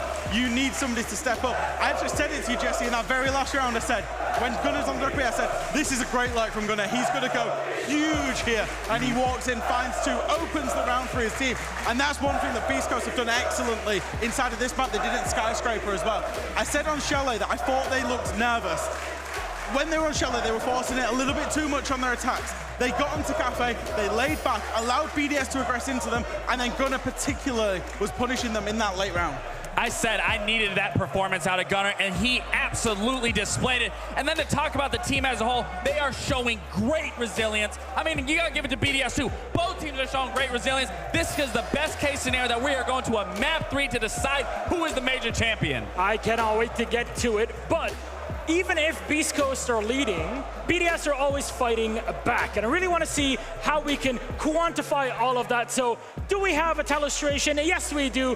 Back to Alphama and telestration to tell us how BDS can take it back. Thank you so much, Milos. And yes, I think BDS are consistently able to come back even when they're in a man disadvantage. Now we're on Cafe round 2, they're attacking reading, they've lost Solotov, and they're trying to get back that man engagement. So they have pinpointed a victim here, that's the Mira hiding into train. They use the Deimos from downstairs to create some vert, send a nade, and trying to make her move. Now Shaiko from upstairs should be reacting to it, right? He should be trying to punish her, but he cannot because of this line of sight from Gunner. Gunner actually got a second pick at this point, so it's a 3v5 for BDS. From that line of sight here, Gunner is preventing the team on BDS to punish that opening engagement, to punish Spirits in train. So what they need to do instead is, Bride needs to come challenge Gunner, and at the same time, Shaiko can go and challenge Zamira. Exactly what happens here. Bride challenges Gunnar, gets rid of that pick, and look at Shaiko. Utility usage here. He needs to make her move? No problem. I have an air jab. Free kill for me. Again, using the utility at their advantage to make sure they have favorable gunfights. Now 3v3, they set up the flank and they reset. What's the win condition for us here? And the ability of champions is to be able to close this kind of rounds. So they remove the mute jammer here from Ace and they start droning the bomb side. And they figure out, okay, there seems to be only one player here. Does he have support from White? No support from White? That's our win condition. We can isolate that player, send a flash and go challenge this guy. And it's exactly what happens. They flash him, users go down the hallway. He can push for free, they know no one is White. So they challenge him, got that 1v1. Gavini goes down, gets breeded, that's fine. Shaiko can trade. Again, whatever they do together. At this point, from a 3v3, they're in a 2v1. They go for the plant, and Diffuser here needs to make something happen. And look, as soon as the plant is down, they go play safe. They tuck in corner, and most importantly, again, they make sure there is a crossfire. Right now, by tucking in close to the wall, Yuzus is obligating Diffuser to go push wide and getting killed by Shaiko. And this is why, again, they make sure they close this round. From a 3v5 to a concrete win from BDS, they're able to come back from man disadvantage. Back to you on the desk, Milos. Thank you very much, Alphama. Yes, that was Cafe Dostoevsky, but map 5 is set. Let's take a quick break. When we get back, it's time for Border!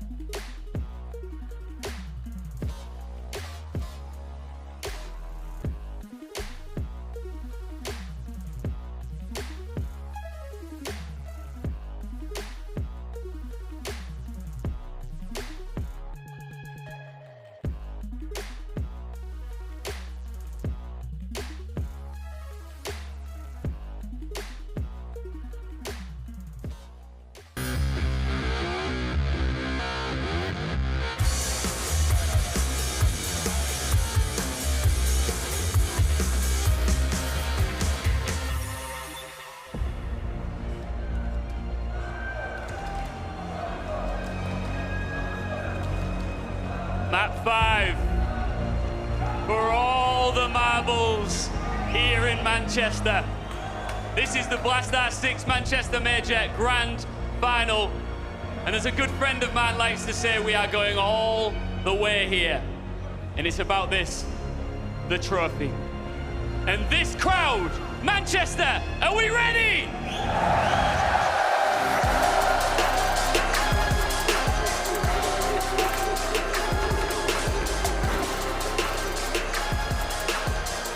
This is what we live for. We wanted 5 maps, and we've got them. Who's going to lift the trophy? Milos, over to you on the deck. Thank you very much, Ian. And yes, Manchester, we're going all the way! Hey, nobody does it like Ace, but you know what? We can all enjoy it every now and then. Welcome back to the desk, our final desk for today, because Map 5 is upon us. But before we get to it, let's recap what's gone so far, starting with Skyscraper. Yes, Milos, we started on Sky. This was a map that we really saw BDS come out of the gate a little slow. Their attacks couldn't really get going. Beast Coast did a great job of staying aggressive on the defense, slowing them down, and Beast Coast never really got the opportunity to push BDS all the way. I mean, BDS just didn't show up on a lot of those attacks. And then we moved over to Consulate, which is BDS's playground. They got out of the gate, as you say, they got out of the gate on their map. They were managing out these situations, lots of 2v2s, lots of flanks, lots of aggression, and they got it done on their map pick. Then moving into Chalet, we talk about those flanks. That was a huge flank map for Liquifax specifically. It came down to information and the roam specifically. And then we just had that very fourth map of Cafe, a free attack half for BDS, then blundered into a 5-7 loss. Beast Coast exceptional on their attack, managing that aggression of BDS to a T to set us up for our final and fifth and final map of Border. Well, you know what, Jack, let's talk about a Border. What's the record so far? Will either team take it? How does it work, Jesse? The Border's gonna be such a tough map because it's so small. There's so many close, early range gunfights. Something that Froshi was talking to me not 2 minutes ago was how much BDS have been moving over these last couple of maps. It's hard to move around that much on Border. If Beast Coast can come through and shut that down, they could be in a really good spot. Border almost feels like, for me, like a perfect playground to settle this, because what makes Border often is individual performances. So map 5 of Major, I feel like the storyline is set that one player on one of these teams, and I don't know which, one player on one of these teams is just gonna go out, have a life game, and win their team the Major. I mean, we talk about the individual performances. A lot of this maps and rounds are gonna come down to key power positions. We're gonna see CCTV, we're gonna see Break Room, we're gonna see Top East, we're gonna see Dome. Those are gonna be the highly contested areas on the maps, so you better be watching out for those gunfights. Well, gentlemen, thank you very much. Our teams are tied neck and neck. BDS and Beast Coast, Europe and NA, back to our casters! Of course it's gonna come down to this. We had some magic in Sao Paulo. Of course we've got to try and one-up it here in Manchester, Tim. How could we not do? It's you, it's me, we've got the power boost of them. We've got to go as far as we can, and map 5 is going to be exactly that. We didn't want anything but this, and I think that's been so abundantly clear. The one team that seemed to go against the expectations of who people were going to crowd for and cheer for is here in the final. They have gone all the way. It didn't deserve any less than this. I think that's what we've got to remember. These two teams have given everything. They've given us some of the biggest moments at the tournament, and this is the final that they both deserve to win. And I do want to raise these stakes here and point out just how big this last map might be. We've currently got Gunner on 55 kills, Leaking back on 50. The kill record is 57. It will be broken by at least one, if not both, players here. That's just how big those two players have gone throughout this series, and there is still so much more to come yet on Border. Game is about ready. Map 5 begins right here, right now. Border is our final battleground. Who comes out on top? NA versus EU. For all the marbles. If you were ever going to get loud for your team here in Manchester, now is the time. So many of you have spent the entire weekend here, and it comes down to this moment. This is the map. This is the decider. This is where the major champion will be crowned here on Border. And we've got our operator bands coming in. Monty is the first to go, followed by the Glass. Now, I know an NA team that regretted that decision I think BDS are a bit more than just that one operator. I think there's a more problematic one, Tim, that we've spoken about. They're still going to ban the Fenrir, and then we'll let Solus go unchecked. Of course they will. The glass is the interesting one. It's specifically for this map because BDS have got a few naughty little strats that make use of that operator. Uses to believe is the one that dons the glass on this map, so you've got to watch out for that. And Azami, our final ban to come through here. No surprise at all, BDS sticking to the Monty and the Azami throughout this entire series. Just a moment, just a breath. Just got to let it settle. Just a chance before this all starts to crash together. We know what Border is. We know what Border can become. And I think we over here on the casting desk, all of the people watching at home, all of the people in the audience, know where these teams can go. I said this earlier on though, I feel nervous coming into this as BDS because it comes down to that straight shootout. It's not like it's an open field, who wins their 1v1s, but it is a small square map. It's very gunfight heavy. You remember Coastline back in the old day having a similar style to it. It comes down to the frags a lot of the time. There are still some really cool executes you can pull off, which is what Beast Coast are looking for here in their round one attack off the top floor. You've got the Ossa on side, you've got Ying on side, you've got Amaro on side. This looks like a classic execute through both windows, in through the doorway after the balcony of Archives, and they want to hit BDS hard in round one. People often ask me why Esports, why Siege? And it's for moments exactly like this one. These are the moments that remind you just how special this passion that we all share is, and we get into it. It's round one. Beast Coast start on the attack. BDS, as the defense, need to get aggressive, need to stop them getting established. Laxing spoke about those power spots. East stairs, Dome, CCTV. We've seen East stairs haunt so many teams. These are the spots where the fights are going to happen, and this is where BDS now, for the next 6 rounds, have to hold on. Well, there is a glass that's often part of this play, but you can still try and force your way through, and there's often a Monty that's the adaptation to it. Makes things a little bit stickier, but as the blinds come out round the corner, there is obviously the single player of Friday that can stop all of this. Well, doesn't even need it. The first C4 goes perfectly. At the top, Spirits is going to try and get the security on the plant itself as EFAC tears through the site, and they cannot plant any longer. A 4 versus 2. A very failed landing. They're inside the site, they're not long. And Spirits is alone. Leakypat wants to break that record first. Gunners finding nothing in this round, and the side of Beast Coast absolutely crushed on what is often a very oppressive, overwhelming execute. But they've dealt with it superbly well. Brede, the first one, I believe, shot out the first Candela coming on through. So it enabled his team to step forward. The C4 over the top that we saw coming in and doing a lot of damage, getting rid of the player on the Archives window. They have shut this down like lightning, with Leakypat also cleaning up inside of Armory. So Beast Coast, they'll have to go back to the drawing board, Tim, by the looks of it, as this round is washed. Yeah, this isn't about one of those unofficial timeouts that we speak about where the players will take a minute to have a discussion. That's not what's happening here at all. Spirits is just holding those angles. He's going to punch a barricade out. He's hoping somebody's going to give him something. He wants a freebie. He wants to pick something up, get a 1v2. There's still a minute on the clock. There's still plenty of time for him to do this. Fine though, I mean, a lot of time, sure, but still left in a 1 versus 3. Bringing down 3 players on the side of BDS, not quite the easiest job, not when it's used as Leakyfac, and Brede, as we saw already, have a good couple of clutches come out. Yes, he's got the time, but they know where it's coming from. It's only going to take one small misstep by Spirits. This one's going to be chalked. I mean, he's living on a lot of hope right now, a hope that something will fall into his pocket and his favor. It is so sticky and tricky when you go through a play like that and everything falls away. No. Just wants the catch, but the catch wants him. BDS going to close out round one then, as was kind of expected after the start that they had, and that is exactly what I said we wanted to see from them. BDS, you know, the BDS fans out there want to see them get aggressive, stop them getting in the building, stop them getting established, because that's how you win rounds on Border as a defense. You can't sit back, you can't turtle on site, you've got to take the fight to them, and BDS have done a great job of it there.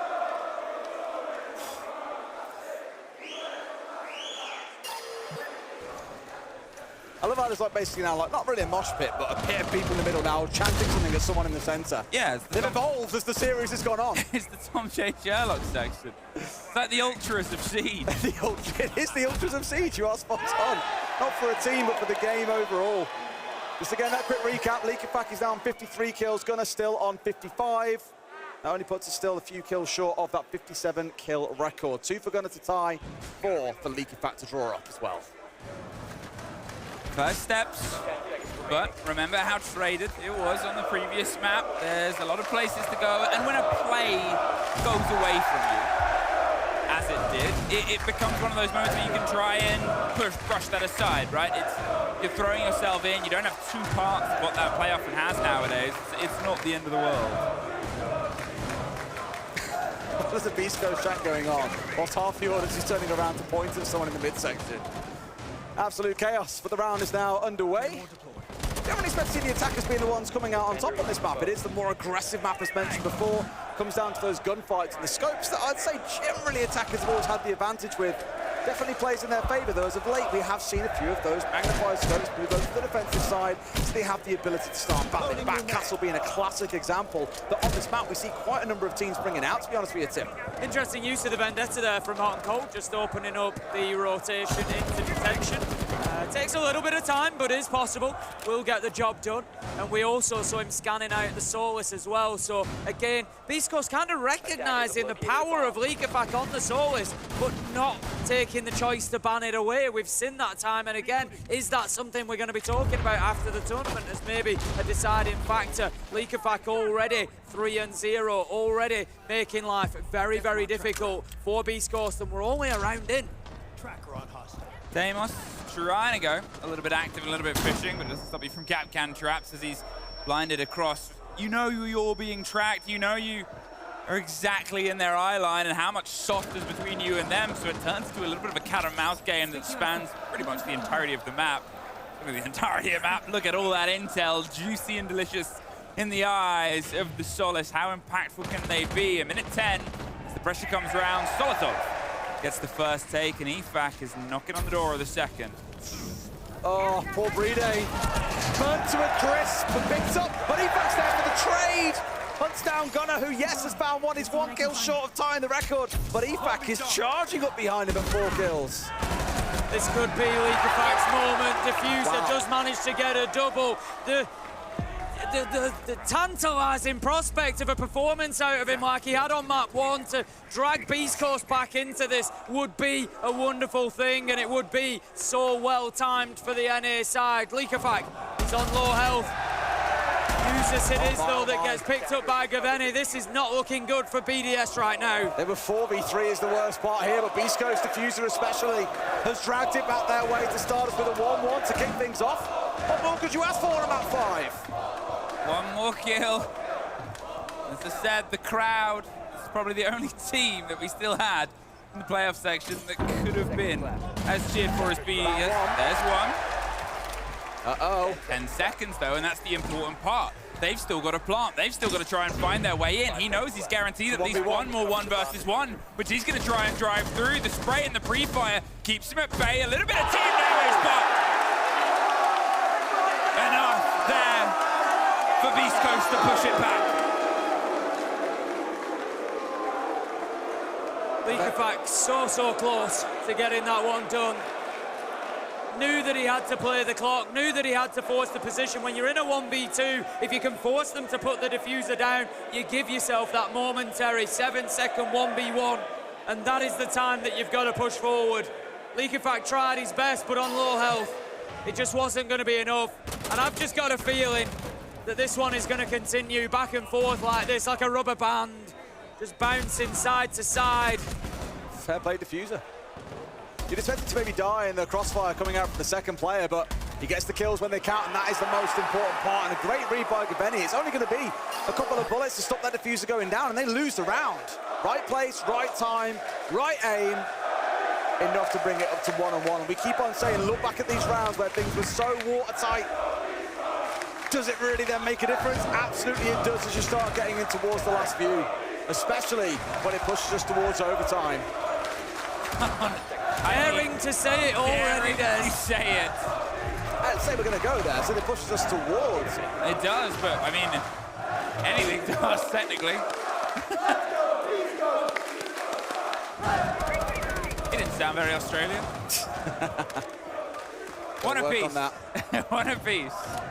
now, and this is that problem we might start to run into in a weird sort of amalgamation of the Skyscraper game of that second site for BDS. Sometimes sticking themselves down, finding that position they can play in becomes a little bit of a guessing game here. Sometimes things are magic, and sometimes the act is very well revealed by the attackers. Enough for the cap count here as well. Shaiko, the namesake player who might find himself targeted and hunted down by Hot and Cold. If nothing else, very effective for forcing roamers back in towards site. They are causing a little bit of bother. Just looking at the top-down screen that we've got off towards the left, there is a full spread across this map from BDS. Same way they play their attacks, looking to cover essentially every single corner of it across both floors. They managed to isolate one player out by himself here. Can they pitch him out by himself? I'm not too sure. Shaiko knows that he's relatively safe for now, drops himself in, no one on the window, and he's back down.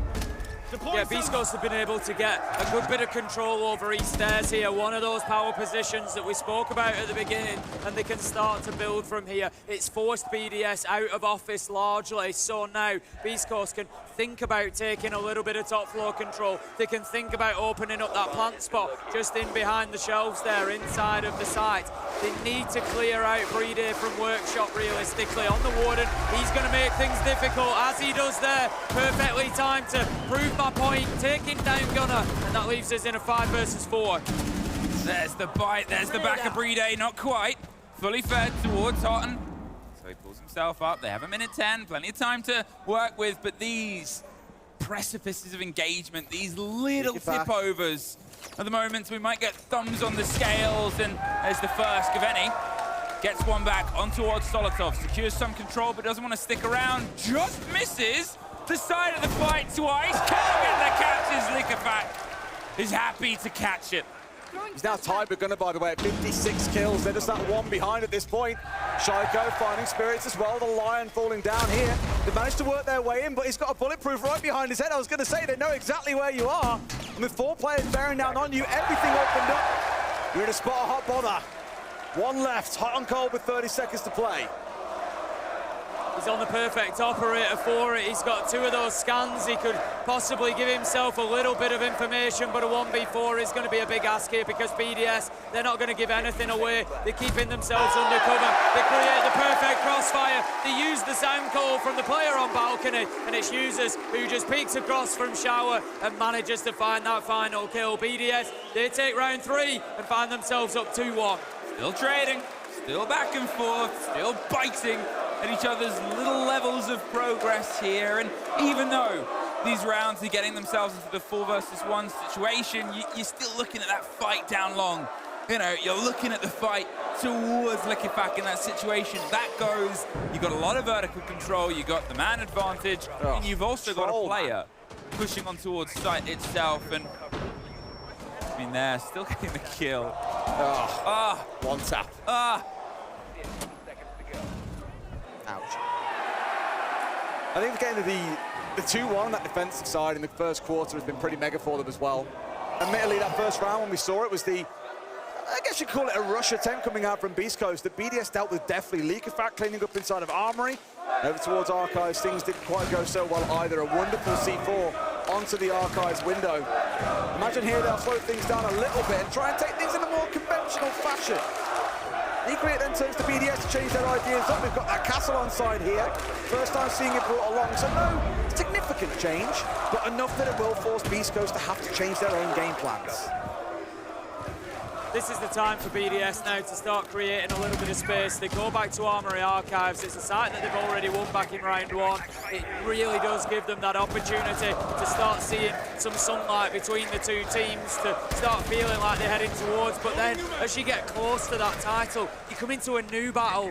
Can you clinch this out? Can you do it when you know that it counts the most in those final couple of rounds? And we are screaming towards that moment as we stand. With everybody still standing and nobody wanting to budge an inch. We had rounds earlier. Everybody was dropped from the outside itself. Oh, Gunner, what are you doing? Said the drops outside. Shaiko doesn't quite get the confirm. He really doesn't want this kill record, does he? He really wants to stay under it. He only had to get a couple of kills to tie it. But across 4 rounds here, we'll have had just 1 kill to his name. Loses them the hard breach as well, which could be impactful on this side. They do manage to collect him, that's big. And then Gavini not only picks him up, manages to find the kill onto Shaiko, who tried to run out on them as well. So what a switch around for Beast Coast. They're facing a situation where they have no hard breach. They're attacking Armory Archives, but then all of a sudden they get the kill, they get the hard breach, and they give themselves an opportunity in the round that looked like it was on its way to being lost. Users was trying to play a little bit of the trick against the wall there itself, but couldn't quite hold on, and obviously without the Solace, well, they still have a lot of growth that they can do here, but they haven't been offered, again, this catch, this loose play. You think about the lockdown on the side, the crossfight is one that I say is popped round to the corner. They force the Warden further and further back. They've got some angles, some ideas, but nothing close to the same approach they had before. Yeah, Leakyback is really tucked in here when all the action is the other side of the map, but he's pinned down by that long angle that you saw established. Isn't going to be quite sure when it's clear, but he's there as insurance in case there is a cheeky backwash coming on through. For now, though, Beast Coast are keeping it pretty direct. Their focus is entirely on this office side of things. They're starting to move their way forward. They win this gunfight, it's massive for them, and that's what they found, but it's immediately traded out as well. Solotov just keeping BDS in the fight. 30 seconds for them to hold on in this 3 versus 4. They don't need to move their feet too much. They need to force Beast Coast to do the work, force them to go in and grab that ground, and force them to find a position to put the diffuser down. 20 seconds left to go, hot and cold. He's getting up on that window, just looking again to use utility to pressure, to force. Leakyfact can't take any more damage. Neither can Breedy as he gets cut down. 7 seconds, and here come Beast Coast as they get another round on the board and level things 2-2. They played that so damn well, locking Leakyback out of the action, isolated the players that were a bit too far forward with a double crossfire. Crossfire from 2 angles coming on forward, and have just picked them off one at a time. Beautiful stuff, and all with 15 seconds left on the clock. Beast Coast showing there that, again, patience is the way to victory. Traded back and forth, far from over yet, and, well, smiling. But he might get himself closer and closer towards that kill record. He's tied now, one more kill. One more kill. That's all he needs. There's a few rounds left of this game. Yes. He's got some opportunities, but talking of opportunities, Cavani being in these positions, he was quite big for the roster on the previous map, and we didn't quite have the fuser popping in, and we didn't quite have the momentum that was led on from Gunner on the previous map before that as well. Him still being present as the fuser comes back into the mold is potentially huge for Beast Coast. Round 5 gets underway then. We're going to have BDS moving on. They decide not to go back to Armory Archives, even though it was open for them. They're going to move on instead downstairs. Going to be ventilation and workshop for this one. We saw them try it back in round 2. This is just, you know, a repetition of that rotation that they used, but it didn't work out for them. Beast Coast were able to get the win last time around, and it's a little bit of a risk here, you feel.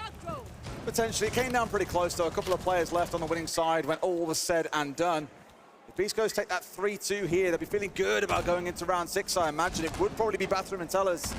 They feel like they're able to turn things around there and get a 4-2 split, which would be absolutely dreamy for them going into their defensive side. Even for BDS, where things started out looking pretty good, that 2-1 lead they had. Forget about it slowly evaporating away here. Gunner not quite able to punish the player running on the cross. I believe it was Yuzus. Here, Eastairs is now under their control. There is this continually encircling pressure that Beast Coast are trying to apply here, that BDS are just keeping themselves a little coy step out of rhythm of. They're not giving them those engagements they were more than happy to before. A bit of a noob. Jumped into a jabber. It happened. As you do. As you do. They have more than enough to build on the back of it, getting the call and the reads on the players above. But the decision now is, do we force our way into these fights? There's a lot of presence up there, or do we try and maybe draw some of their focus away? Here we go. Oh, right idea from Diffuser. It just doesn't quite catch the man. But they're desperate to force this top floor control. You need it if you're going to execute inside events and workshop. So far, most of these players on BDS not really too troubled. This might be the first challenge they've got to face up against, but Yuzu's going to drop away. Down to safety with half the round burn. Yeah, just has a few little pot shots, hoping to hit one on the fadeaway, but can't find his man. Gunnar is going to open up that long angle by the looks of things and just expose the player down at half wall, make it a little bit more difficult. But a minute 10, and BDS are absorbing the pressure really well at the minute. Yeah, it's crumple zones. They keep letting themselves get a bit hit, pull back. They're not giving them the fight. Solotov, well, he almost gets caught, but there's Houghton under the pressure. Likifac, he's stepping in. There's a third player as Users goes down. How much focus, BDS, are you sending? Because everything else is falling apart elsewhere. Diffuser carves through. Solotov, a must-win fight that's blinded back and forth. And there's a little bit of cat and mouse. And now Shaiko has to try and eat the rest up. Can't connect, can't get out. Beast Coast tied 2 rounds together to get themselves the 3-2 up. I said I was a little bit worried about this team, the inexperience coming into a best-of-5 on a LAN. The further in you get, the more worn out you are, the more the comms slip, the more things start fading away, but they are still keeping it at full beans. And what I love is Diffuser, the player we were speaking about. Terrible last 3 maps. Started strong, has frankly sucked for the last 3. And here he is going 7-2, putting up big numbers. His 2K up metal a couple of rounds ago was the big part. In this round, he's only got on and done it again. You always need in a team, if you're looking at like a running race and a team race, you need that runner who's going to start strong and finish strong. Yep. And that right now is exactly what Diffuser is being for Beast Coast. BDS, they are going to rip the tactical timeout cord. It is time to just try and put a pause on things. And just again to remind everyone, both players, Gunnar and Likifac, are currently on 57 kills. Whoever gets the next kill, they break the record. Who holds the record come the end of the series? Oh, we'll have to wait and find out. You assume one of them will kill again. There, Diffuser. I've killed a man once, I'll kill him again. I mean, I'll kill him 58 times if I have to. It was just a brilliant read on the motion. As I said, they were trying to draw the focus. They realized how heavy BDS's hold was directly above the site. They said, we're not going to play that game. Where is our other route through? Cut into detention, cut into jail, and cut them in half. You know, it does worry me a little bit. We saw those BDS players there for a second, all 5 of them. Likifac the only one, gesturing, talking, looking like he's got some life in him. But Bride, head in hand, Solotov lent on one arm. This was what happened the other day. They looked a little bit checked out, a little bit like, how are we losing this? Why is this happening? And this is what we picked up on at the beginning of the day, Des. We said, is that going to be a factor? You know, I said you look for the potential, you know, areas for improvement within a team, and just having that one vocal person, that one vocal player is always going to be a difficulty. And it's maybe something that BDS do need to look at going forward to strengthen what is a fantastic roster, because like you say, when they lose those couple of rounds, the heads do drop a little bit, and they seem to be paying the price at the minute, because Beast Coast are playing with confidence, fun, and just bags of energy to spare. The best thing is look at the kills on the left-hand side of your screen as well. That reflects the energy that we're seeing out of these players. Yep. I'm not saying it's a direct like relationship that you've got, but it does contribute in towards it. Got to see the pit things back up here, and hopefully after that attack timeout, that's what they see. They want this 3rd defensive round, because truthfully, they may struggle to get any more than 3 when they're on the attack. Huge bit of presence here from Beast Coast. They're getting themselves control of East Stairs. They're getting their angles down, sort of big box room, but this fell apart last time. They were sort of getting into that fight. They were finding themselves on the back end, and it's Shaiko trying to set that pace again, aggressively stepping in, but not right back out. Cavani, I said it before, has been electric for Beast Coast, and here he is. Beast Coast. Oh! Diffuser catching him out as well. 2 players punished inside of office. BDS crumbling here. That's that vertical control lost as well. Likifac is going to step in. A bit of a zombie land he's stepping into now with no teammates around. Just about gets away. And Gunner's down. He won't break it in this round. He gets one. Solotov, he's holding court upstairs and saying, look at me, as the rest of the team flee. But Bride cannot get a connection. Beast Coast have used these snappy moments to drive through the harder site, and that's the pressure that Likifac is under. This is their eyes, this is their idea, Tim. Beast Coast have really sharpened up and locked in now when it counts the most, but Solotov with an essential kill, preventing that diffuser going down and bringing it back to a 2v2. There's plenty of health on both sides. There's plenty of seconds left on the clock, and Beast Coast have to go back to the drawing board a little bit. They need to collect that diffuser. They need to find kills if they want to win this round. It's a full side rotate here, so forget about trying to push it through window or forcing your way in. They pushed off for Events Workshop clear, which makes me nervous because you've got to clear the whole map here. Spirits is actually going for a drop by himself. Gaveni's just come inside a workshop as well, so a little bit of support arriving. Bride might be in hot water. He's moved out, and he's moved out! Shifted away as Solotov has to ace to clutch this. He's caught in a crossfire. They know exactly where he is, but they don't have the kit. They've got to recollect it, and he can play it. The pings are there saying, we know they don't know that we know. Caught out, wasting and waiting time. No collection, but they find the fight. Time and time again this series, Beast Coast find a way to clutch out. It looked a bit risky. 60 seconds left, a full map rotation coming out, but it paid dividends for them. Red BDS, like a buck, crushed Bride, and then beat out Solotov, who had already found a 3K in the round. What more can he do? Beast Coast with a 4-2 attacking half split. A dream for them. Pressure now on BDS with no tag timeout available.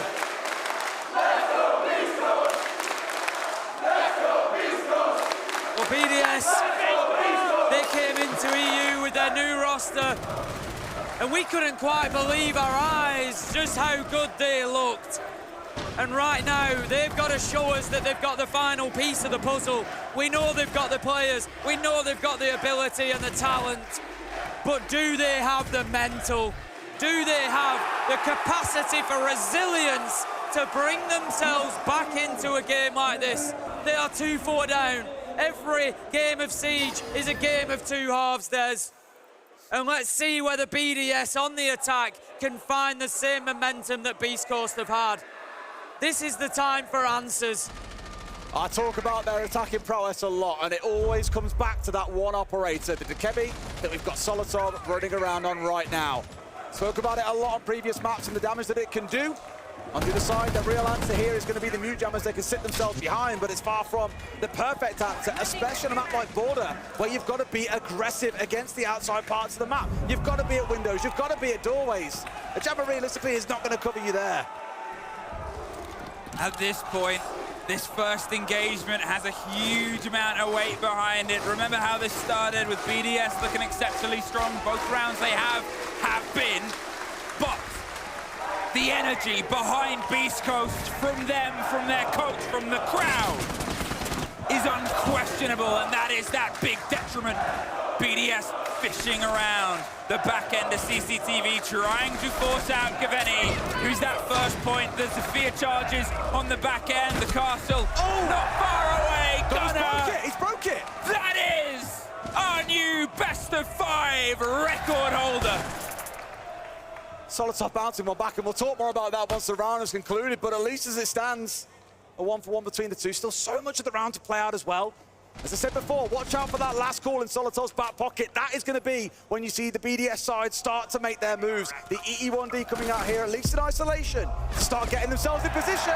But the shot is there. Gaveni also having a screamer at the map.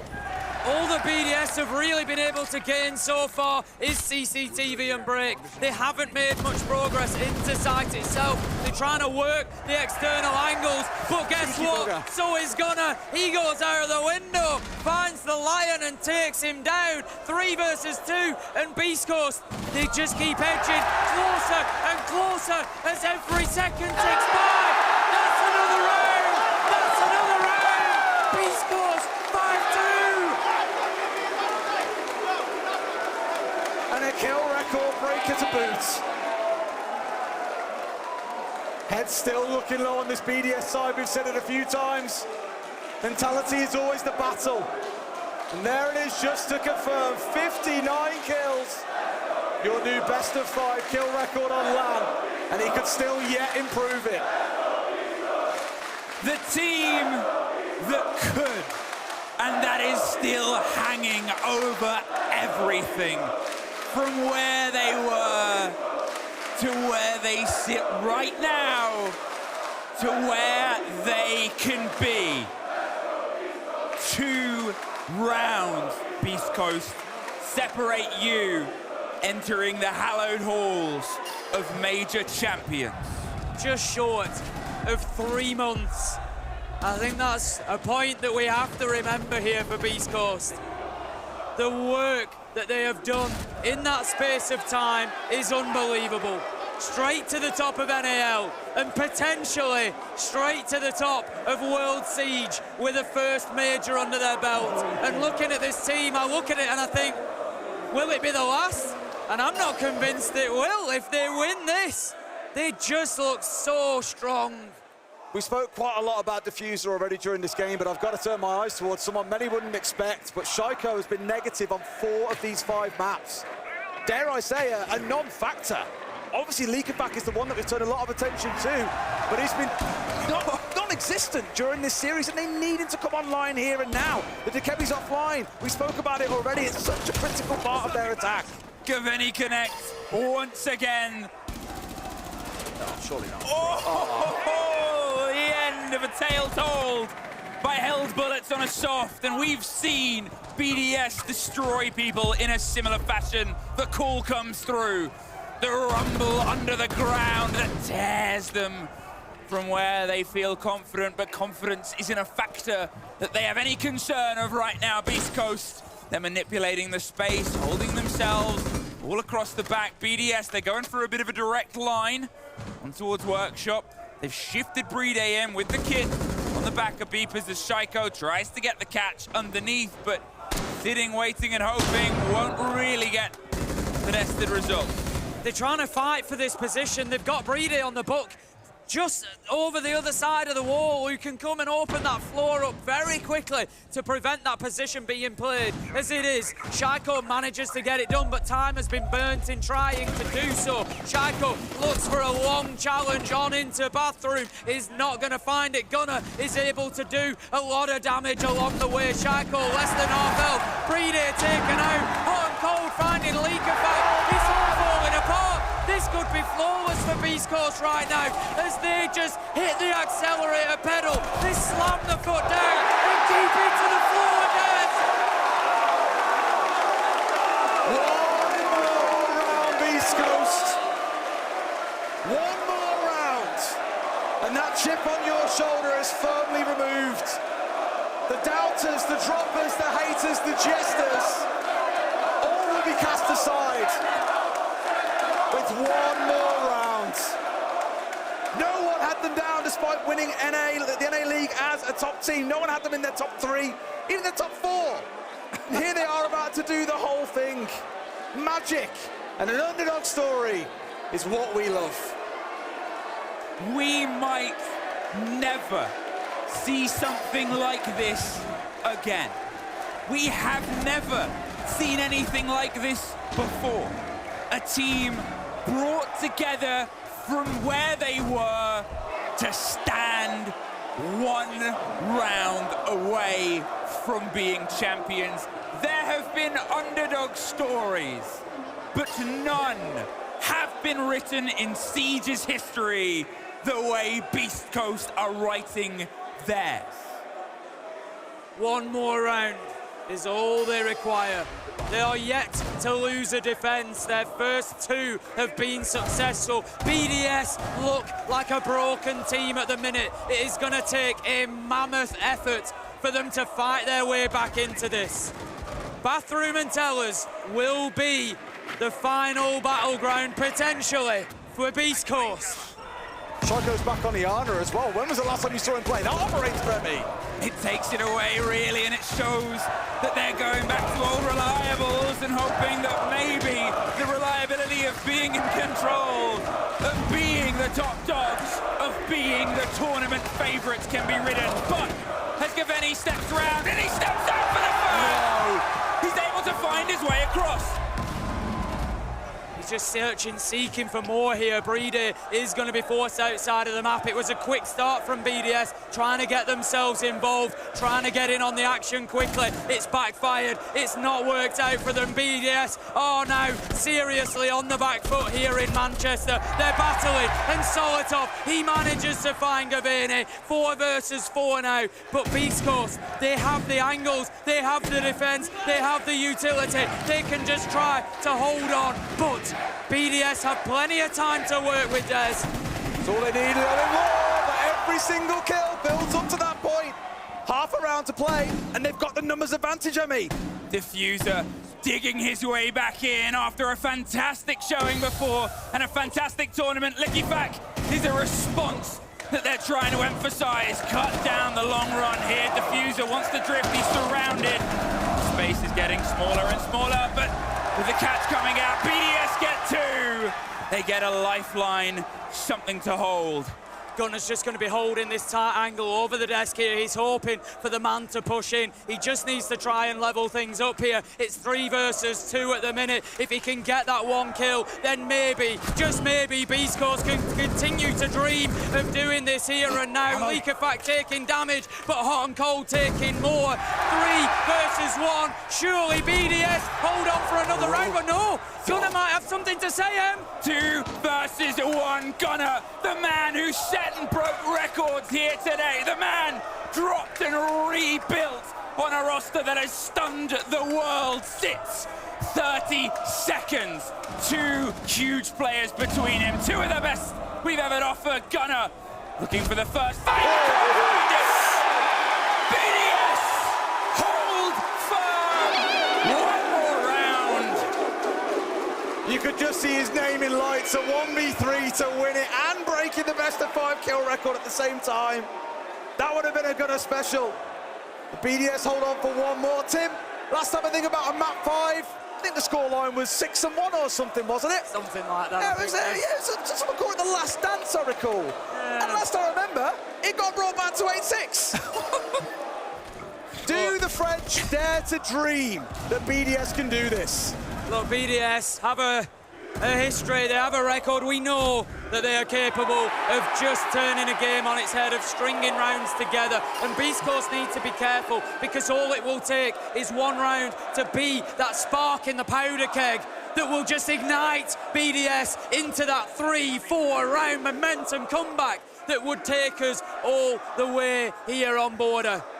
Beast Coast need to get this done sooner rather than later. Do they have the ability? Do they have the talent? You better believe they do.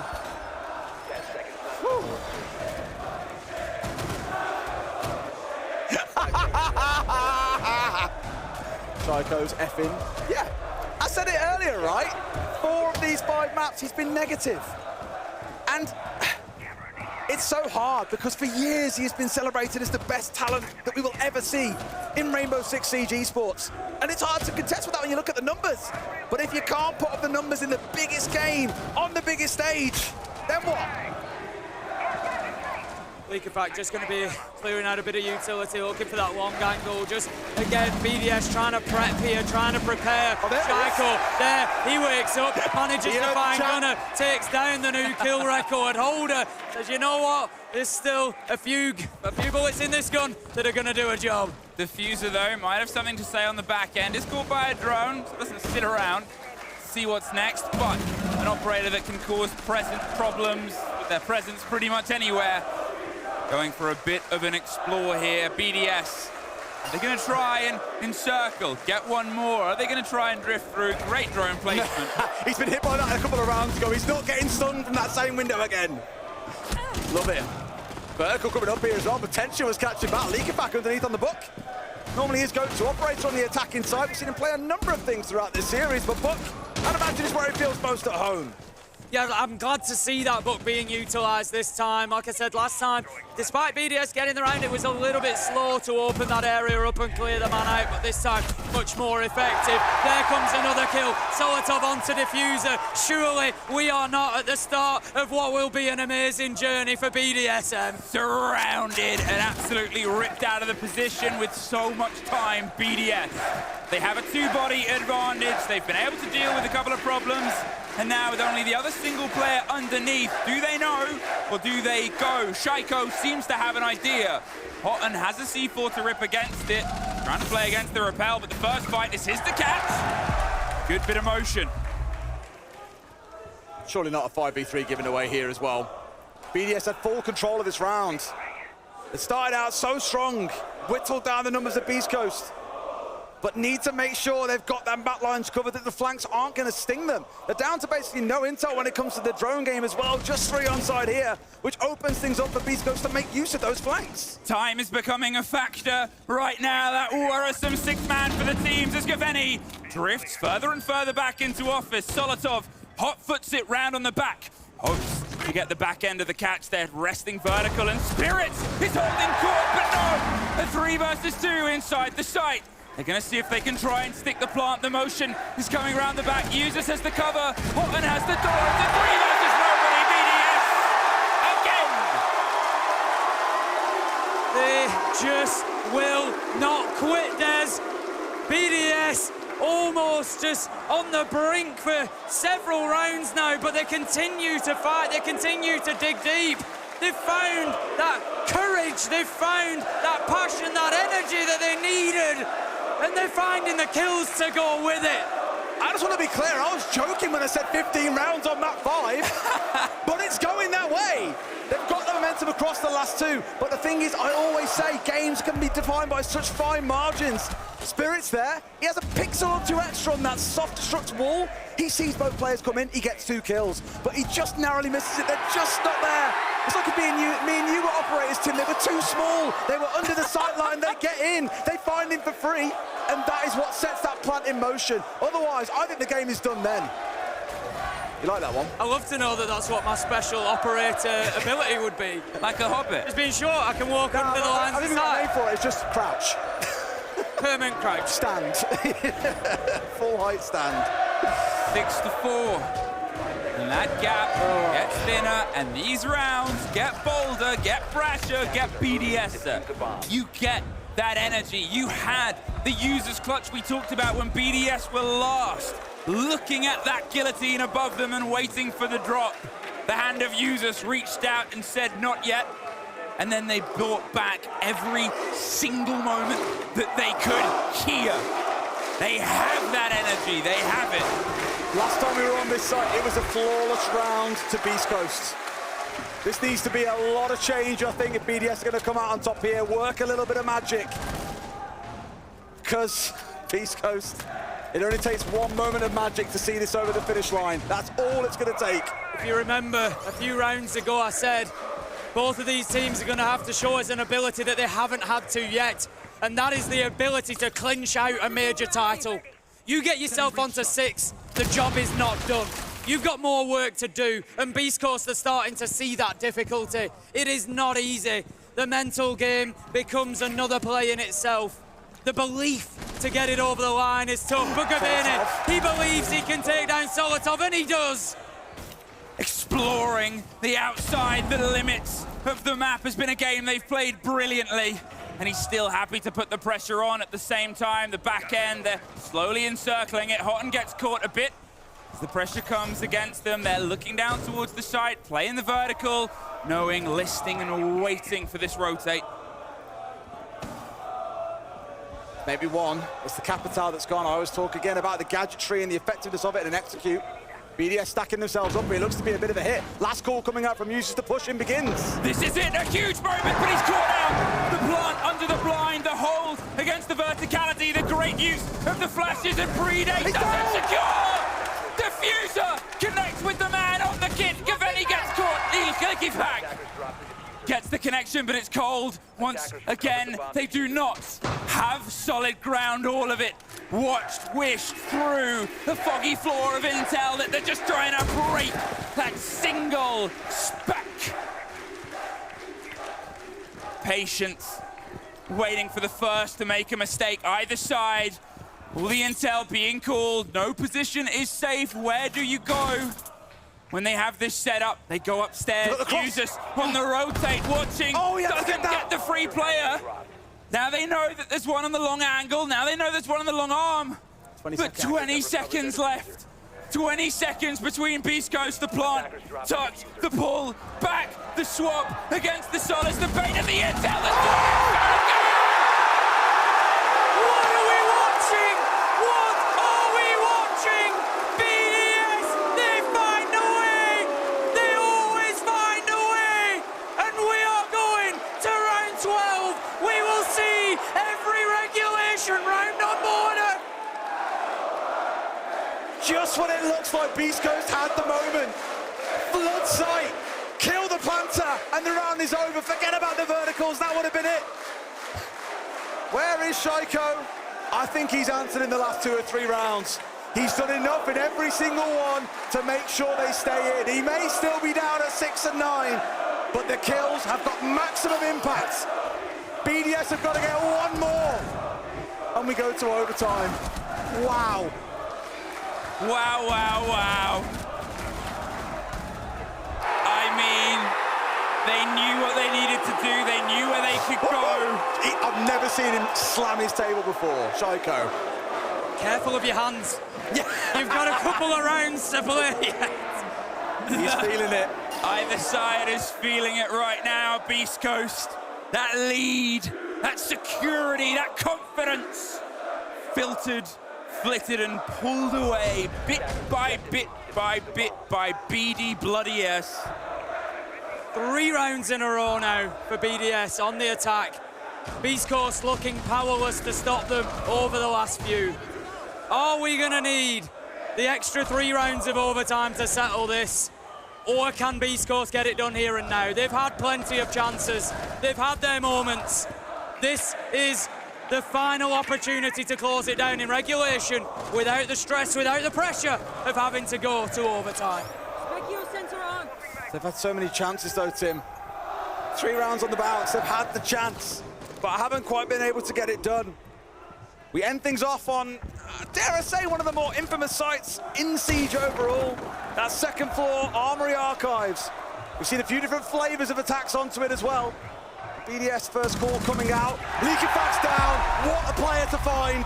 Gunner hasn't had an impact the past few rounds, but this could be the biggest he has had the whole major. Shaiko steps himself as cautiously up these stairs. If he wins this, he brings the balance back. The Melusi pushes him back. The Banshee screams. Takes out that utility, gives himself the space on metal stairs to maybe push up there later on. But right now, Beast Coast, they're spreading out. They've got themselves into break. They're looking to take fights anywhere in the map that they can here. They know that one more kill could be the difference maker. It gives them the 5v3. It gives them the space that they will need. Shaiko, he's trying to get anything going that he can here. He heads up those east stairs. He's looking for pressure. But Beast Coast have battened down the hatches there. And Gunner has just dropped away as well, so almost inviting Shaiko or Beast, burning another 30 seconds or so as he's walking into goo mine after goo mine here. But they've dropped away. They don't feel the need to take the challenge right now. Let BDS be the ones to sweat as we get towards this last 60 seconds. Here comes that pressure. The flashes onto the back end of the shield. The Fuser's going to tuck in. Spirits is the man that could stop against this, but with the support of this, it's a cheeky little pick back up for the Fuser. Shaiko has an entrance. And if it's called, might have a quick exit. Look at Breeday working that kid over on Office. There is some pressure that's coming on the back. It's going to be a very sudden bit of audio, and instead, they just don't know Diffuser. He could be the man that breaks this approach, the man that breaks this hold. There's one! And he tucks himself behind the shield. He's about to be swung from the front and the back, and they secure it. But Trace, 20 seconds. Breeday and Users to stop Beast Coast to find a plan to keep themselves in it. Beast Coast, the wave, holding on for one more. 1 versus 3. But with 8 seconds left, Breeday holding on for the plan. The wave turns. The crash over everything we knew about competitive Siege. Beast Coast, they are your Manchester Major champions. And what a performance it has taken them in that final round to get the job done. Unbelievable stuff from the NA team, Des.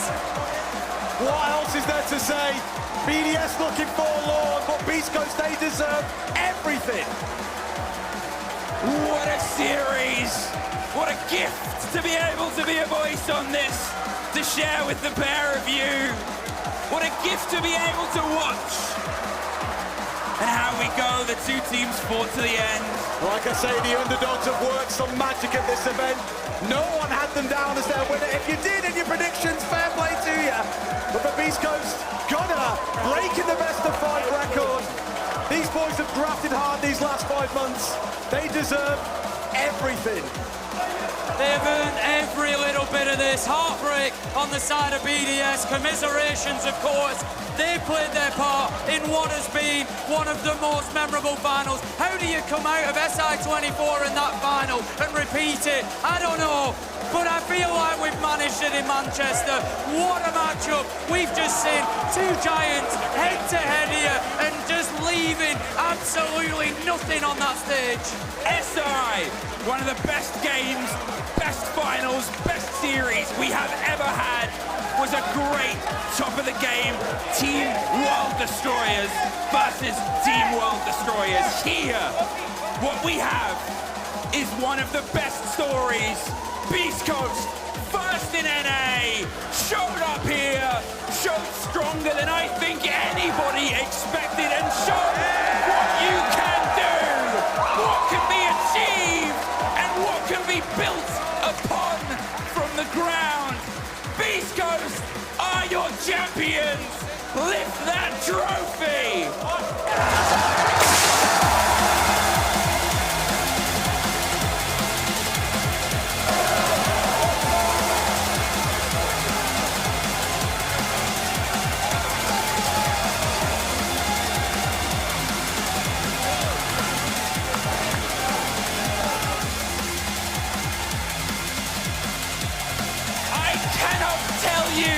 But I would be very confident in sort of saying probably not.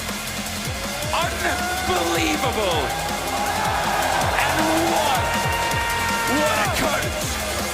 Fettuccini's words magic this event. There's been so many moments where we've seen him going absolutely nuts. He is that vibes coach. He keeps the spirits high. And I think on that last map, vibes are what made the difference. They can and should be extremely proud of everything that they have accomplished, and they should enjoy every moment. Well, let's give it to the man who will break it all down. Ian Chambers, please. I never like to interrupt a moment like this. Guys, just place the trophy down just for one moment. We will get that up in the air and momentarily, but we talk about fairy tale runs, dream come true, underdog stories, Cinderella stories. This is all of those rolled into one. Gunnar, we talked about doubt. I didn't see an ounce of doubt in any of your eyes here tonight. I mean, hey, they had everything to lose. We didn't have anything to lose. Every game we've played, people said we're gonna lose. Every prediction, we're gonna lose. So I don't know what to say. I don't know what I just did. We just won a major in 2 months. Yeah, we were having fun. Gunnar, the team here have voted you MVP of the entire tournament. Ladies and gentlemen, give it up for Gunnar. Record-setting, most kills in a best-of-5 in Tier 1 history. You are making history here on this stage with your roster. I don't know what to say. This is the first time we've had like supporters every time that I've been in an event. This is unreal. I didn't necessarily think we were gonna win a major in 2 months, but we're nasty, bro. I don't know what to say. We're just having too much fun. Too much fun, bro. Gunnar, are you him? I'm him, bro. I'm him. Hot and cold, I just want to talk to you briefly. Come here. Just briefly. You are a Siege OG. You've been part of this since year 1. You've done it. What does it mean? I mean, honestly, just fuck all the haters. I've been hated since day 1, and now I got a fucking trophy. I mean, what are you gonna say now? I did it in this is the hardest time of Siege ever. We got it done. 3 months in, not even 3 months in. Holy amazing. You've been so passionate. You've been brilliant. Everybody's fallen in love with you, watching you on the sidelines. The most animated coach I think I've ever seen. You did it. mom. My mom's right there. Mom, all those years of video games weren't for nothing! Yeah! I love my team so much. This group of guys, we're just having fun. Literally, we lost, and Gav was like, guys, we're losing because we're not having fun. Every round on border. Are you having fun, Matt? Matt, are you having fun still? And we had fun! Just briefly, guys, listen. There's been a lot of talk about doubters. There's been a lot of talk about haters. I just want some brief words from anybody who wants to give them to the believers out there, because you've got your fans, am I right? What do you want to say to those who believed in you? Fuck everyone who did believe in us, and if you did believe in us, I fucking love you. Let's fucking go! This guy's a megastar. I want you to lift the trophy one more time. You deserve every second of it. Ladies and gentlemen, your Blast R6 Manchester Major champions, it's beastcoast!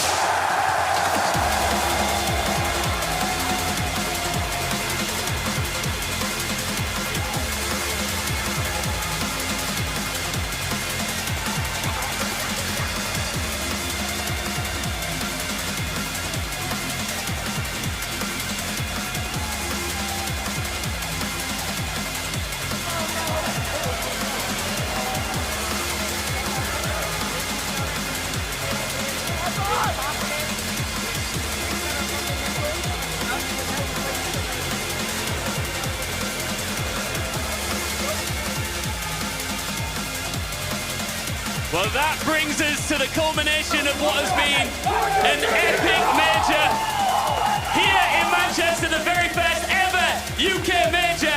One more time for Beast Coast. Look at it. I just got to give a shout out to BDS as well. What a run they went on. BDS will be back.